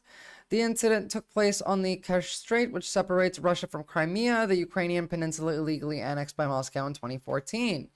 Yeah, well, essentially. Evil does beget evil. And other news. Ireland has closed its embassy in Israel, and Israel is closing its embassy in Ireland, calling Ireland extremely anti-Israel, anti-Semitic, blah, blah, blah. This, of course, is because Ireland joined the ICJ case on the side of South Africa, and so they're not particularly happy about that. Boo Trump. Yes, well, we're about to get to American politics right now, actually. So, before Trump, though, I want to talk about RFK. Are you guys ready for the return of polio? As a physician, I've been very proud of what we've been able to do with vaccination in this country. And the fact that we've been so successful with polio. Bullshit that fucking closed captions not working on this. Vaccination. We've not seen the diseases that worry people. You know what? So, Aaron, I also want to ask you about another one of the president-elect's nominees. We'll watch this one. Screw you. He's RFK Jr., obviously selected to head up the Department of Health and Human Services. He is a noted vaccine skeptic, and it has led someone in a position of authority, Senate Minority Leader Mitch McConnell, to speak out about his own personal experience when we talk about polio. What can you tell us about that? Yeah, McConnell didn't blast RFK Jr. by name, but in a statement to NBC News, he warned that anyone looking for Senate confirmation should, quote, steer clear of efforts to undermine the value of the polio vaccine. RFK Jr. has long been a critic of childhood vaccines and made baseless claims about them over the years. A Kennedy lawyer, Aaron Seary, who's been helping him pick federal health officials for the incoming administration, asked the FDA to revoke the approval of the polio vaccine. That was 2 years ago, according to the New New York Times. Now, McConnell, who is a polio survivor, said the vaccine has saved millions of lives and, quote, efforts to undermine public confidence in proven cures. Oh, yeah, but he's deep state, right? Okay, here's the thing. They're not going to make vaccines illegal. What they are going to do is they're going to make them really expensive. They're going to remove the requirements for you to, like in America, if you want to send your child to school, you have to give them their vaccines, measles, mumps, rubella, polio, etc. You will no longer have these be mandatory. They will be optional. They will also become incredibly expensive, leading to much less people being vaccinated. That is the plan here. Unfortunately, like there's almost 100% chance now that if RFK really does get full control of healthcare, that we're gonna have another pandemic under this administration. There's no way that we can't if the crazy shit that's being said actually happens. Now, again, this is the Trump administration we're talking about, so you have to take everything with a grain of salt. They say a lot of crazy shit and only do a third of them. My dad is getting his vaccines. Update is going to force my mom to get, yeah, good. You should too, by the way, if you haven't. This shit's fucked, guys. Plus, this impacts the entire world. You realize that, right? Like, if an outbreak of, I don't know, chickenpox, rubella happens in the United States, and someone on a plane spreads it to other countries, the rubella vaccine you get as a kid. I was talking to a friend of mine who's a medical professional yesterday. That vaccine does protect you still into adulthood, but becomes less effective as you go on. If you didn't get chickenpox as a kid, I didn't get chickenpox as a kid, and let's say rubella makes a comeback because RFK made it impossible to get vaccines, I could get rubella even though I was vaccinated, and I could probably die because chickenpox is much worse when you're an adult. These systems are going to kill a lot of people. And again, this goes back to what, like, I don't know if any of you have read what I wrote on my Patreon. Again, it's free. I don't charge any money for my Patreon, but like I wrote a piece on the way that we talk about violence. And if you haven't read it, I highly recommend it. I think that doing this, if by enacting this, the people in charge would be committing mass murder. I think social murder, in my view, is a thing. If you make a decision knowingly and willingly that leads to the deaths of others, you killed them. It's like pulling the trigger of the gun. Brian Thompson, the CEO of United Health that was killed, was a mass murderer. He knowingly and willingly used an AI system that was built to deny 90% of the claims for elderly patients and was a mass murderer. My dad did survive chickenpox as a child, so maybe I'll have a leg up. Well, no, you have to get it as a child. When you get chickenpox as a kid, it's not as bad. When you get it as an adult, it's much worse for you. Whether your parents got it as a kid or not doesn't affect you. Are not just uninformed, although you're dangerous. young, so your vaccination's probably going to help you a lot more than it would for me. Oopsie, I muted it. Indoors are not just uninformed, they're dangerous. Now, Kennedy's team released a statement in response to the Times article saying, quote, the polio vaccine should be available to the public and thoroughly and properly studied. Laura, back to you. Chickenpox when you're an adult can kill you. Aaron, thank you. Hey, thanks for watching. Chickenpox in adults. Give me like a YouTube short. Here we go. No, not treating it. Give me I'll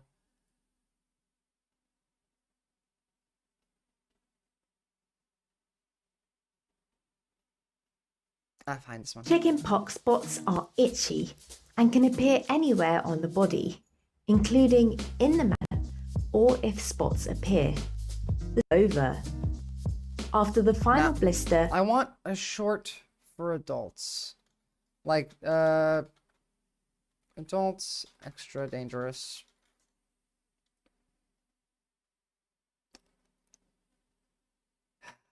How do I know if I have shingles? Well, it's a little bit tricky, but we're going to give you some tips. I don't know, I can't find it. Fuck it, whatever.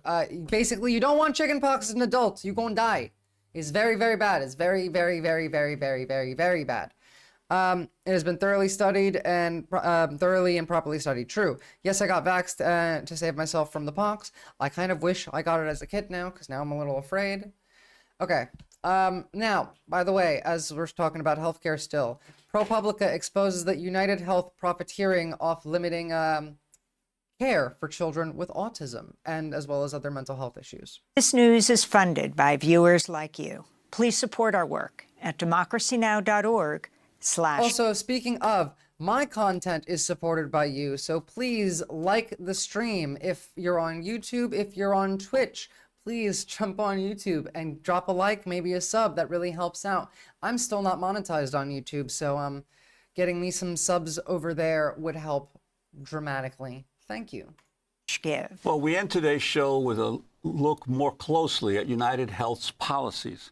ProPublica has just published an expose looking at how United Health is aggressively trying to limit treatment for thousands of children with autism in an effort to cut costs.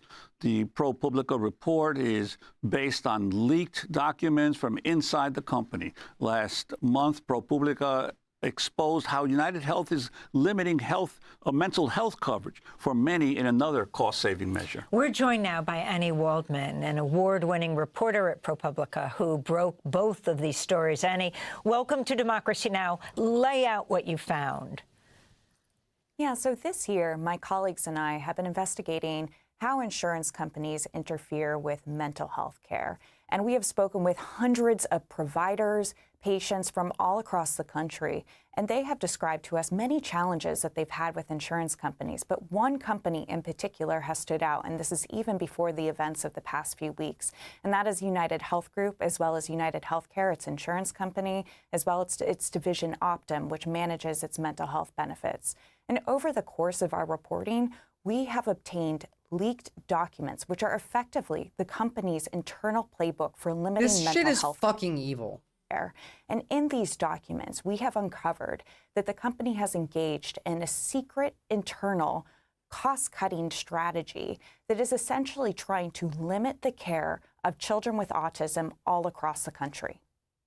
And how precisely do they do this? It's also because these people don't believe that autism is, they either don't believe autism is real or they think that it's caused by vaccines and it could just be like, I don't know, beat out of a child if you hit them hard enough.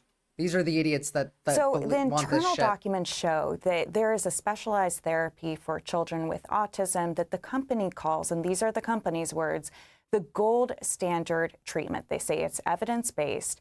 And over the past few years, there has been an increase in the number of children diagnosed with autism spectrum disorder. Because of this increase, it's put a lot. Also, speaking of, a lot of people get concerned when they see, they think the idea of the ever-increasing amount of people with autism and ADHD is a factor of like things in our society affecting our bodies, making people like this more often. It has nothing to do with that. More people are getting tested. That's it. This has always been the case. We've always had this many neurodivergence, autistics, ADHD people. They've always existed. We're just testing now and giving the label, which is why the number goes up. It's just like how there's a lot more queer people. There's a lot more trans people now than there used to be. Why? Because it's more acceptable than it used to be. And so people are more comfortable in A, thinking about it, B, going to a doctor or, you know, a therapist or talking to somebody about it, and C, making, I don't know, it known to the public. Like this is how it works. We just are studying things more, so we're finding that they exist more than we thought that we did. But idiots on the right will take a look at that chart and say, it's the vaccines. Like, lot of pressure on the company's bottom line. And so they have developed market plans, special action plans to essentially limit access to this care. They are doing it in two ways. First, they are trying to limit access to the therapy itself by pushing providers out of the network.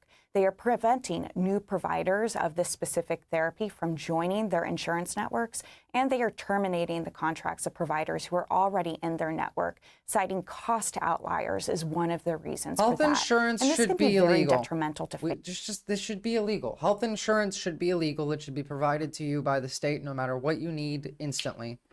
families who, this therapy is incredibly expensive. It's very hard to pay for it out of pocket. It shouldn't And be. so if their provider is kicked out of their insurance network, their children may not have access to this care. The other thing that they're doing is they're engaging in a rigorous utilization management review system, which essentially means that they are targeting providers, calling them up on the phone, and then questioning them about the medical necessity of the treatment. I'm not trying to change their minds. They're not the ones I'm talking to. I'm talking to you. And you think me calling them idiots is bad? Are you fucking kidding me? Do you hear the kind of like the way that the other side talks about us? I'm so nice to these people. I call them demons and idiots.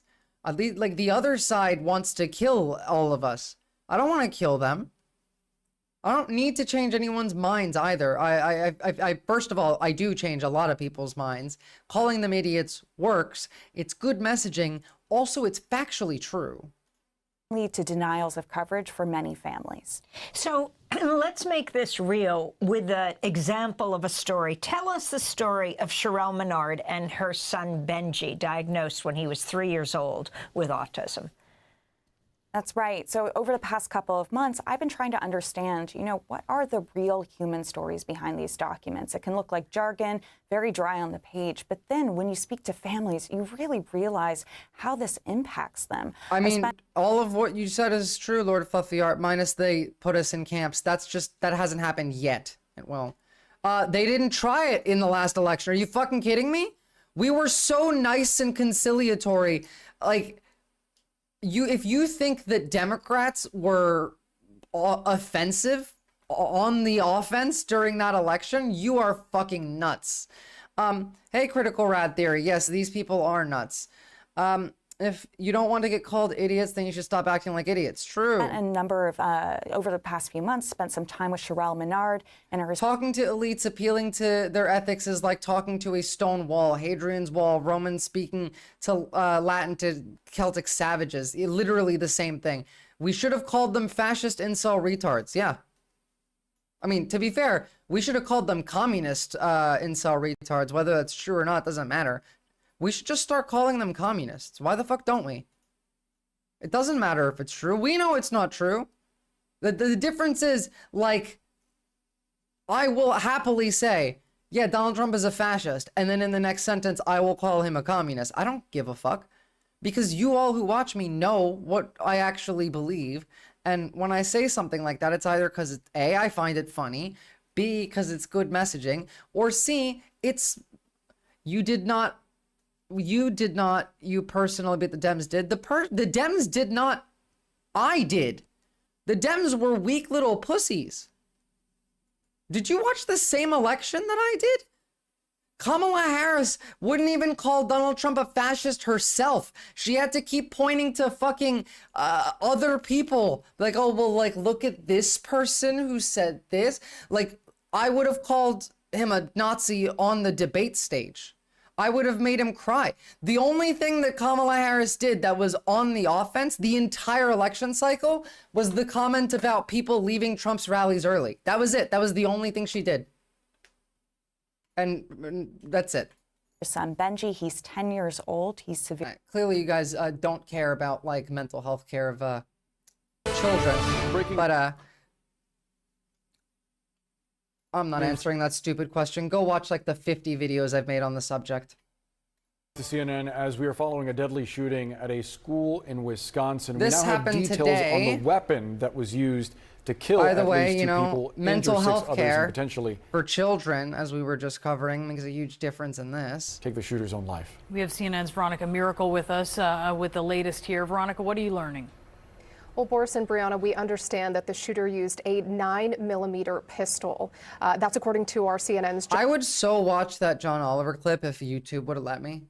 Josh Campbell. Maybe at the end of stream. A gun that is pretty common and that is easy to obtain. But the question Also now true. exactly is, how did a child, someone who's under the age of 18, obtain that weapon? So according to a source we understand, a 9mm pistol was used in this shooting. Anything beyond this in terms It's just, I don't know. I don't want to cover the shooting. Sorry. I said I would earlier. I don't want to cover the shooting. I don't care. Okay. Let's move on to some other U.S. politics. Steve Bannon said Donald Trump might run for a third term. Donald John Trump is going to raise his hand on a King James Bible and take the oath of office. His third victory in his second term. And the Viceroy, Mike Davis, tells me, since it doesn't actually say consecutive. By the way, if you don't know who Steve Bannon is, this is the guy who made Nazism popular in America. This is the guy who's the reason Charlottesville happened. That, I don't know, maybe we do it again in 28. Are you guys down for that? Trump 28? Come on, man. We're never getting out of this. To be fair, I still think it'll be Elon because Trump will die. This is the kind of shit they believe. Scholarship programs slapped with lawsuits for allegedly discriminating against white men. 2 scholarship programs for underrepresented minorities are being slapped with lawsuits for discriminating against white people. Like literally, for underrepresented minorities, discriminating against white people for not giving them to you. Literally fucking bullshit. Art, I've talked about this before. It is constitutionally possible. You would only need to make the same argument Cenk Uygur made. Cenk Uygur didn't win that court case because he's Cenk Uygur. Elon Musk would win that court case. The 14th Amendment says that there is no distinction between born citizens and between naturalized citizens. Therefore, a naturalized citizen can run for office. Like, that's it. And yeah, no, Pushiga, go to therapy. You need it. Your brain is damaged a lot. Like, really, a lot. You have RFK's brainworm. The nonprofit organization Do No Harm is challenging the Society of Military Orthopedic Surgeons program on behalf of DNH members who said that they could not continue with the application process because he's a white male. The program, which is meant for underrepresented medical students, matches students with a U.S. military host at one of 2 medical centers, the complaint states. The program spans 4 weeks, during which students can receive $12,000 to cover travel, housing, blah, blah, blah, blah, blah. Okay. Let's get to like the middle, because this is where they tend to hide bullshit in these. Nixon affirmative action stuff. But to be fair, like affirmative action didn't really. No, Elon Musk is a retard, and a ketamine addict. So the scholarship is not open to everyone. The complaint states this complaint is bullshit. Secondly, just right off the bat, I don't think affirmative action actually like did anything good because we did it poorly. We could have done it better. Pushiga, I don't want fucking apartheid South Africans that are coming into this country illegally as our oligarchs. You know Elon Musk is an illegal immigrant, right? You know, like there's clip video of him and his brother talking about it, right? You know Peter Thiel that we looked at yesterday also is a South African fucking apartheid rich billionaire oligarch. Yeah. So fuck these people. Fuck both of them. And fuck Donald Trump. Do you guys look at how ridiculous this is? Trump wants to sue Ann Seltzer for the Iowa poll. The poll that I got excited about, that I thought, ooh, maybe we're actually going to get women on the left to show up and vote. That never happened. The single time that I've ever been wrong. He wants to sue Ann Seltzer. And the Des Moines Register. I'm going to, as an example, I'm doing this not because I want to. I'm doing this because I feel I have an obligation to. I don't want to sue you for doing your job. I have to sue you for doing your job because it made me mad. I'm doing this not because I want to. I'm doing this because I feel I have an obligation to. I'm going to be bringing one against. Honestly, it was pretty boring until now, but now we're getting to America stuff, so I feel like it'll be a bit better now. The people in Iowa, their newspaper, which had a very, very good pollster who got me right all the time. And then just before the election, she said I was going to lose by 3 or 4 points, and it became... Seltzer was the most accurate pollster in the country. She had only ever been wrong once prior to this poll. Now, the rest of the pollsters should all like lose their jobs, never listen to the polls again. They were using AI to poll. The polls weren't even real. They were AI. Fuck the pollsters. Ann Seltzer did nothing wrong, though. She was just wrong. That's it. The biggest story The all over second the world, time in her career she was ever because wrong. I was going to win Iowa by 20 points. The farmers love me. And even her before the election said that she didn't think that that was true. Like she thought that that poll was like too much. So no, I don't think she should go to prison. The world, because I was going to win Iowa by 20 points. The farmers love me and I love the farmers.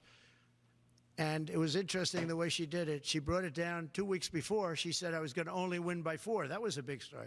True. But that was good because she brought it down from like 22 points to 4 or whatever the number was. Way up. Way up. An easy win. We never even thought to go there. What the fuck are you like? Just literally like word salad rambling. But yeah, he wants to sue a pollster. He also wants to pardon Eric Adams. The polls were wrong because they were polling from AI, and you should not trust the polls anyway because you don't know how to read polls. Do I like John Oliver? I love John Oliver. I would play that last video from John Oliver if it wasn't copyright on YouTube. Well, Trump won't actually sue her. He just likes to like threaten. Like again, we're gonna see more of that later. Polls are not done to try and get people to change people's minds. That's not how polls work. Polls are done to see what people think. Polls are read, by the way, not by individual poll, but by looking at like trends across the source of polls. You look at an amount, like a graph of all of the polls, and you look at trends. One individual poll means nothing. Hey, you know, Ani. Yeah, I would. Yeah. I think that he was treated pretty unfairly. Now, I haven't seen the gravity of... This is about the mayor of New York who is getting bribed by the Turkish government for 10 years. The one time Trump will defend a Democrat is when they're a Democrat who got in trouble for taking, like, bribes from foreign countries. Seems, you know, like being upgraded in an airplane many years ago. I know probably everybody here has been upgraded. They see you're all stars, and they say, I want to upgrade that person from NBC. I'm going to upgrade him. And that would mean you'll spend the rest of your life in prison. I don't know. Somehow, I mean, I'd have to see it because I don't know the facts. I think he was treated. You know, it's very interesting. When he essentially went against what was happening with people the are migrants so coming in. fucking dumb. He made some pretty strong statements like, this is not sustainable. I said, you know what? He'll be indicted soon. And I said it not as a prediction, a little bit lighthearted. He was literally getting bribed for 10 years. People are so fucking dumb. We are moving rapidly into an oligarchic form of society. Never before in American history have so few billionaires, so few people had so much wealth and so much power. Never before has there been so much concentration of ownership, sector after sector, power of Wall Street, and never before in American history, and we better talk about this, have the people on top had so much political power. We can't go around the world saying, oh, well, you know. The wealthy literally own politics now. It didn't used to be this way. From the moment that Citizens United passed, us ending up in oligarchy was inevitable. That was the first domino. But that domino, like, fell because of systems that were put in place decades prior under Reagan. This was always ending up this way. Capitalism ends in oligarchic fascism. It's the only outcome.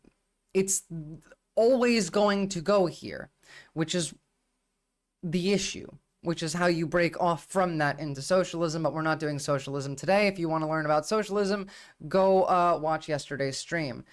Bernie got screwed by the Dems.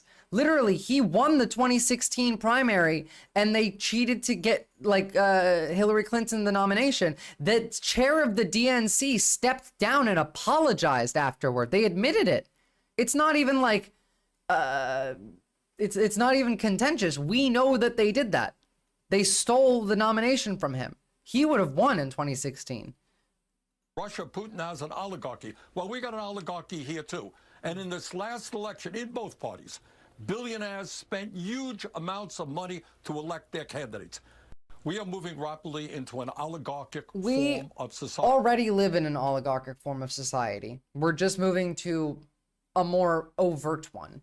And I want you guys to understand that a lack of education is a part of their goal, but it's already so bad that it's leading to issues like this popping up. Like, this is one of the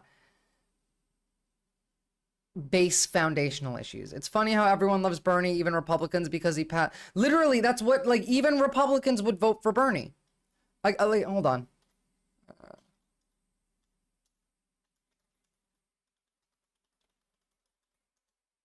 If Bernie had run and been the nominee, he would have easily won in 2020 and in 2016.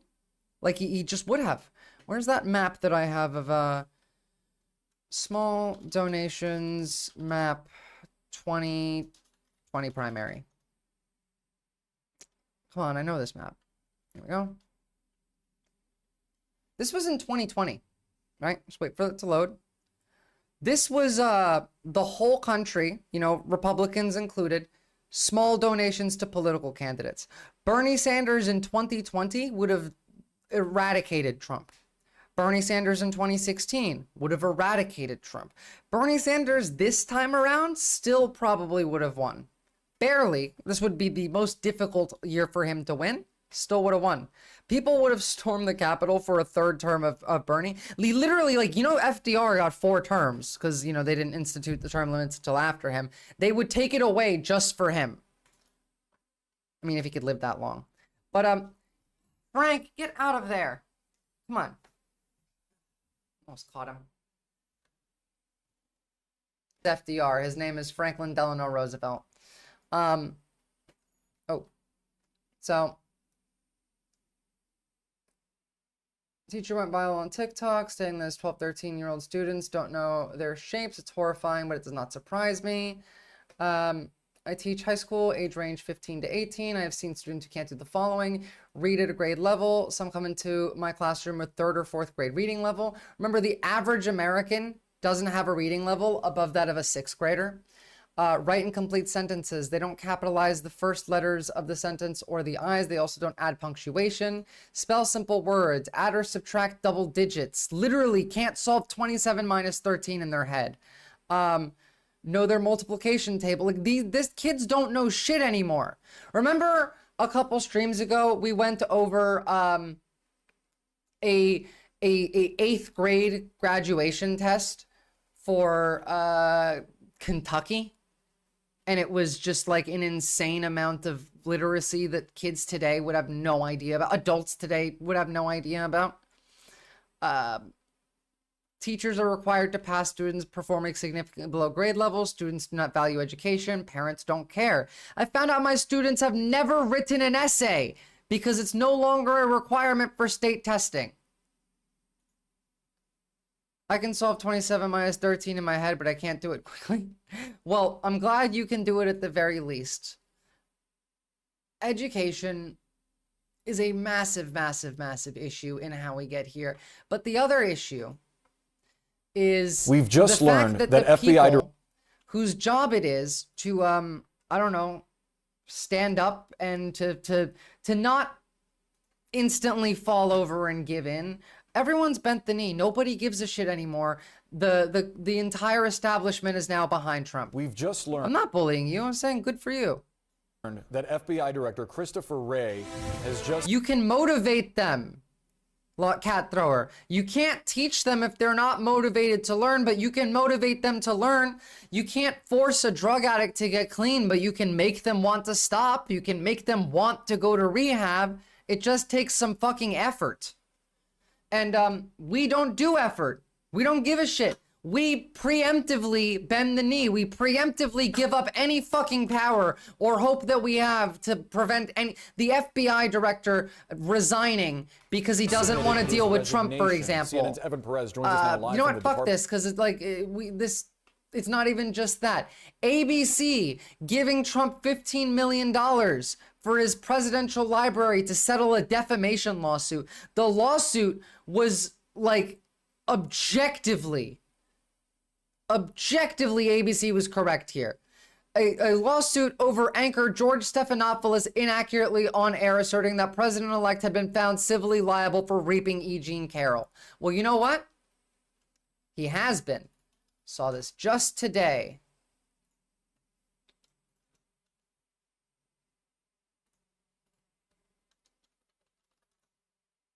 Where is it? There you go. Just today, judge clarifies, yes, Trump was found to have raped E. Jean Carroll,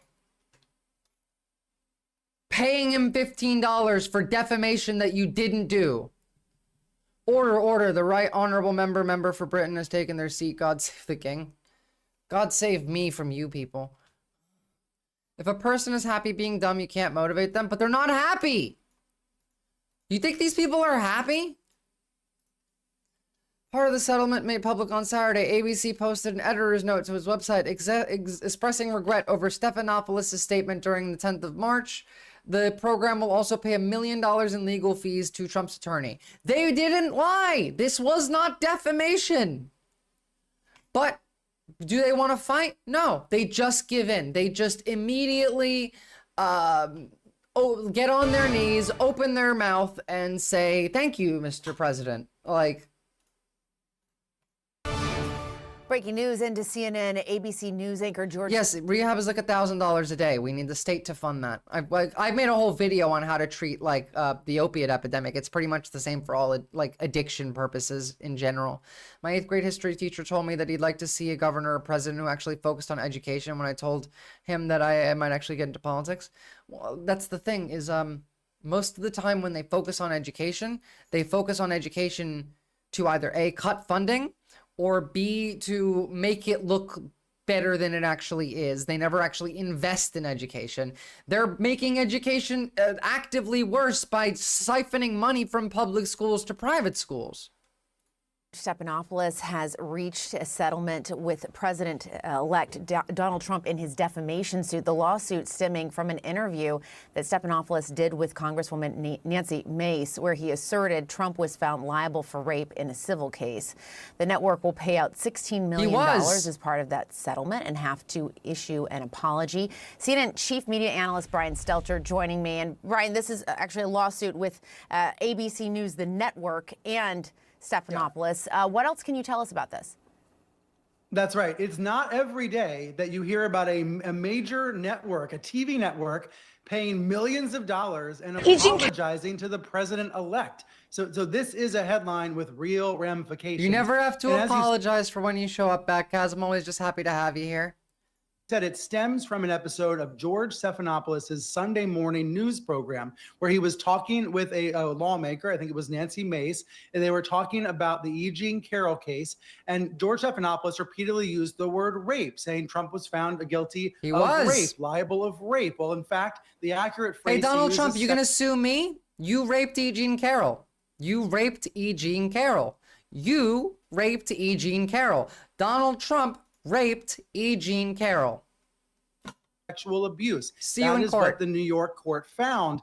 But because Stephanopoulos kept using that R word, rape, Trump filed a law. Raped E. Jean Carroll. Trump raped E. Jean Carroll. Donald Trump raped E. Jean Carroll. He filed a defamation suit. We've talked a lot in recent years about people using the courts trying to seek justice. Remember the Sandy Hook case against Alex Jones? Well, those defamation kinds of cases can also be filed by someone like the president-elect. So Trump filed a defamation suit. It was working its way through the courts. ABC was unable to get it thrown out initially. And actually, in the next few days, Trump was set to be deposed in the case. But ABC is avoiding going any further by settling. They're paying out $15 million plus $1 million in attorney's fees. They say this is going to go to... Like the fact that they're doing this, just bending the knee, even when they're right, like, fuck you people. It's fucked up. You have no money. They don't care. It's not about money. You think Trump's suing ABC for money?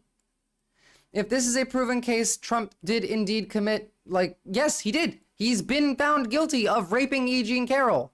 He is. He has raped E. Jean Carroll.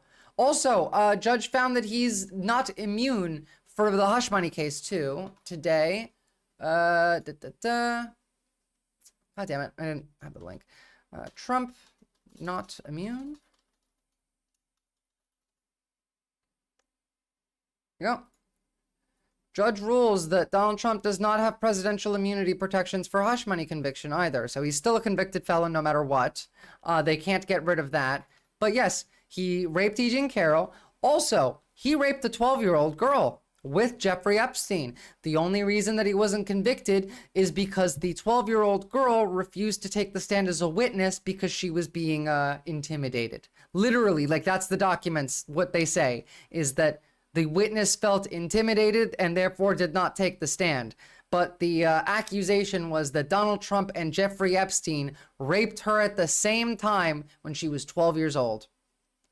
Bro, it isn't defamation to state fucking fact. Yeah, if you feel like your character has been damaged by factual statement, that's because you did a horrible thing. True. Defamation legally requires you to be lying to defame someone's character. It's true. It's true. A nonprofit, basically, to Trump's future library. That's the idea. But maybe most importantly, Jessica, ABC is also apologizing, issuing a statement of regret. I'm just looking at my computer to get the exact wording here. But ABC is going to say, basically attach an editor's note to the website saying it regrets, and George regrets the statement. Yeah, Oxpecker, you're exactly right. And these are all like, you do realize this is all like newspeak, right? If you've read 1984, this is newspeak. Meanwhile, an ABC spokesperson tells me they are pleased to have reached this settlement. I know it's kind of cringe to mention 1984, but like, go read it if you haven't read it. It is a good book. It's a good book to read, just first of all, because it's a entertaining book. But you'll learn from it. This right here, what Oxpecker has just said in YouTube chat, if you can see it. I'm gonna pin this one, by the way, is newspeak. That's an example of how they do it. Paying out money to the president-elect Make and it impossible to talk about them for the misstatements on the air. Certainly. And what else, Brian, does this tell us about the president-elect's possible strategy for dealing with the media going forward? We know he's very litigious. One word comes to mind, the word emboldened.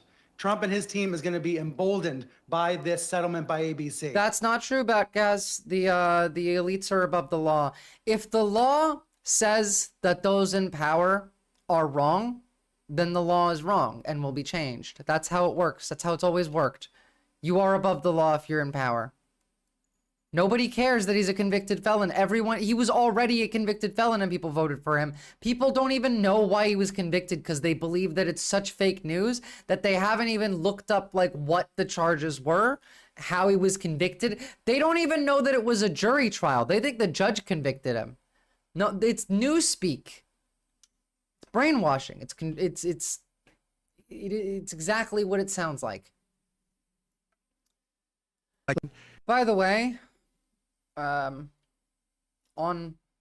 Ukraine, like out of nowhere came the China virus. Out of nowhere came other things.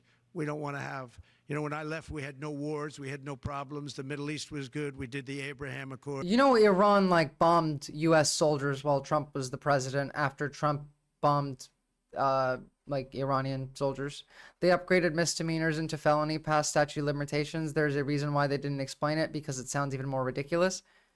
As in what?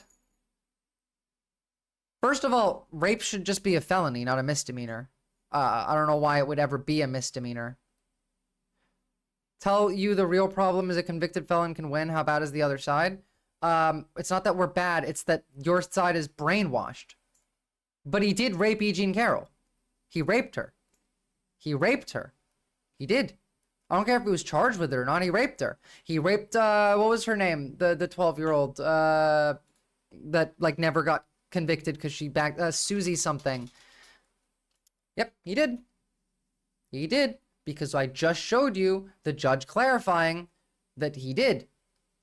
I literally just put it up on screen. I don't care if he sues me. I'm right. I'm not defaming him. So, yeah. But the felony thing is about hush money case. Yeah, exactly. The civil case for E. Jean Carroll, he raped her, and also he did commit a felony with Stormy Daniels. And Trump isn't going to sue me. I don't think I care. No, I don't think you have a side. I think that you are like learning politics still. I don't think you have a like deep enough understanding to really have a side, the Onion. Now, I don't mean that as an insult. I mean, like, I think that you're missing a lot of information. We did things that nobody thought were even possible. But think of it, 4 years ago, I don't we had care. no wars. You didn't have Russia I don't care going anymore. into Ukraine. They wouldn't have done it. The judge said that she did. The judge said he did. The judge said he did. The judge said he did. I don't care.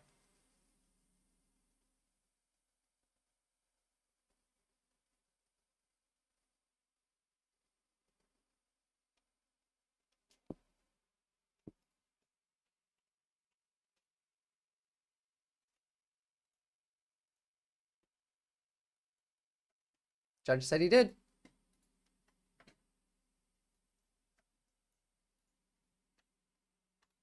Judge said he did. E. Jean Carroll said that she couldn't really see whether Donald Trump was penetrating her with his genitalia. She knew that he had first inserted his fingers into her vagina. He raped her. He raped her. He raped her. If you say one more thing that indicates that you don't think he raped her after hearing that, I'm just going to ban you. He raped her. He's a rapist. The Democrats suck. I agree with you, Onion. I hate the Dems. If you had watched me pre-election, you would have seen me screaming about how much I hate the Dems. And also post-election. Pete. And we do definitely need a new Bernie. Except no one's coming to save you. The only way to make change is from the bottom up. People like you, people like all of you, need to get into politics. You need to work from the bottom up and change the system yourself. Go run for your local office. Go run for your school board. Go run for your city council. Go run for your state legislature. Go run and get involved and fix shit. No one's coming to save you. Positive change will never come from the top down. If the judge said he did, then the judge has the power to not hear the jury and sentence him. Why did the judge? No, well, the judge sentenced him based on the jury. The judge clarified after the sentencing that that is what happened. That was the clarification from the judge. I went from being a generic white guy liberal to being a socialist this year. It's just from watching me, I guess. Okay, so it looks like we're definitely getting Pete Hegseth. I hate left infighting. I've yelled about left infighting as well before. I don't like liberals. I'm willing to work with them. One of my mods is a Marxist-Leninist, and I'm a libertarian socialist. We need to stop fighting with each other on the left on nonsense bullshit issues, stop policing each other's language, and work against the actual fascist. Found to, not sentenced, whatever. We're talking about two cases. I mixed the words up, not a bud. He was found to have raped her, and that was the judge's clarification. Not sentence. Thank you. I've corrected it. Now can we get on to Pete Hegseth? Pete is killing it in the meetings because he doesn't shy away from the tough. Well, yeah, Vosh will do that to you. Questions. And I hear from senator after senator that meets with him and says, man, we enjoyed that meeting. He took the questions head on. And so I'm excited about the American people being able to hear him answer these questions. I forgot I met you from PV. We have a hearing for him January 9th in Vosh is not an idiot. If you think Vosh is an idiot, then you are an idiot. Also, whoopsie, I wrote the wrong tag there. It's supposed to be PV. The Senate Armed Service Committee. I believe that Democrats are going to come out swinging. They're going to try to just throw literally everything at Pete. But what they're going to see is a guy that knows how to handle the questions because he's already faced them. Pete Hegseth is also a rapist. Combat veteran that understands what it's like to be under fire, and they're not firing live shots at him. They're literally just... Pete Hegseth is another white nationalist, like Christian nationalist, crusader, fucking cross tattoo, wants to kill all of the Muslims type of insane person. He doesn't believe in germs. He doesn't wash his hands. He hates women. And he wants us to go to war with literally everybody. So that's our DOD guy. Firing words at him. He's going to be composed, and he's not only going to be able to win over the American people, but I'd be real surprised if he doesn't win over some Senate from Democrat Senate votes too. Pete is killing it in the. Yeah, there will almost certainly be Democrats that vote in favor of Pete Hegseth, and I fucking hate that. Little palate cleanser here. Then you don't understand and will wallow in your own self-pity like a pig in a pig farm? What the fuck are you talking about, man? And I don't know if he did anything weird, but he raped someone. So this is the Satanist display in the Minnesota State Capitol, and I love it so much. I really, really, really, really do. Sure they do. That with the Bible, but at least the author of 1984 had access to air conditioning, modern medicine, and clean drinking water in society that isn't lynching people denounce their fake on. Yeah, true. Genuinely, the world has become a very dangerous or ridiculous place. Thankfully, it will be much my age. The thing is, like, it's not even... It's just people don't believe in reality anymore. We've allowed, like... We've allowed operatives, political operatives, to make it so that discourse is fucking impossible and that nobody can agree on anything anymore. Everybody believes in some bullshit. Satanists don't believe in, like, anything, Lord Fluffy. Or Satanists don't believe in God or the devil. They don't believe any of it's real. Like, Satanist ideology is there is no religion. They just say that because they like to piss off Christians. There's a difference between the Church of Satan and the Satanic Church. I think one is bad and the other's not. But yeah, neither of them actually, like, believe in any religion. They think God's not real, and neither is Satan. The left has never been in charge. Are you, like... We'll see if there's any hope in Euclid's business policy now. She is talking about the UK. Ever been in charge. Not in my lifetime. Obama wasn't the left. Oh, yeah, sorry. I misread what you were saying. Yeah. Anyway, let's listen to RFK talk a bit more about vaccines. Low on time, and I want to get to vaccines. Specifically. If your kids were young now, would you give them the measles, the mumps vaccine? No. Right here is already insanity. I got measles, mumps when I was a kid. It was... Lots of people die from them. Used to die. You think that Australia is a social... You're a troll. Get the fuck out of here. From those well, you know what? They died in the 1900s or early 1900s. There were about 10,000 Americans a year who died.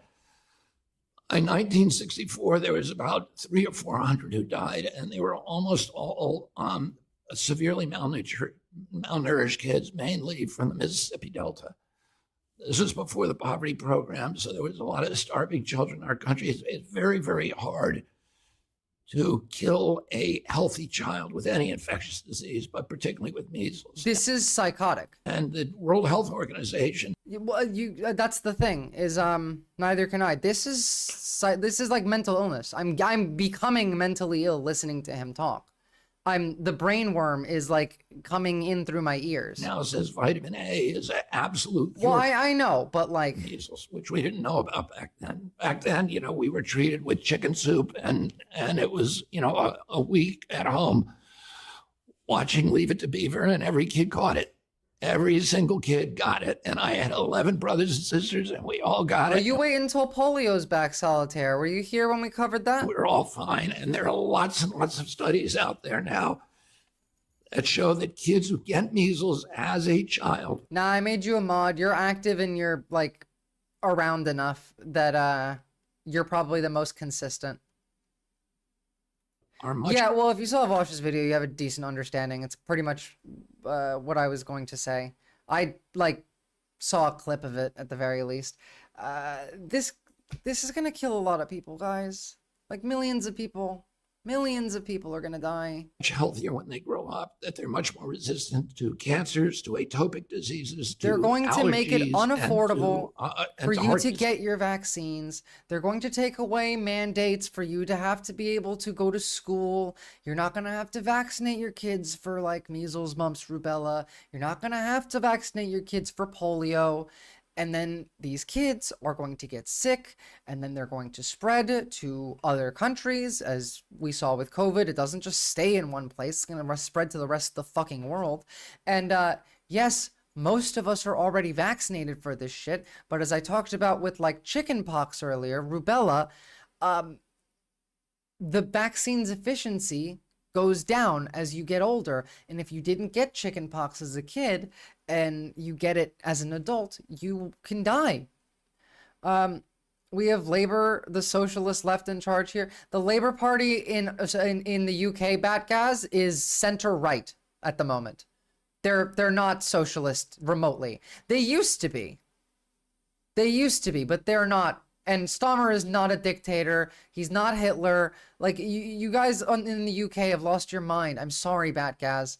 Labour is just, in the UK, is just liberals with a different, like, color on them. They're the same party. Their policies are indistinguishable from each other, Batgaz. I'm genuinely not even kidding. The difference between... Yeah, the Nazis were not socialists, first of all. Yeah. The Nazis were about as socialist as North Korea is democratic. But I promise you, your Labour Party isn't socialist either. They have the exact same policies as the liberals. You actually have a uniparty. As in, it's just the right and the farther right. That's it. That's it.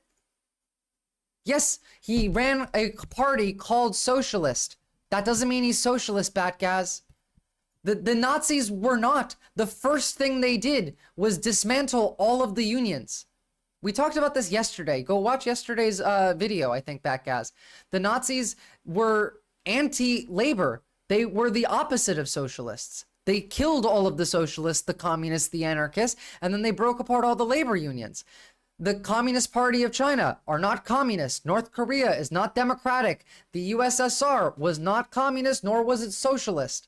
They killed the communists first, and then they broke apart all of the systems of labor protection. You have a deep misunderstanding of the UK, my friend. And, like, I respect you a lot, Batgaz. Just, I need you to try and, I don't know, reach out to me, like, message on Discord. I'll send you some links or some shit, man. Like, if that's your view of what's happening in the UK, it's so wrong that it scares me. Like, you are a person that I, like, respect. Please, like, do better. You went to Samoa. You convinced people. Actually, you know what? Well, yes. Also, he's, you know, we'll have to finish this. He's killed all these people. Starmer has said he's canceling the upcoming elections. That's not the actions of a dictator. That's not what dictator means. Those words have meanings. And honestly, good. I'm glad he's doing that. I don't know why he's doing it, but I'm glad, because it's different than what every other liberal democracy has done and has failed. I promise you, you have a misunderstanding of UK politics. We'll Believe see if me. there's any hope in Yuka's business bulletin now. She is talking about the UK becoming the first European nation to join a major Indo-Pacific trading bloc, Yuka. Well, Stuart, it's been hailed as the biggest trade deal for the UK since Brexit, which the government says could boost its economy by £2 billion a year in the long run. As of Sunday, the UK has become the 12th member of the CPTPP, or Comprehensive and Progressive Agreement. This is excellent, by the way. UK joining this is good for everybody in the world. By the way, look at the countries involved in here. I mean, we got Canada, Mexico, we got Peru, and that's Colombia, that's Venezuela. Which one are you? Come on, I know geography. I know you. Bolivia, I believe. We have Vietnam, Japan, we have Australia, we have Malaysia. I don't know you two, sorry. like the Indo-Pacific trading bloc for the UK is good though, because the UK, Australia, and Canada have a linked system. You can, like, if you are a citizen of the UK, within a few years, you'll be able to move to Canada or Australia or any of these three countries will have free trade and movement between them. I still think Brexit was the dumbest thing that your country could have done. Trans-Pacific Partnership. Existing members include Australia, Japan, and Vietnam, as well as Canada. Your country suffered because of Brexit. Your average GDP went down because of Brexit. Anywhere outside of London became poverty-stricken because of Brexit. Mexico and Chile. Membership allows UK businesses Peru to face and lower Chile, tariffs and fewer trade barriers when selling to economies within the bloc. And Brunei with the financial and Singapore. services, manufacturing, and food Brunei and and Singapore I didn't know, and I got Chile wrong, but I got Peru. drink sector set to benefit the most. So how significant then is the CPTPP? Well, it is one of the world's largest trading blocs with combined GDP of more than 14 trillion euros, or about 15% of the global economy. By the way, like, you could have still joined this under the EU. Like, the UK was still allowed to do this. Actions speak louder than words, but words can serve as little bite-sized bits of news that allow people to pretend to be informed without actually investing any time in deciding sources or turning into a political nerd. Yeah, well, as a political nerd, those ones infuriate me. I just want people to be more educated, but everyone only listens to these little bite-sized clips, and then they think that they're educated, and it's not their fault. It's because this is all that exists now. Unless you seek out specifically long-form, like, actual analysis, that's all you're ever going to find, and all of them are misleading. It covers a total population of more than 500 million, and after several stumbling blocks, it has been in effect Thanks for the since follow, 2018, lowering trade barriers between member states on a variety of goods. Initially, the pact was to include the US, signed under the Obama administration, but Donald Trump pulled the US out of the deal before it took effect. A new version of the deal was revived by the remaining members, retaining most of the provisions, and the UK is the first new member since it went into effect, though it was negotiated and signed under the previous Conservative government.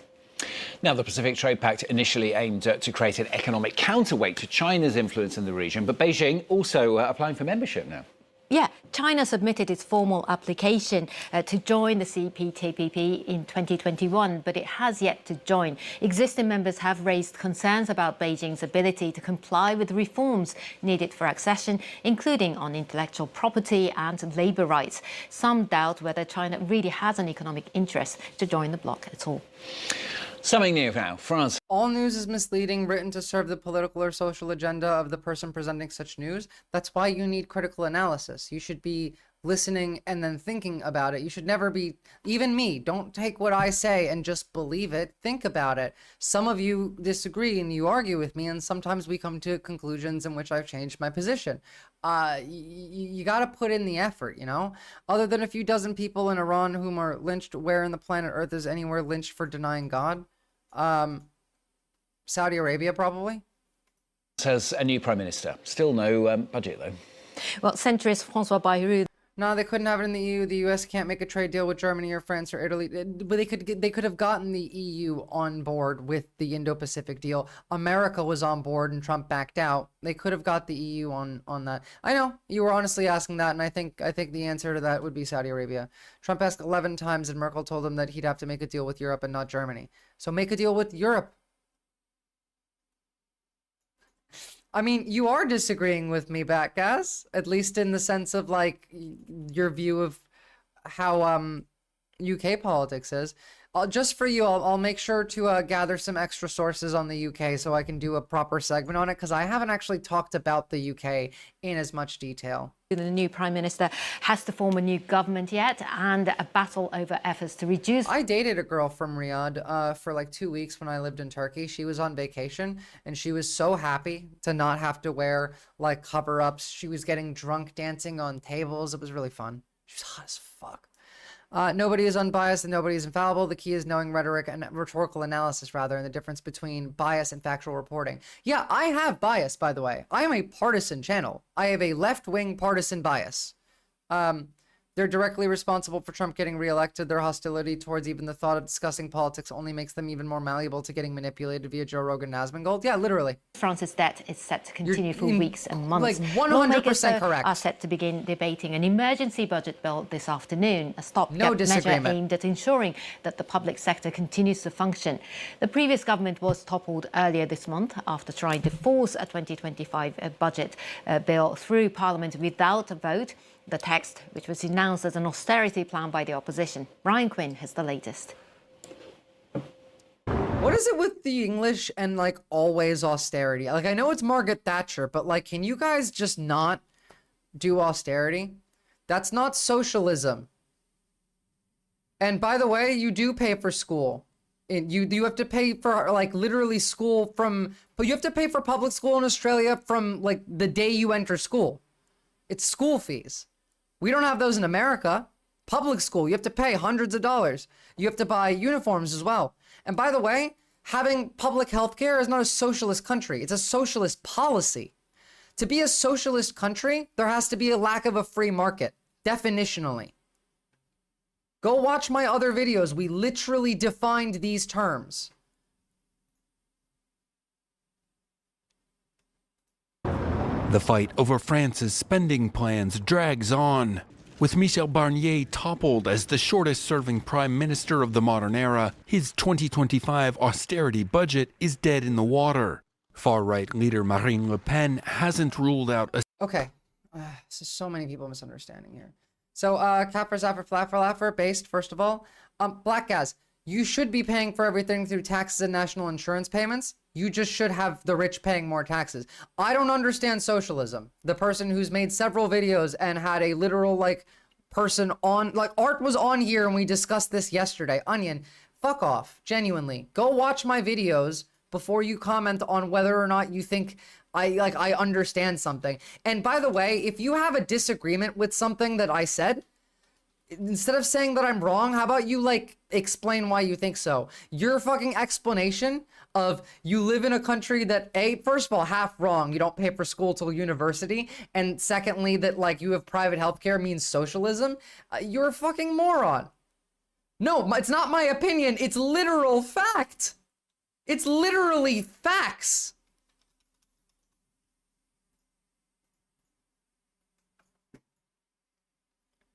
It describes economic, political, social theories and movements associated with the implementation of systems such as social ownership of various forms, including public, community, collective, cooperative, employee. One of the main ideologies of the political spectrum is considered as a left-wing ideology in most countries, based on the role of markets and planning and resource allocation, the structure of management of resources. Socialist systems divide into non-market and market forms. I don't believe in market socialism. That's why the USSR failed, because it wasn't socialist. You can't have market socialism. You can't have capital and be a socialist. Capital cannot exist in a socialist society. Go watch the videos that we I spent 2 hours on the subject yesterday. A similar fate for his successor, François Bayrou.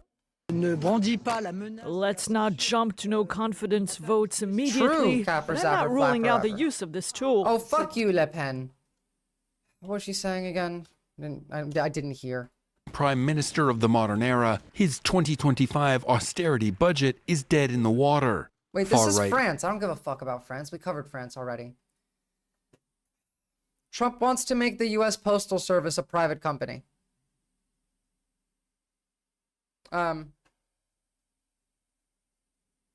did he say this time, Art? Do you guys understand how fucked making the U.S. Postal Service a private company would be? You know that you don't even pay taxes for the U.S. Postal Service? You don't pay for this at all. It's not funded by tax money. The U.S. Postal Service functions on its own. It doesn't run for profit. It's not funded by the state. It just exists in the way that it is. Oh, okay, yeah. Well, that's worthy of a ban. Wikipedia is the goddamn Library of Alexandria, and these idiots would burn it down. It's probably the only part of the internet I think is worth existing. Capital always exists. It's just No. Capital is different than property. First of all, I don't think private property should exist. I'm against private property. Secondly, capital is like a system of owning the means of production is required for you to have capital. And if no one can own private property, therefore nobody can own the means of production, then there is no capital. You can have money, but not capital. There's a difference between the two. Go have a look at my readings of Marx. I've done 2 so far, at the very least.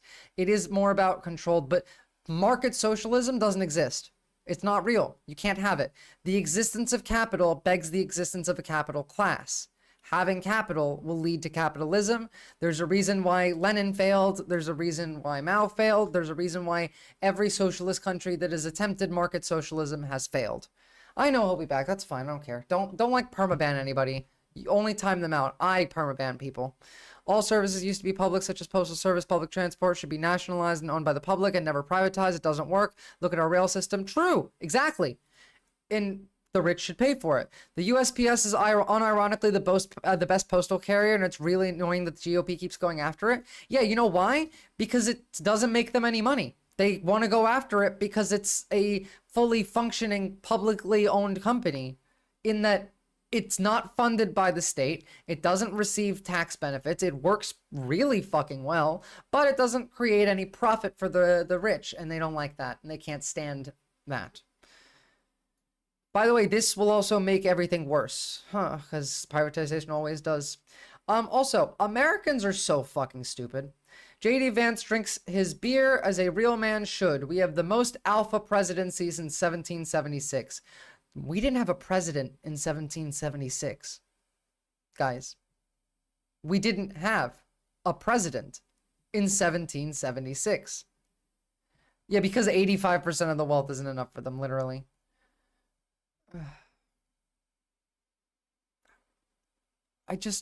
We're so fucking dumb. We used to be a real country. Like, we used to be a serious country. We used to, I don't know, be relevant. Oh, by the way, remember how yesterday we talked about how Kathy Hochul was hosting group therapy for 175 billionaires because they were all scared after Brian Thompson got killed in New York? Well, they're creating a new crisis hotline exclusively for CEOs. Basically, this is the cops, but only CEOs can call these cops.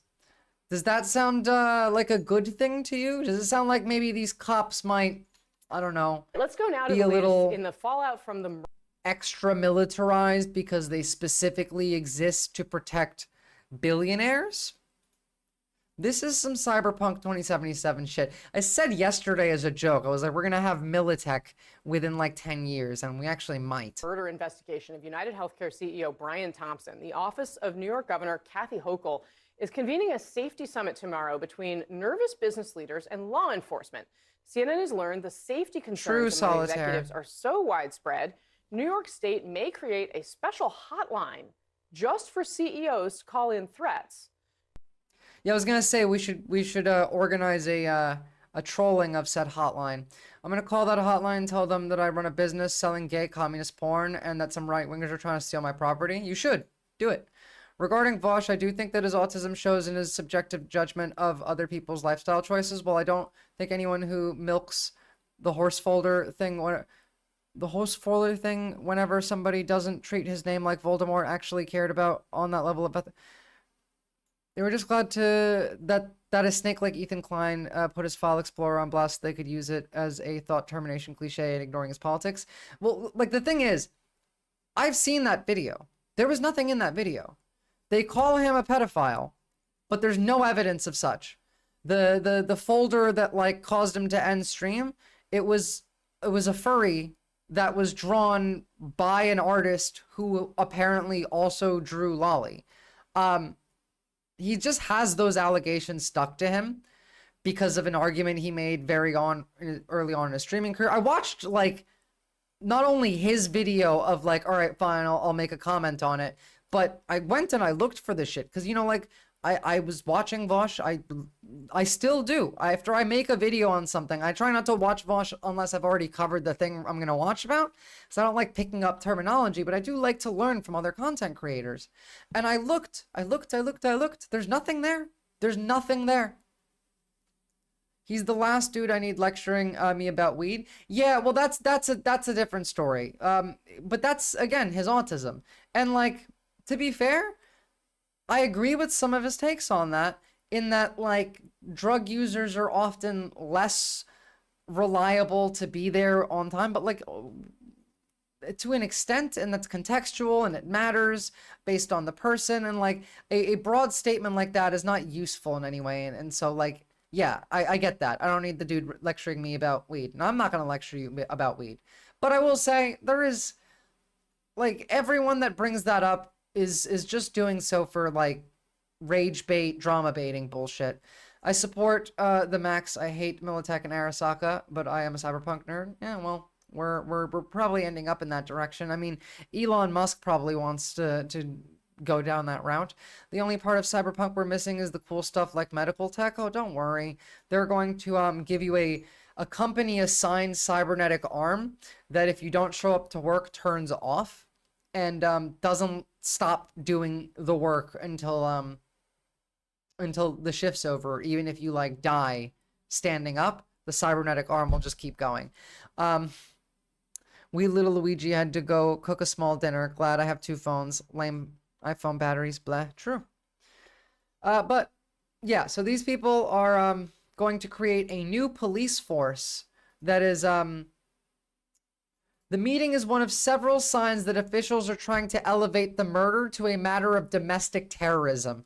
So killing the CEO was not just murder, it was domestic terrorism. Are we going to talk about the fact that the CEO is a mass murderer? Like, tens of thousands of deaths at minimum directly caused by Brian Thompson? No, of course not. Yeah, they only like murder when they do it. Like, you know what? Great example. Great fucking timing and example for this. Here. Black woman won't be charged with killing suspected white supremacist, right? In this case. So, there's no actually, like, you don't actually see the person dying in this video, so it's fine. This happens, right? Javon Taylor's girlfriend pulled out a gun. Anthony Santee was an off-duty firefighter when he was here inside of Liquorland at 40 Highway in Sterling and Independence. And that was about 2 Thursdays ago. Witnesses tell us that a man inside of the Liquorland was insulting a woman there, and Santee stood up for her, and then a fist fight started. Let it go! Let it go! Stop! Cell phone video captured some of that fight between 41-year-old Anthony Santee and 23-year-old Javon Taylor. And also, please do Witnesses tell KMBC the fight may have lasted as long as 10 minutes. Okay, so first off, it took 10 minutes before she shot him, which shows that, like, there was significant effort to make this stop without resorting to that.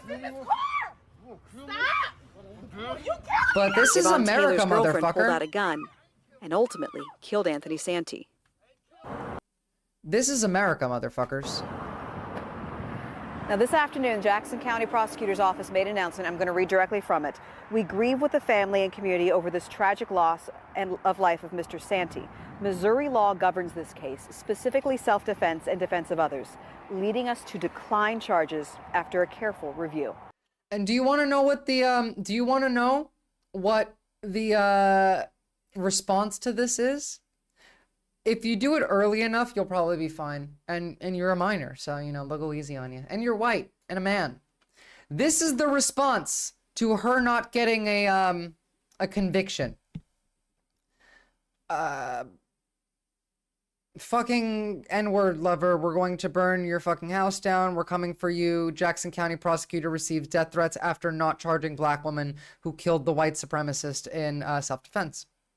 Use of force laws are different everywhere. Yep, it's America. I live in Seattle, and the area is not that rough, but huge wave of violence in the streets since 2018, 2020. Getting scary. Well, that's because of the right. The right-wingers are the ones that do the violence every time. They blame it on us. You saw it during Black Lives Matter. Every time the right did violence, it was Antifa. But really, it was the white boy. It was the white boy. Actually, it was the white boys. It was the Proud Boys and the Oath Keepers. This is the response to the black woman killing the white supremacist in self-defense. She had the right. She had a gun. This is America. This, like, the state that she lived in. The statute says the defense of yourself and of others. So, yeah, there you go. Bam. but they don't agree with anything. Like, as long as murder is only okay if they do it.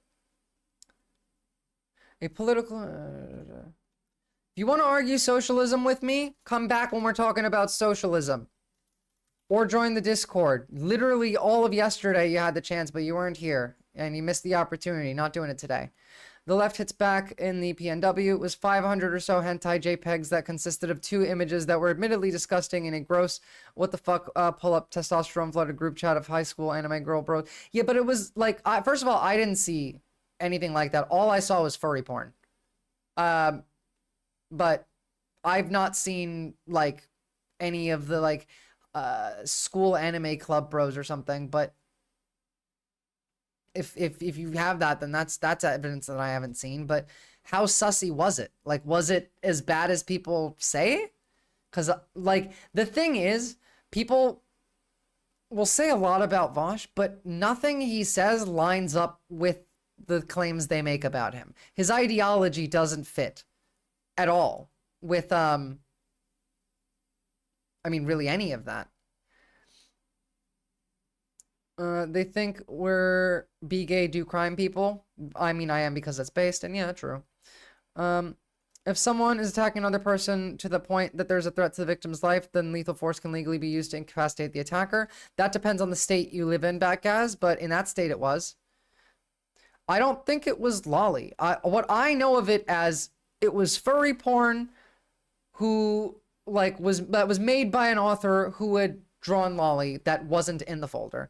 I don't time people out because I don't disagree. I listen. Yeah, but you are distracting me when I'm doing my live stream and you're talking about things that aren't currently relevant. And also, I can do whatever the fuck I want, mate. It's my stream. You whinge all you want. If you want to talk about socialism, go watch what I've said about it before instead of, I don't know, shadow boxing with a version of myself that exists only in your mind, coming in here with your pre-existing biases and opinions and arguing based off of, I don't know, whatever your schizophrenic bullshit mind, like, came up with. Or you can talk to me with, like, information and data. You can come to me having an understanding of what I believe and then disagree with it, which is what I did yesterday. Vosh is kind of a question mark. He isn't, like, bad. He isn't fake. He's seemingly genuine. I don't know.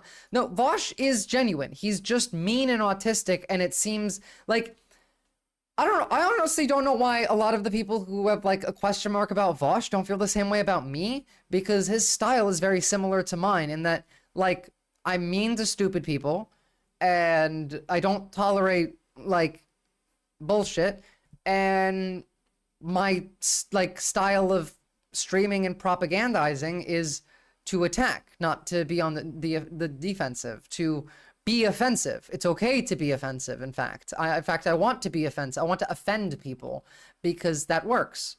I just Vosh and me on the political spectrum are the same, like, area. We're both libertarian socialist. I'm kind to people that are acting in good faith.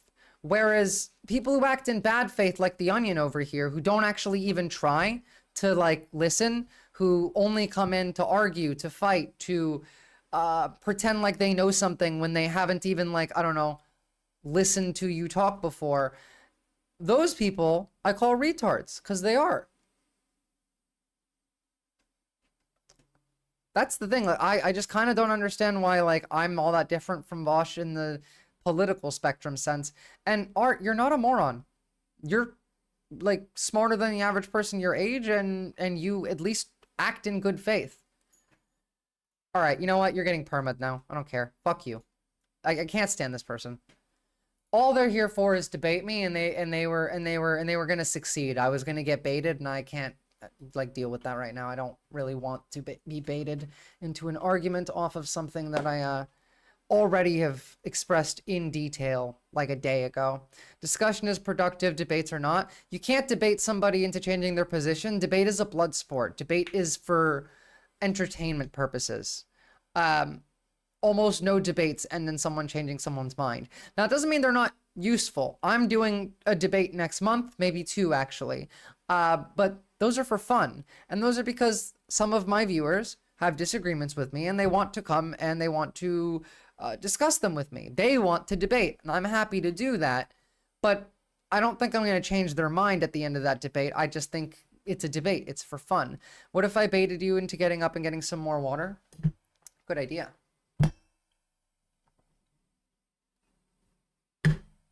I've nearly finished this, actually.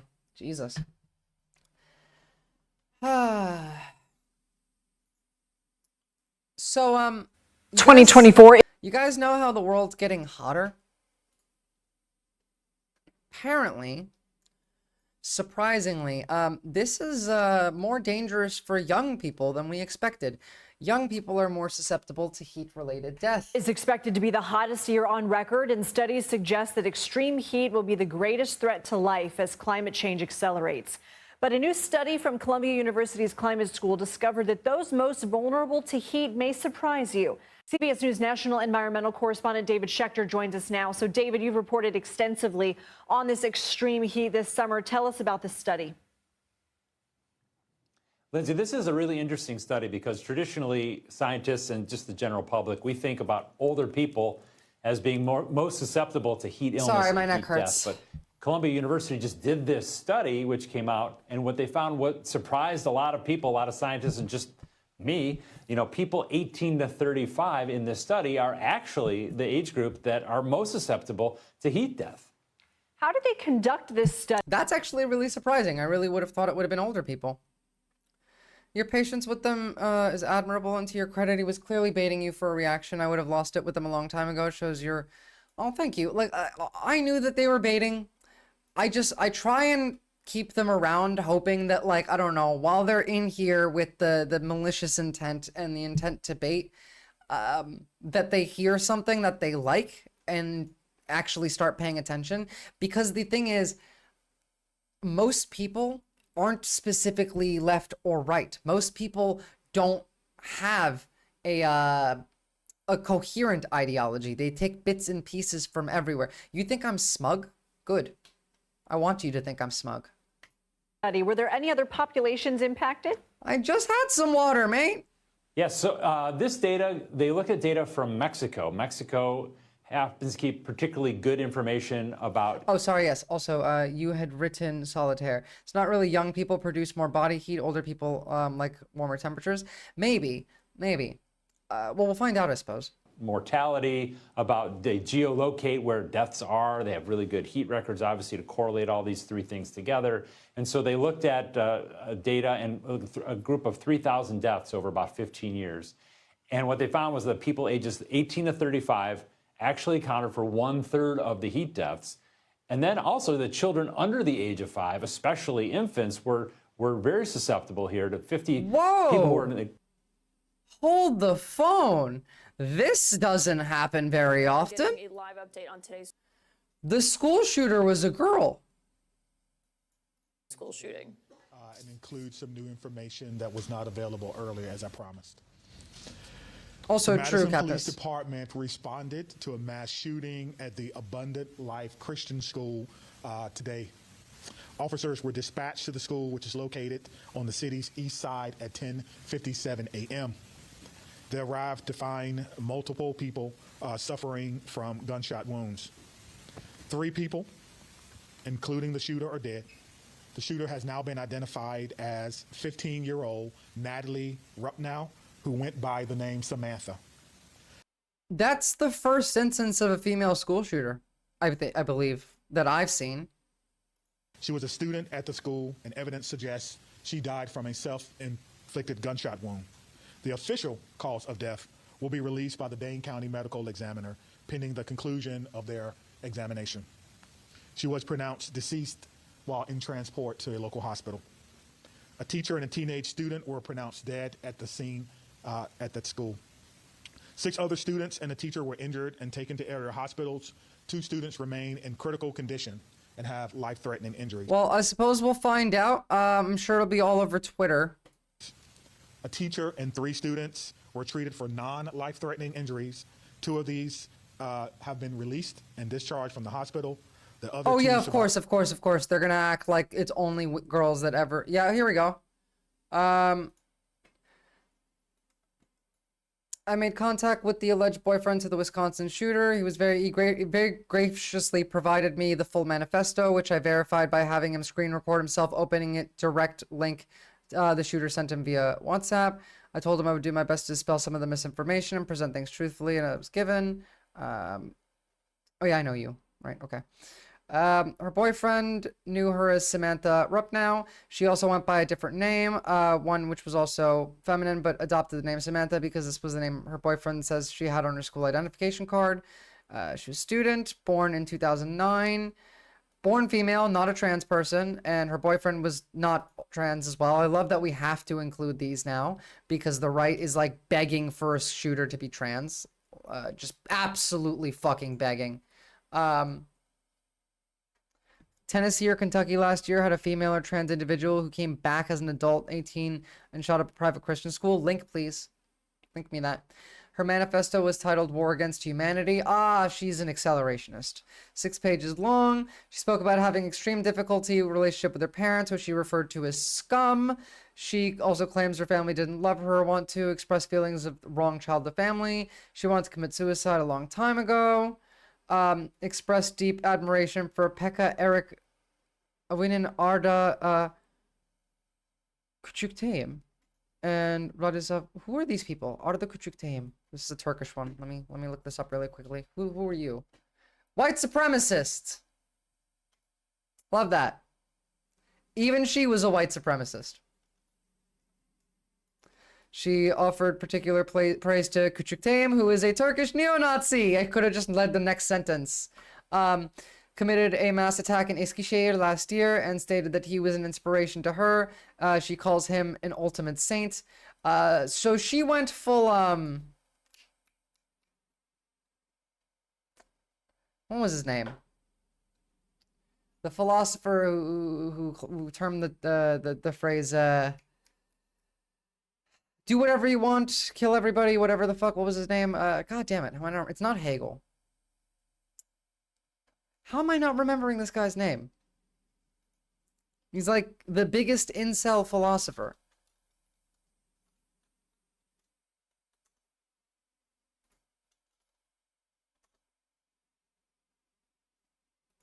Ah, come on. Strong people do what you want. What was this guy's name? Philosophers. Nietzsche. She went full Nietzsche. Thank you. That's what it was. Literally, like, this is everyone is scum. I'm like full neo-Nazi. She got weapons to commit the attack through lies, manipulation, and my father's stupidity. She went Nietzsche.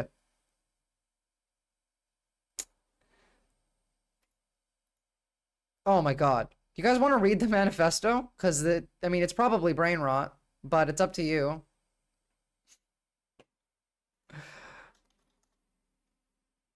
She does look like she killed a handful of small animals. Yeah.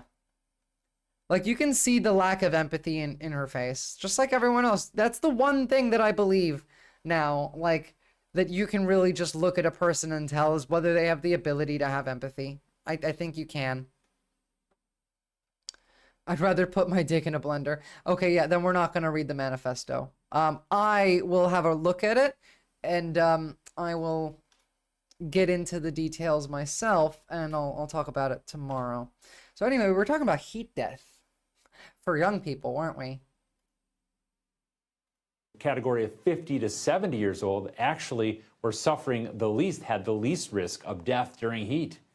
So we often think of young people, maybe not children because they're vulnerable, but young people under the age of 35 as being highly resilient. Why are they succumbing to heat at larger... Adolf et appearance is probably my favorite description that I've had. Nietzsche. Like, as in she was like, you should do whatever you want, be a strong person, kill whoever you want, everyone is scum. Not, because I don't think Nietzsche was a Nazi. He just termed a word that I can't remember that Nazis often use, but Nietzsche was just like a loser incel. But I don't know. From what I read from just that bit, to my mind, brought this is a Nietzsche person. Nihilism, yeah. Nietzsche. Yeah, I was gonna say you spelled it wrong the first time. Is it Nietzsche or Nietzsche? Ubermensch. Thank you, Lord Fluffy Yard. She went full Ubermensch. Numbers in this study. I don't think that they know exactly the answer to that question, and they probably would like to study that more, but there's certainly theories that people who are younger in this category, 18 to 35, may be working outdoors more than other age groups. Like they may have outdoor jobs or even indoor jobs in warehouses and places that are not temperature controlled. So there's more exposure to the heat. Young children, they talked about in this study, may be more susceptible because they still haven't developed the ability to really sweat like adults do. So therefore, they are susceptible. And really, this underscores the need for better worker protections of people that are working outside. We looked at a lot of that this summer and found new ideas about protecting workers. Certainly, these ideas have not. Okay, that makes sense. I got 3 more things for you guys. 2 are like quick, and 1 is a video that's fun. I think fun. So first of all, this is fucked. Victoria Premier Jacinta Allen announced a range of legislation proposals as part of her effort to thwart protests outside of places of worship, which isn't just places of worship, by the way. It includes banning face masks, concealing identities with a shield from capsicum spray, and the use of glue and locks. Public displays of flags or symbols of listed terrorist organizations. By the way, this includes the Hezbollah flag, which is not a terrorist organization. It's a literal, like, political party in a, like, foreign government, but whatever. Face mask banned at protests, which are being used to conceal identities and shield agitators from crowd control measures like capsicum spray. Use of glue, rope, chains, locks, and other dangerous. This is such nanny state bullshit. Is she opening gulags too? Like, This is, and by the way, this is not what's happening to labor. This is Zionism, or rather the effects of it, because Australians are still protesting Israel, and the right is really not a big fan of that. Well, then, Art, you might want to move somewhere cold. Get out of California at the very least. I don't know. He was fully embracive of egoism. The reason people are suffering more and more to heat than before is because, well, yeah, global temperatures are rising, but that video was about young people being more at risk to rising temperatures than other groups. And that was surprising because I would have otherwise expected it to be elderly people to be the highest risk. Anvil weighs heavy. Sorry, it's often true, though. Yeah. Pure wholesome milk. I like milk for all the good, healthy things. To autoplay? No, I did not. Now, ancient genes pinpoint when humans and Neanderthals mixed and mingled. We've gotten there now. So, Neanderthals and humans likely mixed and mingled during a narrow frame 45,000 years ago, scientists reported on Thursday. Researchers analyzed ancient genes to pinpoint the time period, which is slightly more recent than the previous estimates for the mating. Modern humans emerged in Africa hundreds of thousands of years ago, eventually spread to Europe, Asia, and beyond. Somewhere along that way, they met and mated with the Neanderthals, leaving a lasting fingerprint in our genetic code. Scientists don't know exactly when or how the two groups entangled, but ancient bone fragments and genes are helping scientists figure that out. Genetic data from these samples really helps us paint a picture in a more and more detail. The study's co-author Priya Murjani at the University of California, Berkeley, said. The research published on Thursday in the Journal of Science and Nature. To pin down the timeline, researchers peeked at some of the oldest human genes from the skull of a woman called Zlatikun, or golden horse for a hill in the Czech Republic, where it was found. They also examined bone fragments from an early human population in Rennes, Germany, about 140 miles away. They found snippets of Neanderthal DNA that placed the mating at around 45,000 years ago. Perth, Victoria, that's the nanny state. Well, I mean, all of Australia is the nanny state to me as an American. But I feel like South Australia is probably worse in the, like, unnecessary restrictions. But Victoria and Perth are definitely up there too.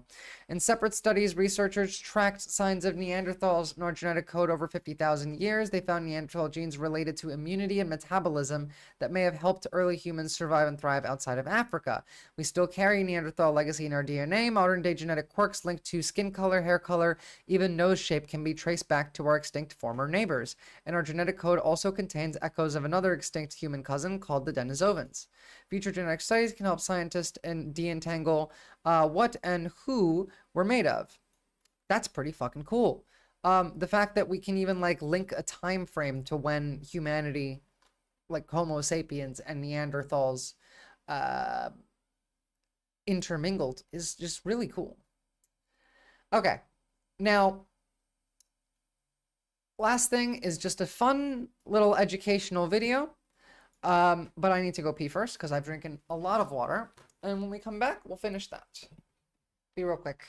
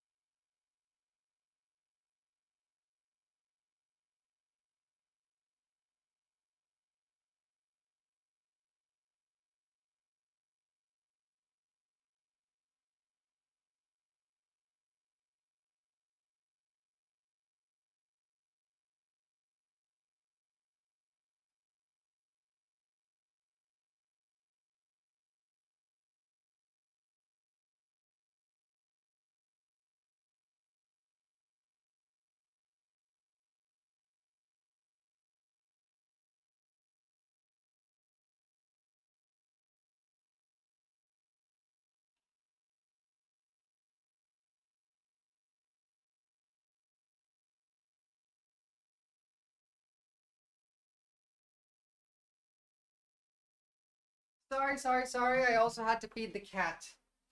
Real quick before we watch the video, just let me get a good stretch in.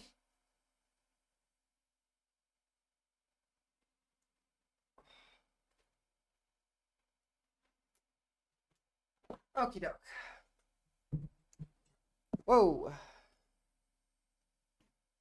Different amount of chat here. I've had enough water, Art. Fine. Hold on. I'll get more water too. God damn it.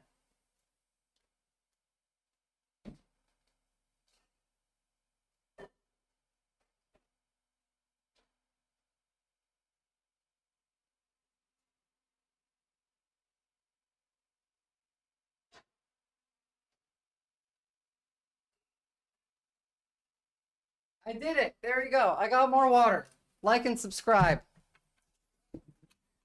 Better keep tight-lipped on this, but I excelled in low-level biology, anthropology class. The grafting of DNA, whatever you call that, was mind-opening about to hear about how Neanderthals and all that in Germany. My relative said he wasn't allowed salt and mustard on a hot dog from an Australian food truck. I called bullshit, and I swear it happened when he visited there. What the fuck? Okay, first of all, I want to know more about what you saw in your bioanthropology class. Please join the Discord and tell me, because that sounds really interesting. Secondly, who the fuck is policing what you can put on a hot dog? And also, mustard is delicious on a hot dog. Denisovans are interesting. They want Neanderthal DNA. They should examine some of the members of my family. I swear they're like missing link in our gene history. There's such a thing as overhydration, by the way. Yes, you can die from drinking too much water. You can literally get water poisoning and drown yourself.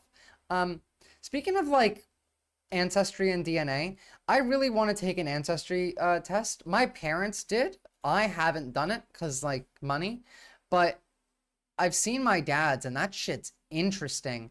Like Africa, East Asia, Europe, Middle East, everywhere, like literally everywhere. Nordic countries, Sudan, Syria, Greece, Turkey, Saudi Arabia, Mongolia, like everywhere. It's wild. So I'm really curious. Can't acknowledge the fucking weather without someone telling you, let's not get into politics, okay? While forcing a shaking my head undertone. Really? Who the fuck is saying let's not get into politics when you talk about the weather? Chicagoans will absolutely judge you for what you put on a hot dog. Yeah, but those Chicagoans are wrong. What you put on a hot dog is ketchup, mustard, and mayonnaise, and also like onion, if you're good, you know. When you go to a Bunnings and you get a sausage sizzle, what you do is you get the onion, you get the ketchup, or the tomato sauce as the Australians call it, and you get the mustard. That's one of the kill choices in an old free computer game called Whack Your Boss. Oh, fun. Oh, speaking of, I just saw earlier a bunch of like games went on sale on Steam. If Disco Elysium went on sale, I'll get it so that I can play it on stream for you guys, as I promised. Anyway, here's our fun video. Why Got Milk was a lie. The Got Milk propaganda campaign, where it came from. So this is from Johnny Harris, who is a liberal but makes good content. I enjoy Johnny Harris's content, so let's have a look. Pure, wholesome milk. I like milk for all the good, healthy things that are in it. Mankind's most nearly perfect food. Good, fresh, healthy milk. The year is 1981. Raiders of the Lost Ark is the #1 movie, and everyone is wearing leg warmers. You've got this former actor turned politician who's now the president, and he loves free markets, and he has a big problem. It wasn't the national debt or some big foreign policy issue, though he had plenty of those. His problem was too much cheese. The government was sitting on this giant stockpile of processed cheese that was in some cave in Kansas. Hundreds of millions of pounds. And it was starting to turn kind of gross. We've got 60 million of these. We can't find a market for. There was so much cheese. People still don't believe in like the government caves filled with cheese point. One official said that the best thing to do would be to dump it in the ocean. So Reagan decides to give it away for free to America's poor. The cheese was to come out of the caves and into the American welfare system. There's a bunch of hip-hop songs that mention government cheese. The great cheese giveaway began today in California. Needy people lined up to get the surplus cheese. As the cheese flowed to the underserved, it became a symbol of the welfare experience. And soon, government cheese was cropping up in movies and hip-hop lyrics by artists who grew up on the stuff. After that government cheese. Whoa, hold on. That's copyright music. Get me out of here. Literal caves full of highly processed. But how did we end up with a surplus of literal caves full of highly processed cheese in the first place? And while we're at it, why did I drink so much milk as a kid? Like, why were there like 5 of these in my refrigerator at all times? My mom would give me a big glass of milk in the morning, and then I would go to school and be served a carton of this stuff while also reading the best-selling kids novel at the time, which was about a girl's face on it's not just subsidizing dairy farms, it's also like just the beef industry, but it leads into a lot of horrible shit. Milk carton, and then I would get home and my mom would give me more milk for dinner. And along with this milk, I was served a message. I mean, this was in the 80s, Batgaz, but you know, we do still have caves full of cheese. Calcium, about we how never got rid of all of vital it. for strong bones. Milk's the best bone-building food for all ages. Bone-building calcium. That makes a quart a day. I always drink plenty of milk. Turns out that my mom and school did this because they were lied to for a very long time. And that's what this video is about. The story of milk in this country shows us how far the government will go to protect certain industries, even at the expense of telling Americans the truth about what they're eating. It's a lie that gave us billboards of Austin Powers and Stone Cold Steve Austin with crusty milk mustaches. Ugh. So let me show you how we, at least in America, got brainwashed by milk. It's the only milk I drink. An important food for the health of the nation. I'll take a milk.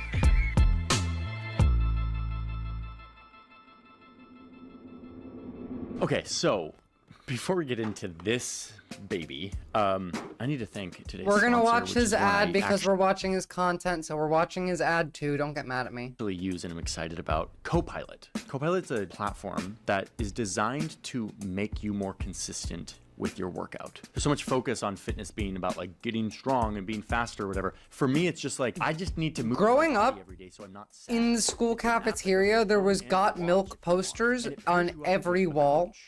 I would see Got Milk ads on TV all the time. All of the different little celebrities with their milk mustaches, they were everywhere. Whether or not you have access to weights or a gym. I'm 29, so like, you know, not that long ago. Conversation about what I want to work on. And then he loaded up like a personalized training plan for me that I could start using the next day. Yeah, we're literally talking about how that's a lie, Batgas. It's like frictionless, like the technology user experience is really nice. Like you just go through every one of your workouts. There's a visual for every single one of them. I have to end And then at the YouTube end of your first, workout, after this you can art. give feedback to your trainer. This human element of having a person that is there. We'll and watch that after this.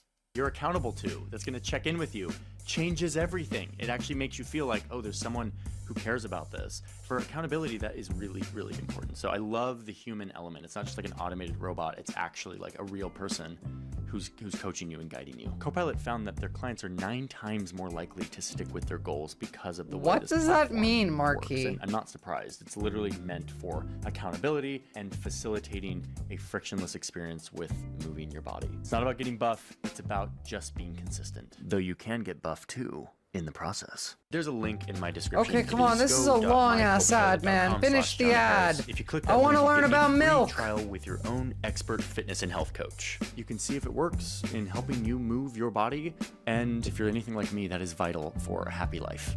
Thank you, Copilot, for supporting this video. Let's dive in to milk. Yeah, okay. I'm not anti-milk.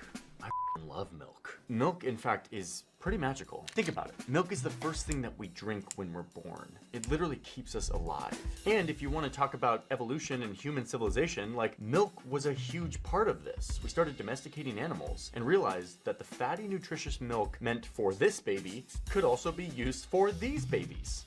But human bodies weren't able to digest milk after childhood. They didn't have the enzymes. Yeah, the vast to do so, majority especially of us were for a long time born lactose intolerant. another animal's milk. But the beautiful thing about human bodies is they can change over time. I used to have to, when I was a kid, I used to have to drink lactose-free milk because I was lactose intolerant, and then I developed tolerance to lactose. Now I can drink milk.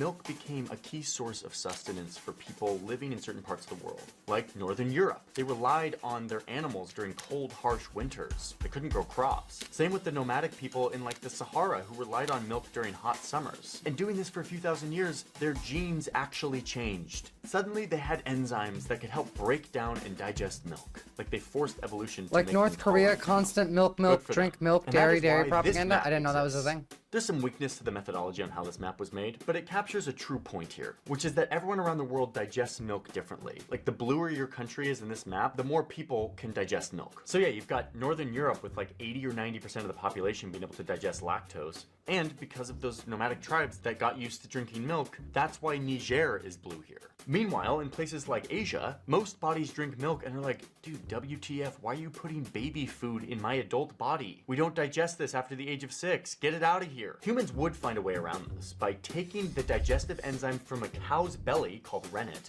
and mixing it with milk. This would start the breaking down of the milk. And then they could put it in caves. Posters are a big medium of propaganda. They better not be messing with my milk for my coffee or they will be trouble. Oh, they've been messing with your milk for a long ass time.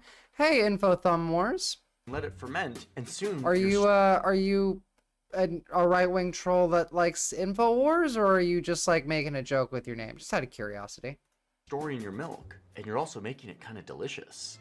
This is the birth of stuff like cheese and yogurt. We also turned milk into things like butter, which would last longer and is undeniably one of the most delicious things that has ever been invented by humans. But raw milk, the stuff right out of the cow's udder, wasn't Based. consumed by anyone besides like kids. And frankly, that wasn't the safest thing to do because milk goes bad really quickly. When it sits around, it becomes a cozy feeding ground for microorganisms, which again was great for making cheese, but kids drinking this stuff was kind of risky. That all changed when this guy found a way to heat up milk and kill off all the dangerous pathogens. It made it way safer and way easier to extend the shelf life. He called it pasteurization, which Oh, was hold named on. after the guy's Speaking last name. speaking of pasteurization, I'm sorry.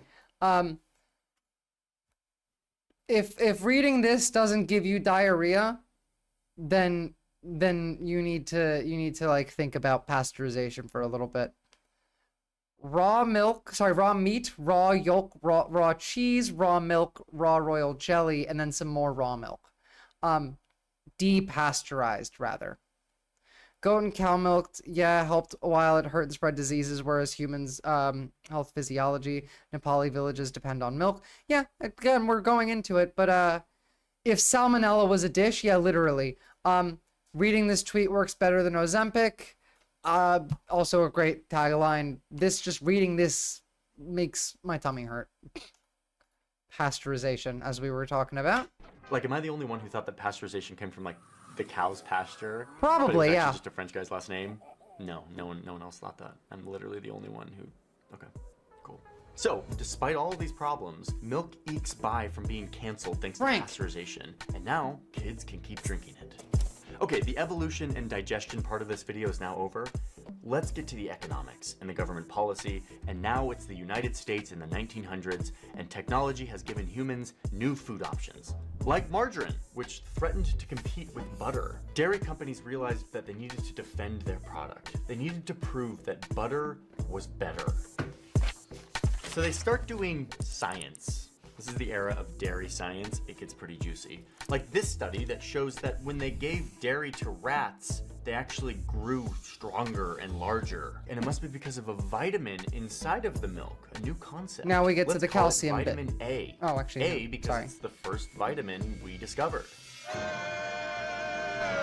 So yes, this is where vitamins came from. Like, we didn't have vitamins before 1912. And so now dairy companies are loving it. They have a scientific paper that says that milk corrects dietary deficiencies. And quote... Which, by the way, anytime a corporation is, like, using studies like that, you do realize in America now, corporations fund studies specifically to produce outcomes that back what they say and pretend to be like scientific, whereas their methodology is entirely flawed. But since nobody believes in reality anymore, we don't question the data.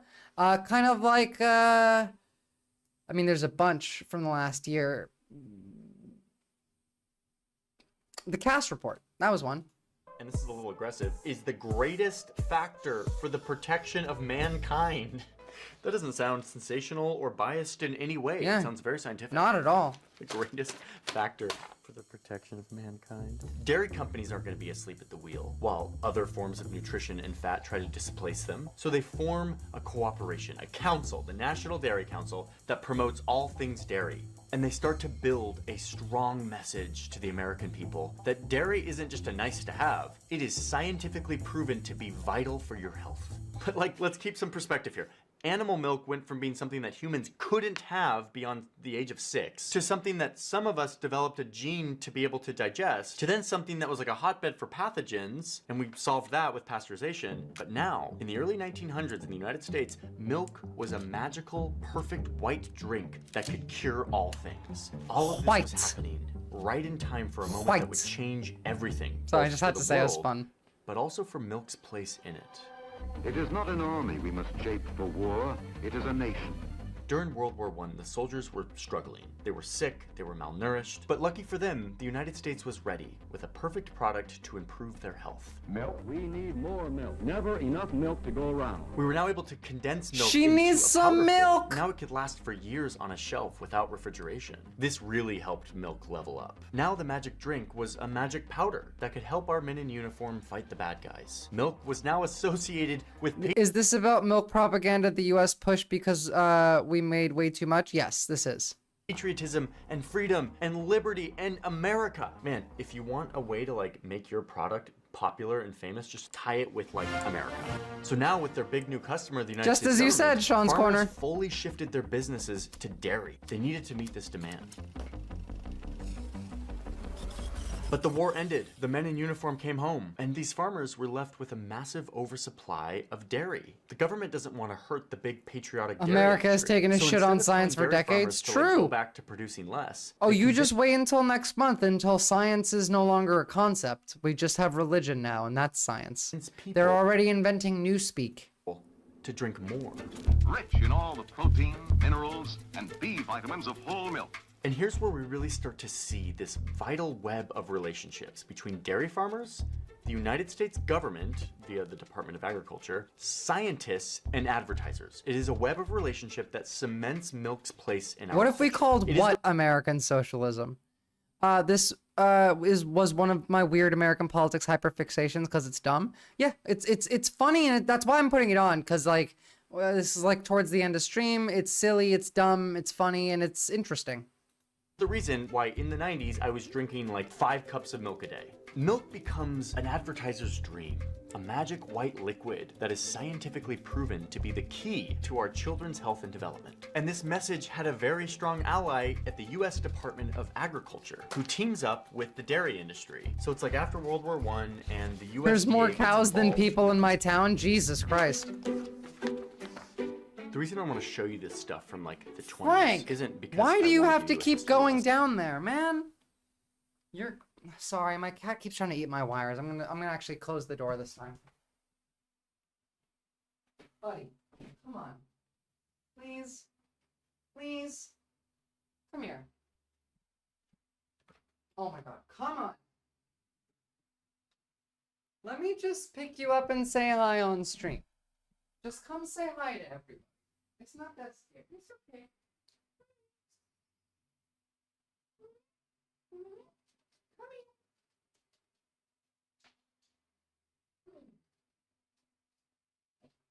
See, it's not so bad. It's not so bad.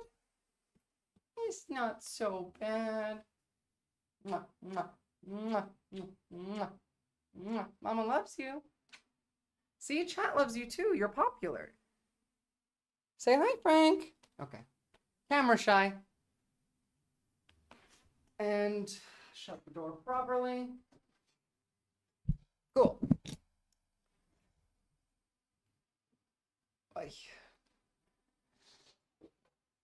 I can hear him skitzing around in the house now. Listen, it's because I want to show you how the US Department of Agriculture behaves. Oopsie.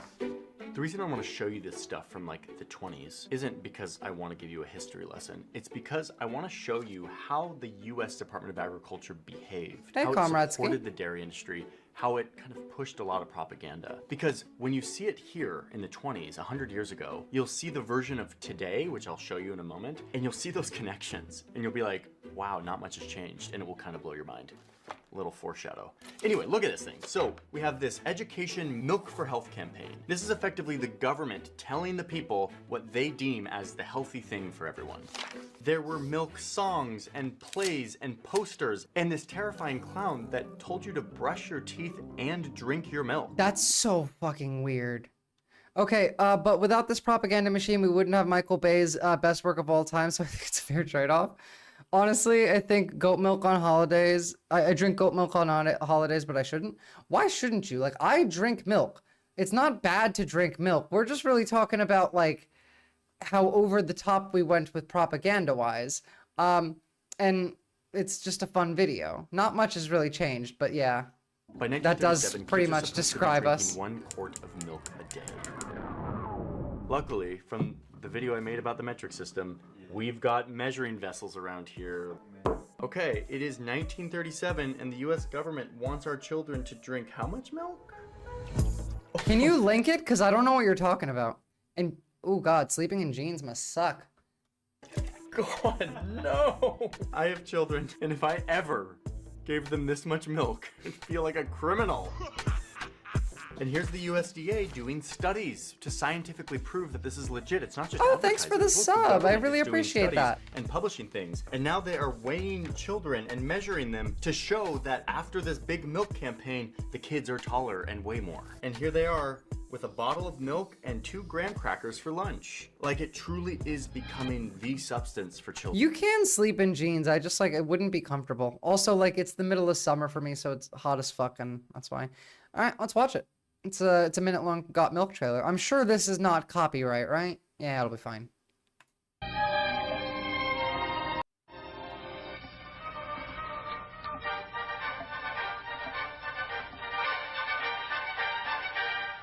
And that was the Vienna Wood Dance in D, one of my all-time favorites.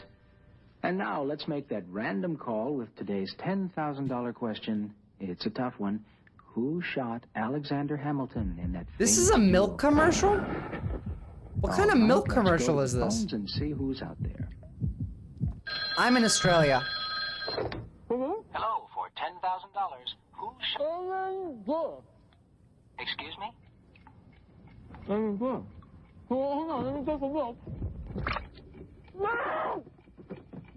I'm afraid your time is almost up. I'm sorry, maybe next time. Got milk. That's a milk ad. What the fuck, guys? We were insane. We were insane. And I mean, look at this. Yeah, no explosions. That's Michael Bay. What the fuck? Smoking gun proof of it all. One of these rats had milk and the other didn't. These rats are the same age and each of them had the same Exactly, feet except for Solitaire. milk. Milk builds a strong and healthy body. Okay, but this isn't just advertising. This is like real science, right? It's like South Dakota State College, which is a real college, and the US Department of Agriculture cooperating, two authoritative institutions.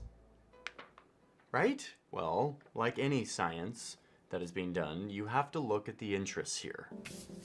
It turns out that the people doing this science at South Dakota State College were receiving a bunch of money from the state legislature because South Dakota is a big dairy industry. So Yeah. they fund this dairy science program, and suddenly all of these really positive dairy studies are coming out. That, again, Ooh, the surprise, USDA, surprise. It's almost like we still do this exact thing. who wants to protect its rural farmers, is helping support as well. Positive science means more dairy sales, which means supporting local rural economies, which means supporting America, which is so depressing. We me. used Yeah, to I know get this- free milk in school for kids, but Margaret Thatcher, the milk snatcher, took it away.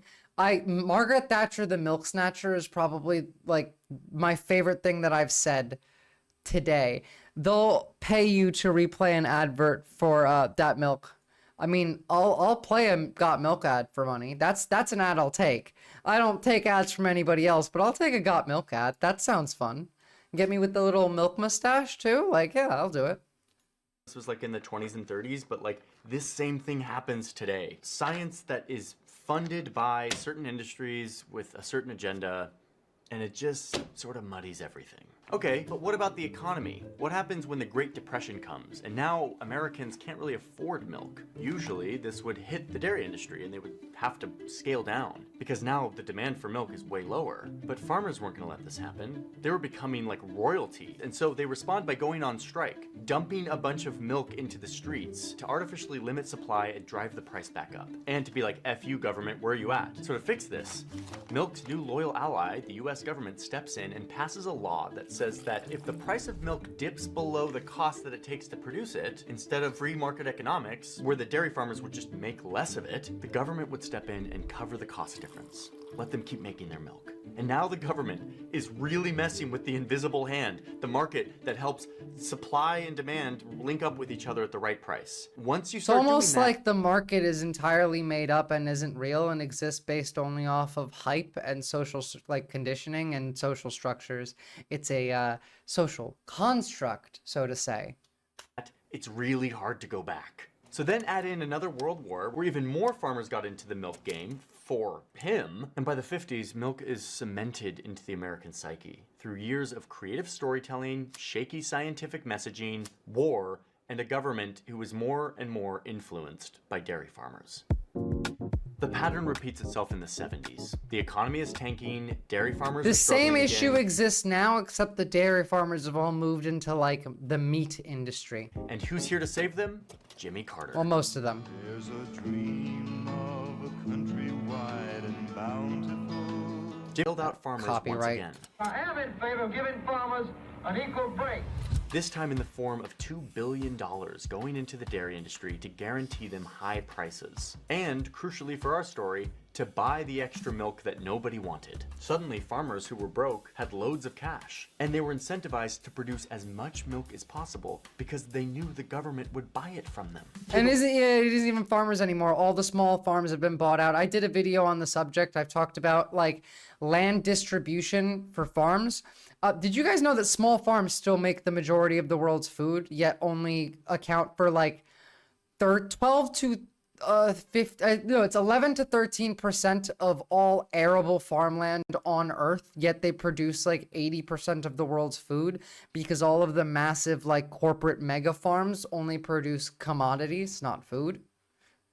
It's one of my older videos. I apologize for the really shitty quality on that. I was still learning, but it's still worth watching. It's on the YouTube channel. Wait, what is the government doing with all this milk? Like Milk a two, I spoils think. really fast. Okay, says Jimmy Carter and company. Instead of buying the milk itself, let's also buy a bunch of stuff that uses milk. Stuff that could be stored and forgotten about, like butter and powder and cheese. So the dairy farmers kept producing tons of milk and cheese, and the government at one point was buying a quarter. What makes way too much sense? The fact that 80% of the food is made by small farms and all the big farms don't make any fucking food.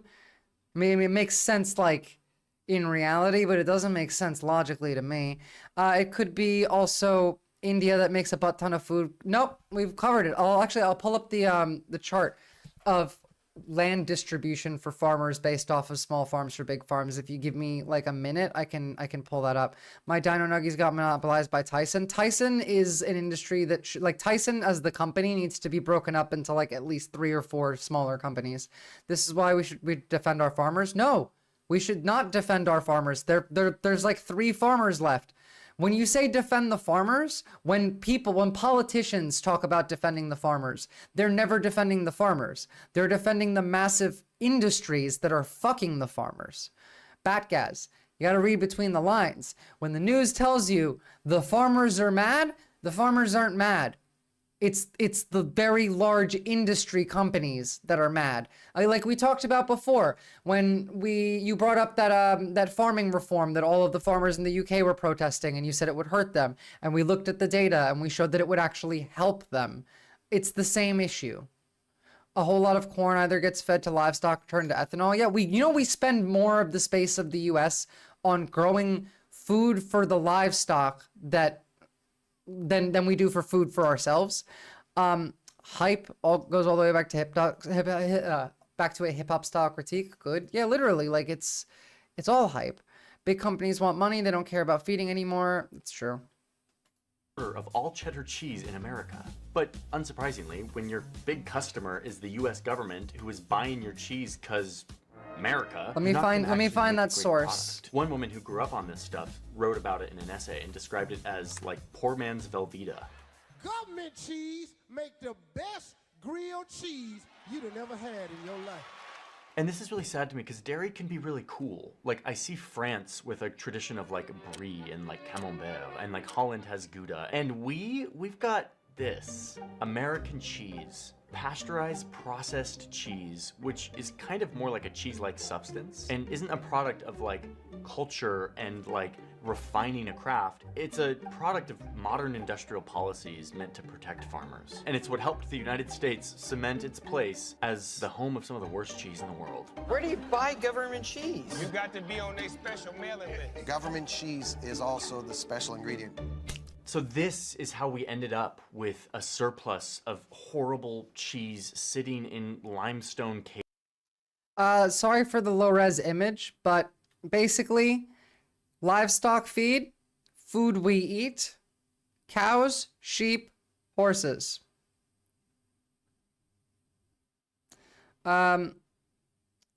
Check the commodity price of rice versus what you pay at the checkout, or corn versus cornflakes. Yeah, it's fucked.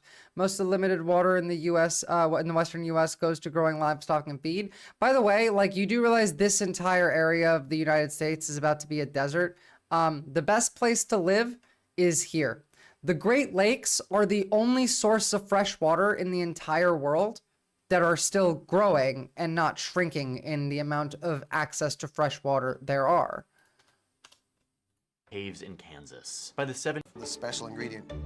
So this is how we ended up with a surplus of horrible cheese sitting in limestone caves in Kansas. By the 70s, there was 200 million pounds of extra cheese and other dairy products sitting here. And this is why the government started giving it away to food banks and to America's poor, the underserved that wouldn't be buying this cheese in the first place, so they weren't throwing off the other customers and driving the price down. That's partly because Americans on welfare were disproportionately non-white, African, Asian, or Native American descendants, meaning they're way more likely to be lactose intolerant. See the section I mean, to above? be fair, it's not that they're about to ruin your state. It's kind of the systems that were put in place decades ago have made it so your state is unsavable. Don't worry about worsening blizzards due to the lake being too warm, not freezing now. Yeah, you don't like if you're worried about it being too cold when you move up there, don't. It won't be that cold anymore. About evolution and the milk gene and stuff. This cheese also flowed to schools and prisons. And now we're in the 90s, my childhood, where I'm drinking a lot of milk every day. Found it. Here we go. And this is where the whole government advertising science thing gets a lot worse, in my opinion. My mom just always instilled in me, drink your milk. Drinking milk is awesome, as having 3 glasses of milk a day helped us to really stay lean and fit. The thing about the government getting involved in setting the prices for stuff is that once you start, it's really hard to go back. For some markets, that's okay, like insurance and electricity utilities. The government should be involved. But milk? Like, it's just a thing that people can choose to buy or not. Like, it should be left to the invisible hand to decide how much people actually want, how much they're willing. The largest 1% of farms operate 70% of farmland, supplying corporate food systems. Today, this is from 1910 to 2017. Today, it's estimated there are approximately 608 million farms in the world. About 90% are family farms, which include all sizes from the smallest to some of the largest, occupying 70 to 80% of all the farmland. About 40% of the food are smaller than, 84% of the farms are smaller than 2 hectares, but these operate on only about 12% of farmland, with little, if any, opportunity to be part of the corporate supply chain. According to Lauder et al. 2019, the largest 1% of farms in the world operate more than 70% of the world's farmland. These farms form the core of production for the corporate food system. Unless there is a substantial policy intervention, given the trends of agriculture and food systems, land consolidation will inevitably increase further. I linked the study in the chat. It's really interesting, but I also made a video on the subject, so you can go look at that. And when the cold fronts do come through the lake, being unfrozen makes the impending blizzard what used to be a generational blizzard every year. Look, I get used to like once per generation size storms. Willing to pay, and therefore how much firms should produce. But instead, the US government had created a totally distorted market with a bunch of fake demand, and in the process incentivizing farmers to make tons of milk that nobody wanted. And the problem is with these policies is the surplus was just getting bigger and bigger. At one point, the government literally had to start paying dairy farmers to stop producing milk, to slaughter their herds. But even that wasn't working. That's so funny. So what's the next solution? Well, they tried what they did in the 20s. Instead of getting the farmers to produce less, let's convince the people to drink more. Of course, why so not? we pass a law that allows all the dairy farmers to pitch into this big fund that they can use for advertising and research, which are kind of becoming the same thing. And the USDA, the Department of Agriculture, becomes like the referee to make sure that like they're not like doing any false advertising. And this is where we get campaigns like this. Milk, it does a body good. And isn't it so fun, Sean? You night- just wait until all the climate refugees. And also, like, I've talked about the fact that there's... we're going to go off topic here for just a second. But there is a theory that isn't proven, but it makes sense to me. I'd actually like to ask for some takes on it. So, as we know, this is the equator. This is the warmest point on Earth. The theory is that because of climate change, this line of where the equator is will both move up and down slightly, changing weather patterns, leading to basically Florida being closer to that of like Dominican Republic level climate, making New York closer to something like North Carolina, leading to things like usually we get cyclones that come in from the north and hit the Northern Territory and Queensland. They might come in for the middle of Australia instead next time. They might actually, we might actually get rain in the outback because we might have lower starting cyclones hitting the country from down here rather than from up here. That's a theory. The other theory is like that there will be no change with the lines of weather patterns and it'll just be more extreme. But that does make sense to me. And I feel like we've kind of seen some evidence of that in that like the shifts in climate that are happening add up to it. Like New York, where I'm from, like I'm from New Jersey. My friends and my family in Jersey tell me it's getting a lot more humid in the summers there. Good business would say if you produce way too much of something for your country's needs, then export and sell the supplies. Well, I mean, no one would buy it, so, you know. And at this point, that was the plan. It was sell it more. They were just selling it to our own citizens now. 90s, the unforgettable Got Milk. Here we go. Now we get to Got Milk. Oh my God, they actually show your video. Sean Corner. Holy shit. In the 90s, the unforgettable Got Milk campaign. Who shot Alexander Hamilton? I feel like where the cold fronts and stuff come from might shift directions. Like as weather patterns change, I feel like all of them will change, you know? The patterns all link to each other. Not too much, just like slight directional changes.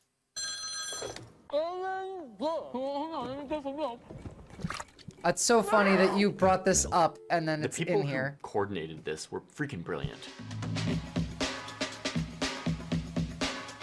They turned Got Milk into like a cool thing that every celebrity wanted to be a part of. To the point where they're taking like way cheaper rates for these campaigns just because it was like the cool thing to do. This is how you get this huge variety of different celebrities all appearing in magazines and ads for milk. Not a particular brand of milk, just milk. Well, Mr. Miller told me he never drinks milk.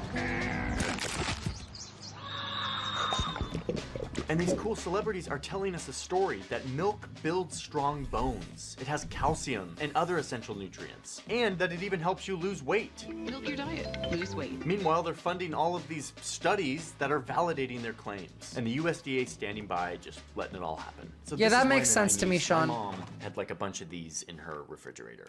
And I can't blame her. Like, what are you gonna do? The government authority on nutrition is telling It's like making a prediction on like the next 20 years of weather is difficult, but what you said makes sense.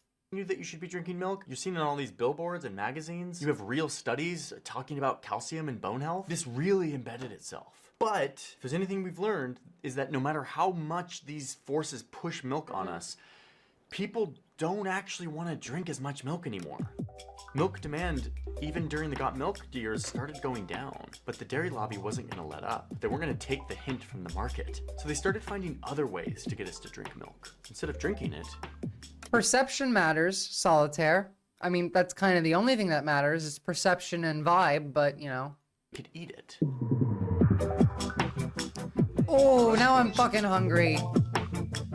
That's not fair. The modern version of this is the dairy lobby looking at fast food restaurants, partnering with them to give us all kinds of cheesy things. You can't see it, but in all of these cheesy advertisements, the dairy lobby is there, lobbying and pushing to get more and more cheese in. Costs of food and energy is going to go up anyway. It's going to go up before the climate change reasons.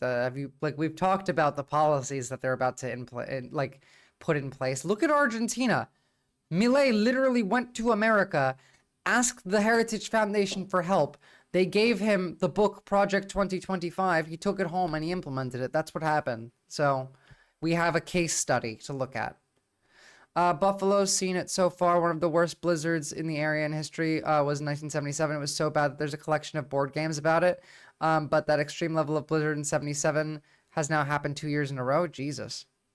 Products. The dairy industry literally has its own marketing agency called Dairy Management, whose goal it is to make this happen. They partner with fast food chains and they give us stuff like Pizza Hut's cheese stuffed crust pizza and the Summer of Cheese campaign, or personal favorite, Taco Bell's steak quesadilla that has cheddar, pepper jack, I miss Taco and Bell. Cheese sauce.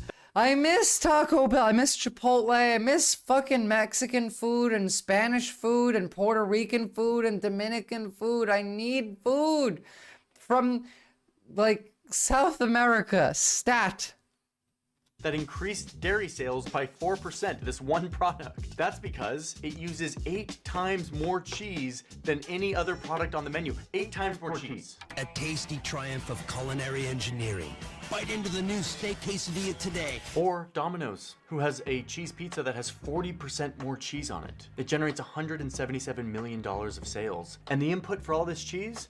1 billion additional pounds of milk. But of course, we gotta hit the schools. The schools are a fantastic place to sell dairy to. So Domino's now gets pizza into 2,000 schools nationwide. And we've got emails.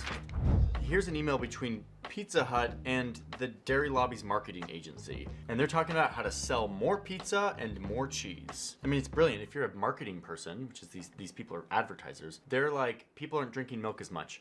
Let's just pile it onto freaking stuffed crust and cheese pizzas around America. Oh, I mean, it worked. These people sign their names as Lord of Cheese and Lady of Cheese. These people are serious about dairy. The point I'm making here is these people aren't nutritionists. Like I appreciate them anyway, Marquis. Not concerned with anything other than selling more That's dairy. why Twitch chat is better. The former CEO of this dairy marketing company is like, if every pizza included 1 more ounce of cheese, we would sell an additional 250 million. That's like the level of, we need 1 more ounce of cheese in every pizza. That's insane.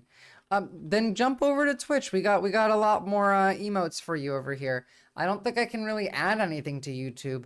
I tried to do better TTV on there too, and I don't think it worked. Pounds of cheese annually. Just 1 more pound down Americans' throats. I mean, again, I don't blame these people. They're freaking advertisers. They literally only care about selling stuff. What concerns me is that they're doing this with the blessing of a government agency who I pay taxes to. It is a powerful, all-seeing health agency that dictates our nutritional guidelines. And yet they stand by and support these campaigns for all of these products that have such excessive amounts of dairy in them. God damn it, why do I why keep does this typing the happen? command wrong? It's PV, not PIV. God damn it. Your home isn't going to be habitable. Young people like you are going to die easier, and you particularly don't handle the heat, which... So, yeah, but that's going to take time. And you need to move. That's the simple thing. You don't have to be doomer because your situation is bad. Doesn't mean it will forever be bad. Art.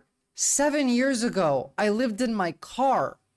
I was homeless. I drove across the country because I liked traveling and I lived in my car. Was I happy? No. But did it get better? Yes. Did I have good living conditions? No. Did I have good health conditions? No. But did I make it work? Yes, you're human. You are adaptable. That is the best part about being human, is we are an adaptable species.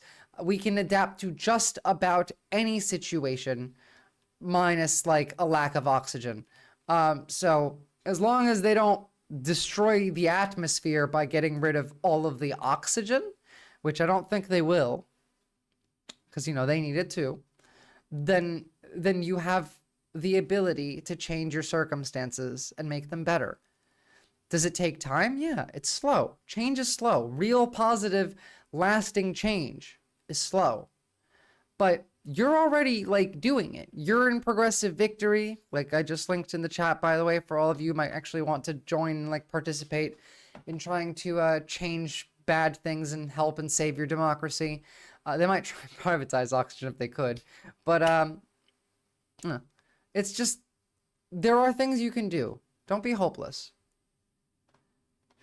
If you can't afford to move, first of all, there are like actual organizations who exist specifically to help LGBT people like move out of red states into blue states, but also you live in a blue state, but you can still do that. Like you can get help, you can crowdfund, but also I didn't have any money when I moved.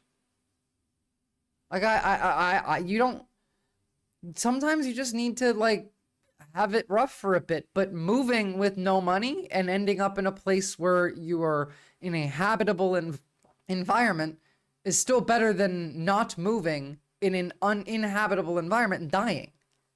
Suffering is better than just dying, is what I mean. I don't know. On their website, it says that their job is to promote stuff that will, quote, better nourish Americans. They put out things like the food pyramid, and they're supposed to be a source of I don't have a objective farm. I information. don't own the means of production. But yes, you can come to Australia and work on a farm for 2 months out of the year, and you get to live in Australia for the rest of the year with access to health insurance. If anyone really, really needs to spend a year somewhere, all it requires is 2 months of work on a farm. About what we should eat. And the money for But the plane wait, ticket. Look at this. In the same page on their mission, they also say that they are supposed to, quote, help rural America thrive and to promote agricultural production.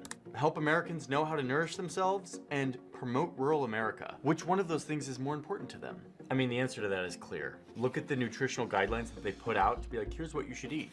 And look at who advises them on this. Yeah, there's like some like experts and doctors from universities, but there's also like executives from companies like Dannon, a yogurt company, and a bunch of other dairy Nestle. people. You know, Nestle is like Nestle killed 11 million infants or something like that. Was it how many million infants? I made a video on it. They killed, was it 11 or 16 million infants?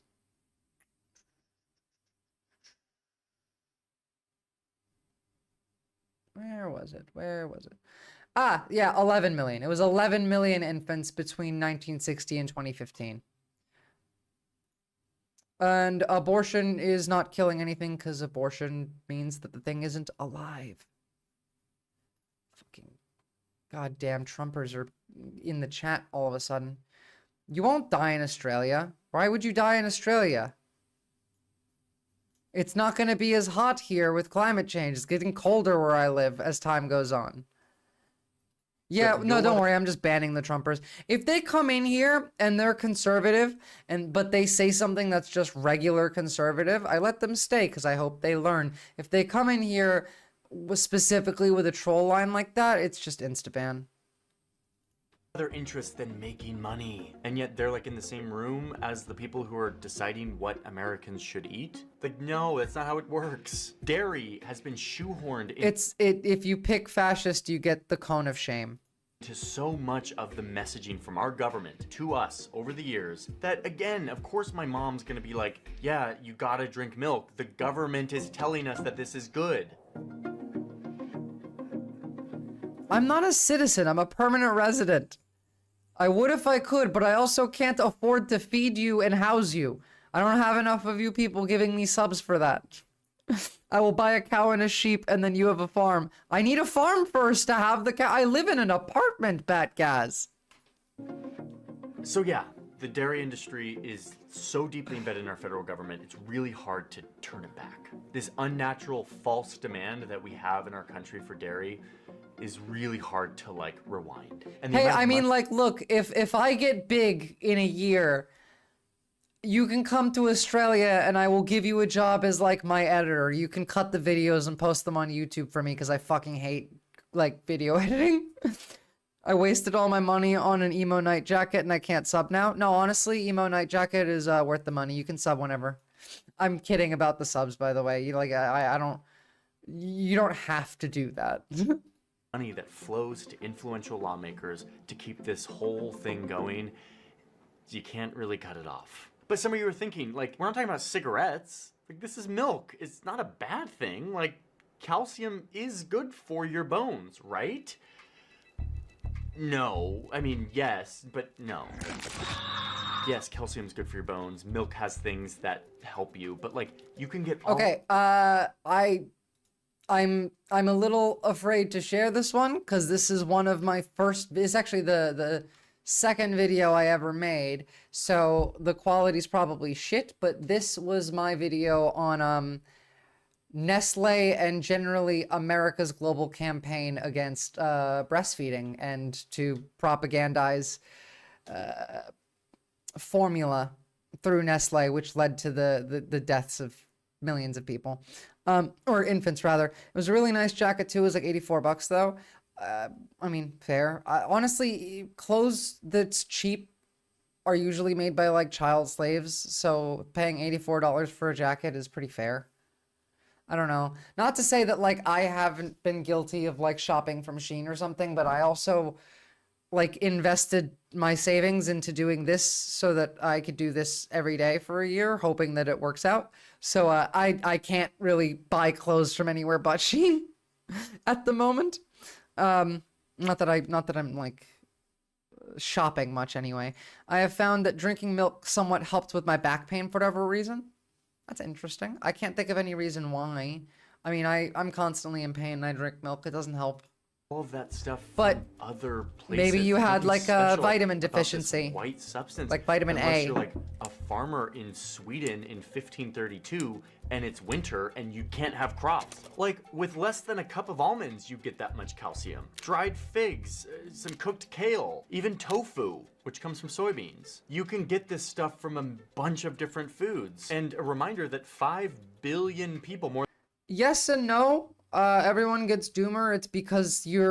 It's not because your ability to like have full control over your emotions hasn't fully developed yet from your brain. Yes, that is a factor, but that's not the reason. The reason why you feel doomer is because from the moment you wake up to the moment you go to bed, every piece of media you consume, including me, is telling you of how shit the world is. Which is why, like, I put on the milk video, because I was like, oh, maybe this is fun, some levity to bring some of, like, I don't know, a break to all the doomer shit, but it didn't end up that way. You just need to, like, do more things you enjoy, incorporate more things that make you happy into your daily routine in your life. And when you start feeling doomer, just go do something that you enjoy and try not to, like, don't spiral. You're allowed to worry for the future, be anxious for the future, think about the future, just try not to spiral down it. You can get Genes, the indigo anti-microbacterial, so you don't need to wash them all the time. I mean, to be fair, you don't need to wash your clothes as much as a lot of people do to begin with. But more than half the world don't drink milk. Like, they're fine. And there are even studies now showing that too much milk can actually be bad for your bones. So no, despite all the industry-funded studies that tell us that milk is the magic elixir and all of the creative storytelling that's embedded in our psyche, this is not some magic substance. This is a thing that was meant for yeah, Sean, the only reason that like I don't spiral is because this is my autistic hyperfixation, so I don't get doomer. I'm politic brained. But after I finish stream, I don't look at politics again for the rest of the day. I wake up in the morning, I check the news, I get ready for stream, I look at politics. Once stream is over, there is no more, like, I might call a friend and vent about politics for like a minute, or like talk to someone about politics for like a minute, but then afterward, no more politics for the rest of the day. Yeah, he won't pardon Luigi. They literally had a therapy session in New York for 175 CEOs with the governor of New York because they're afraid that they might get shot, and then New York said they're going to form a special counter-terrorism task force. They're literally labeling Luigi as domestic terrorism, and creating special cops that only CEOs can call because of this. So no, they're not freeing Luigi. Textile clothes market is inundated with bad labor, nearly yeah, exactly. Guys, watch The Good Place. There is no way to like live perfectly ethically in our current society because everything comes from some form of exploitation, and The Good Place is just a really good show anyway. But the fact remains that I still consume a lot of dairy. That's because milk is a magical, beautiful thing. It's delicious. It has a deep history for so many cultures around the world. And even here in the United States, there are a bunch of dairy farmers who are small, respectable, family-owned farms who have been doing this for a really long time, making really amazing products that go to actually meet a real demand for people who actually want to eat delicious cheese or milk or whatever. What do you say? Emergency, I'm super rich, so get me the real cops? Basically, yeah. Whatever. I'm not saying let's get rid of it. Dairy is freaking Mario would have done better. He wouldn't have got caught. Does not celebrate that. Does not create a market around beautiful products and things that people want. It is a fake market that has been pushed to us through real lies. Through this idea that milk is essential with things that you can't get anywhere else. A century of the most clever marketing. So that is where got milk propaganda comes from. Here is like a little bit disillusioned that the government agencies that we pay our taxes to to give us objective advice and guidance can sometimes lead us astray. Be so deeply. Oh, well, then we don't need Mario if he's a communist Marxist Leninist. Mario can be on call. Thank God Lenin's not here. He'd get mad at me for that one. Influences of corporations. Big cow people always scamming us. True. Industries in our country, that they end up protecting them more than they protect us. That is disappointing to me. And that's unsurprising to me in its entirety. So I hope that was a little educational and even a little fun. Praying for Leonard Peltier. Who the hell is that? Let's Google it. Leonard Peltier, a Native American activist who was convicted of 2 counts of first-degree murder and the deaths of 2 FBI agents. Okay, I don't know where that came from. And also, yeah, kill the bovine. We don't need to be producing cows anymore. You know that, right? You know that we can grow meat in a lab that is so perfect that a professional chef could not tell the difference between the lab-grown meat and the natural meat when both cooking and eating it. Yes, I know we're going to watch John Oliver. Let me keep talking. I'm not done yet, Art. I know you're excited. I have it open. I also still have to end YouTube stream. I gotta do my little preamble. Patience, my friend. But, what was I saying? Fuck, I forgot what I was saying.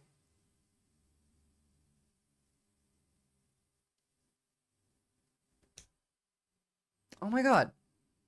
I literally lost my train of thought. All right, regardless. Oh no, there we go.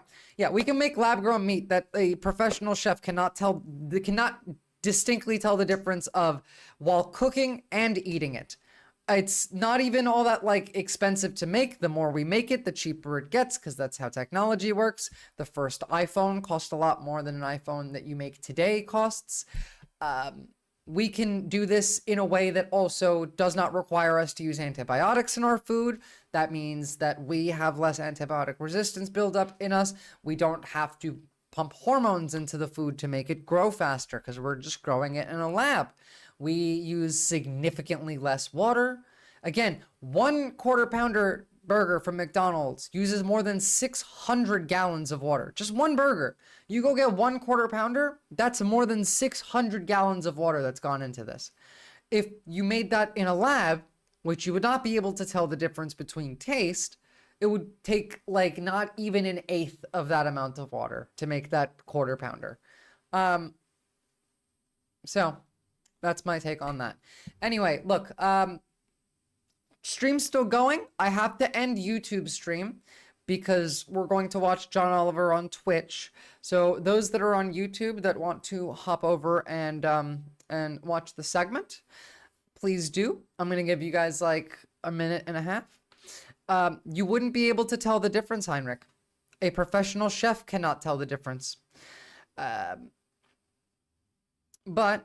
for those that will not be joining the Twitch chat to watch John Oliver, please join the Discord, follow my socials, and I thank you for watching.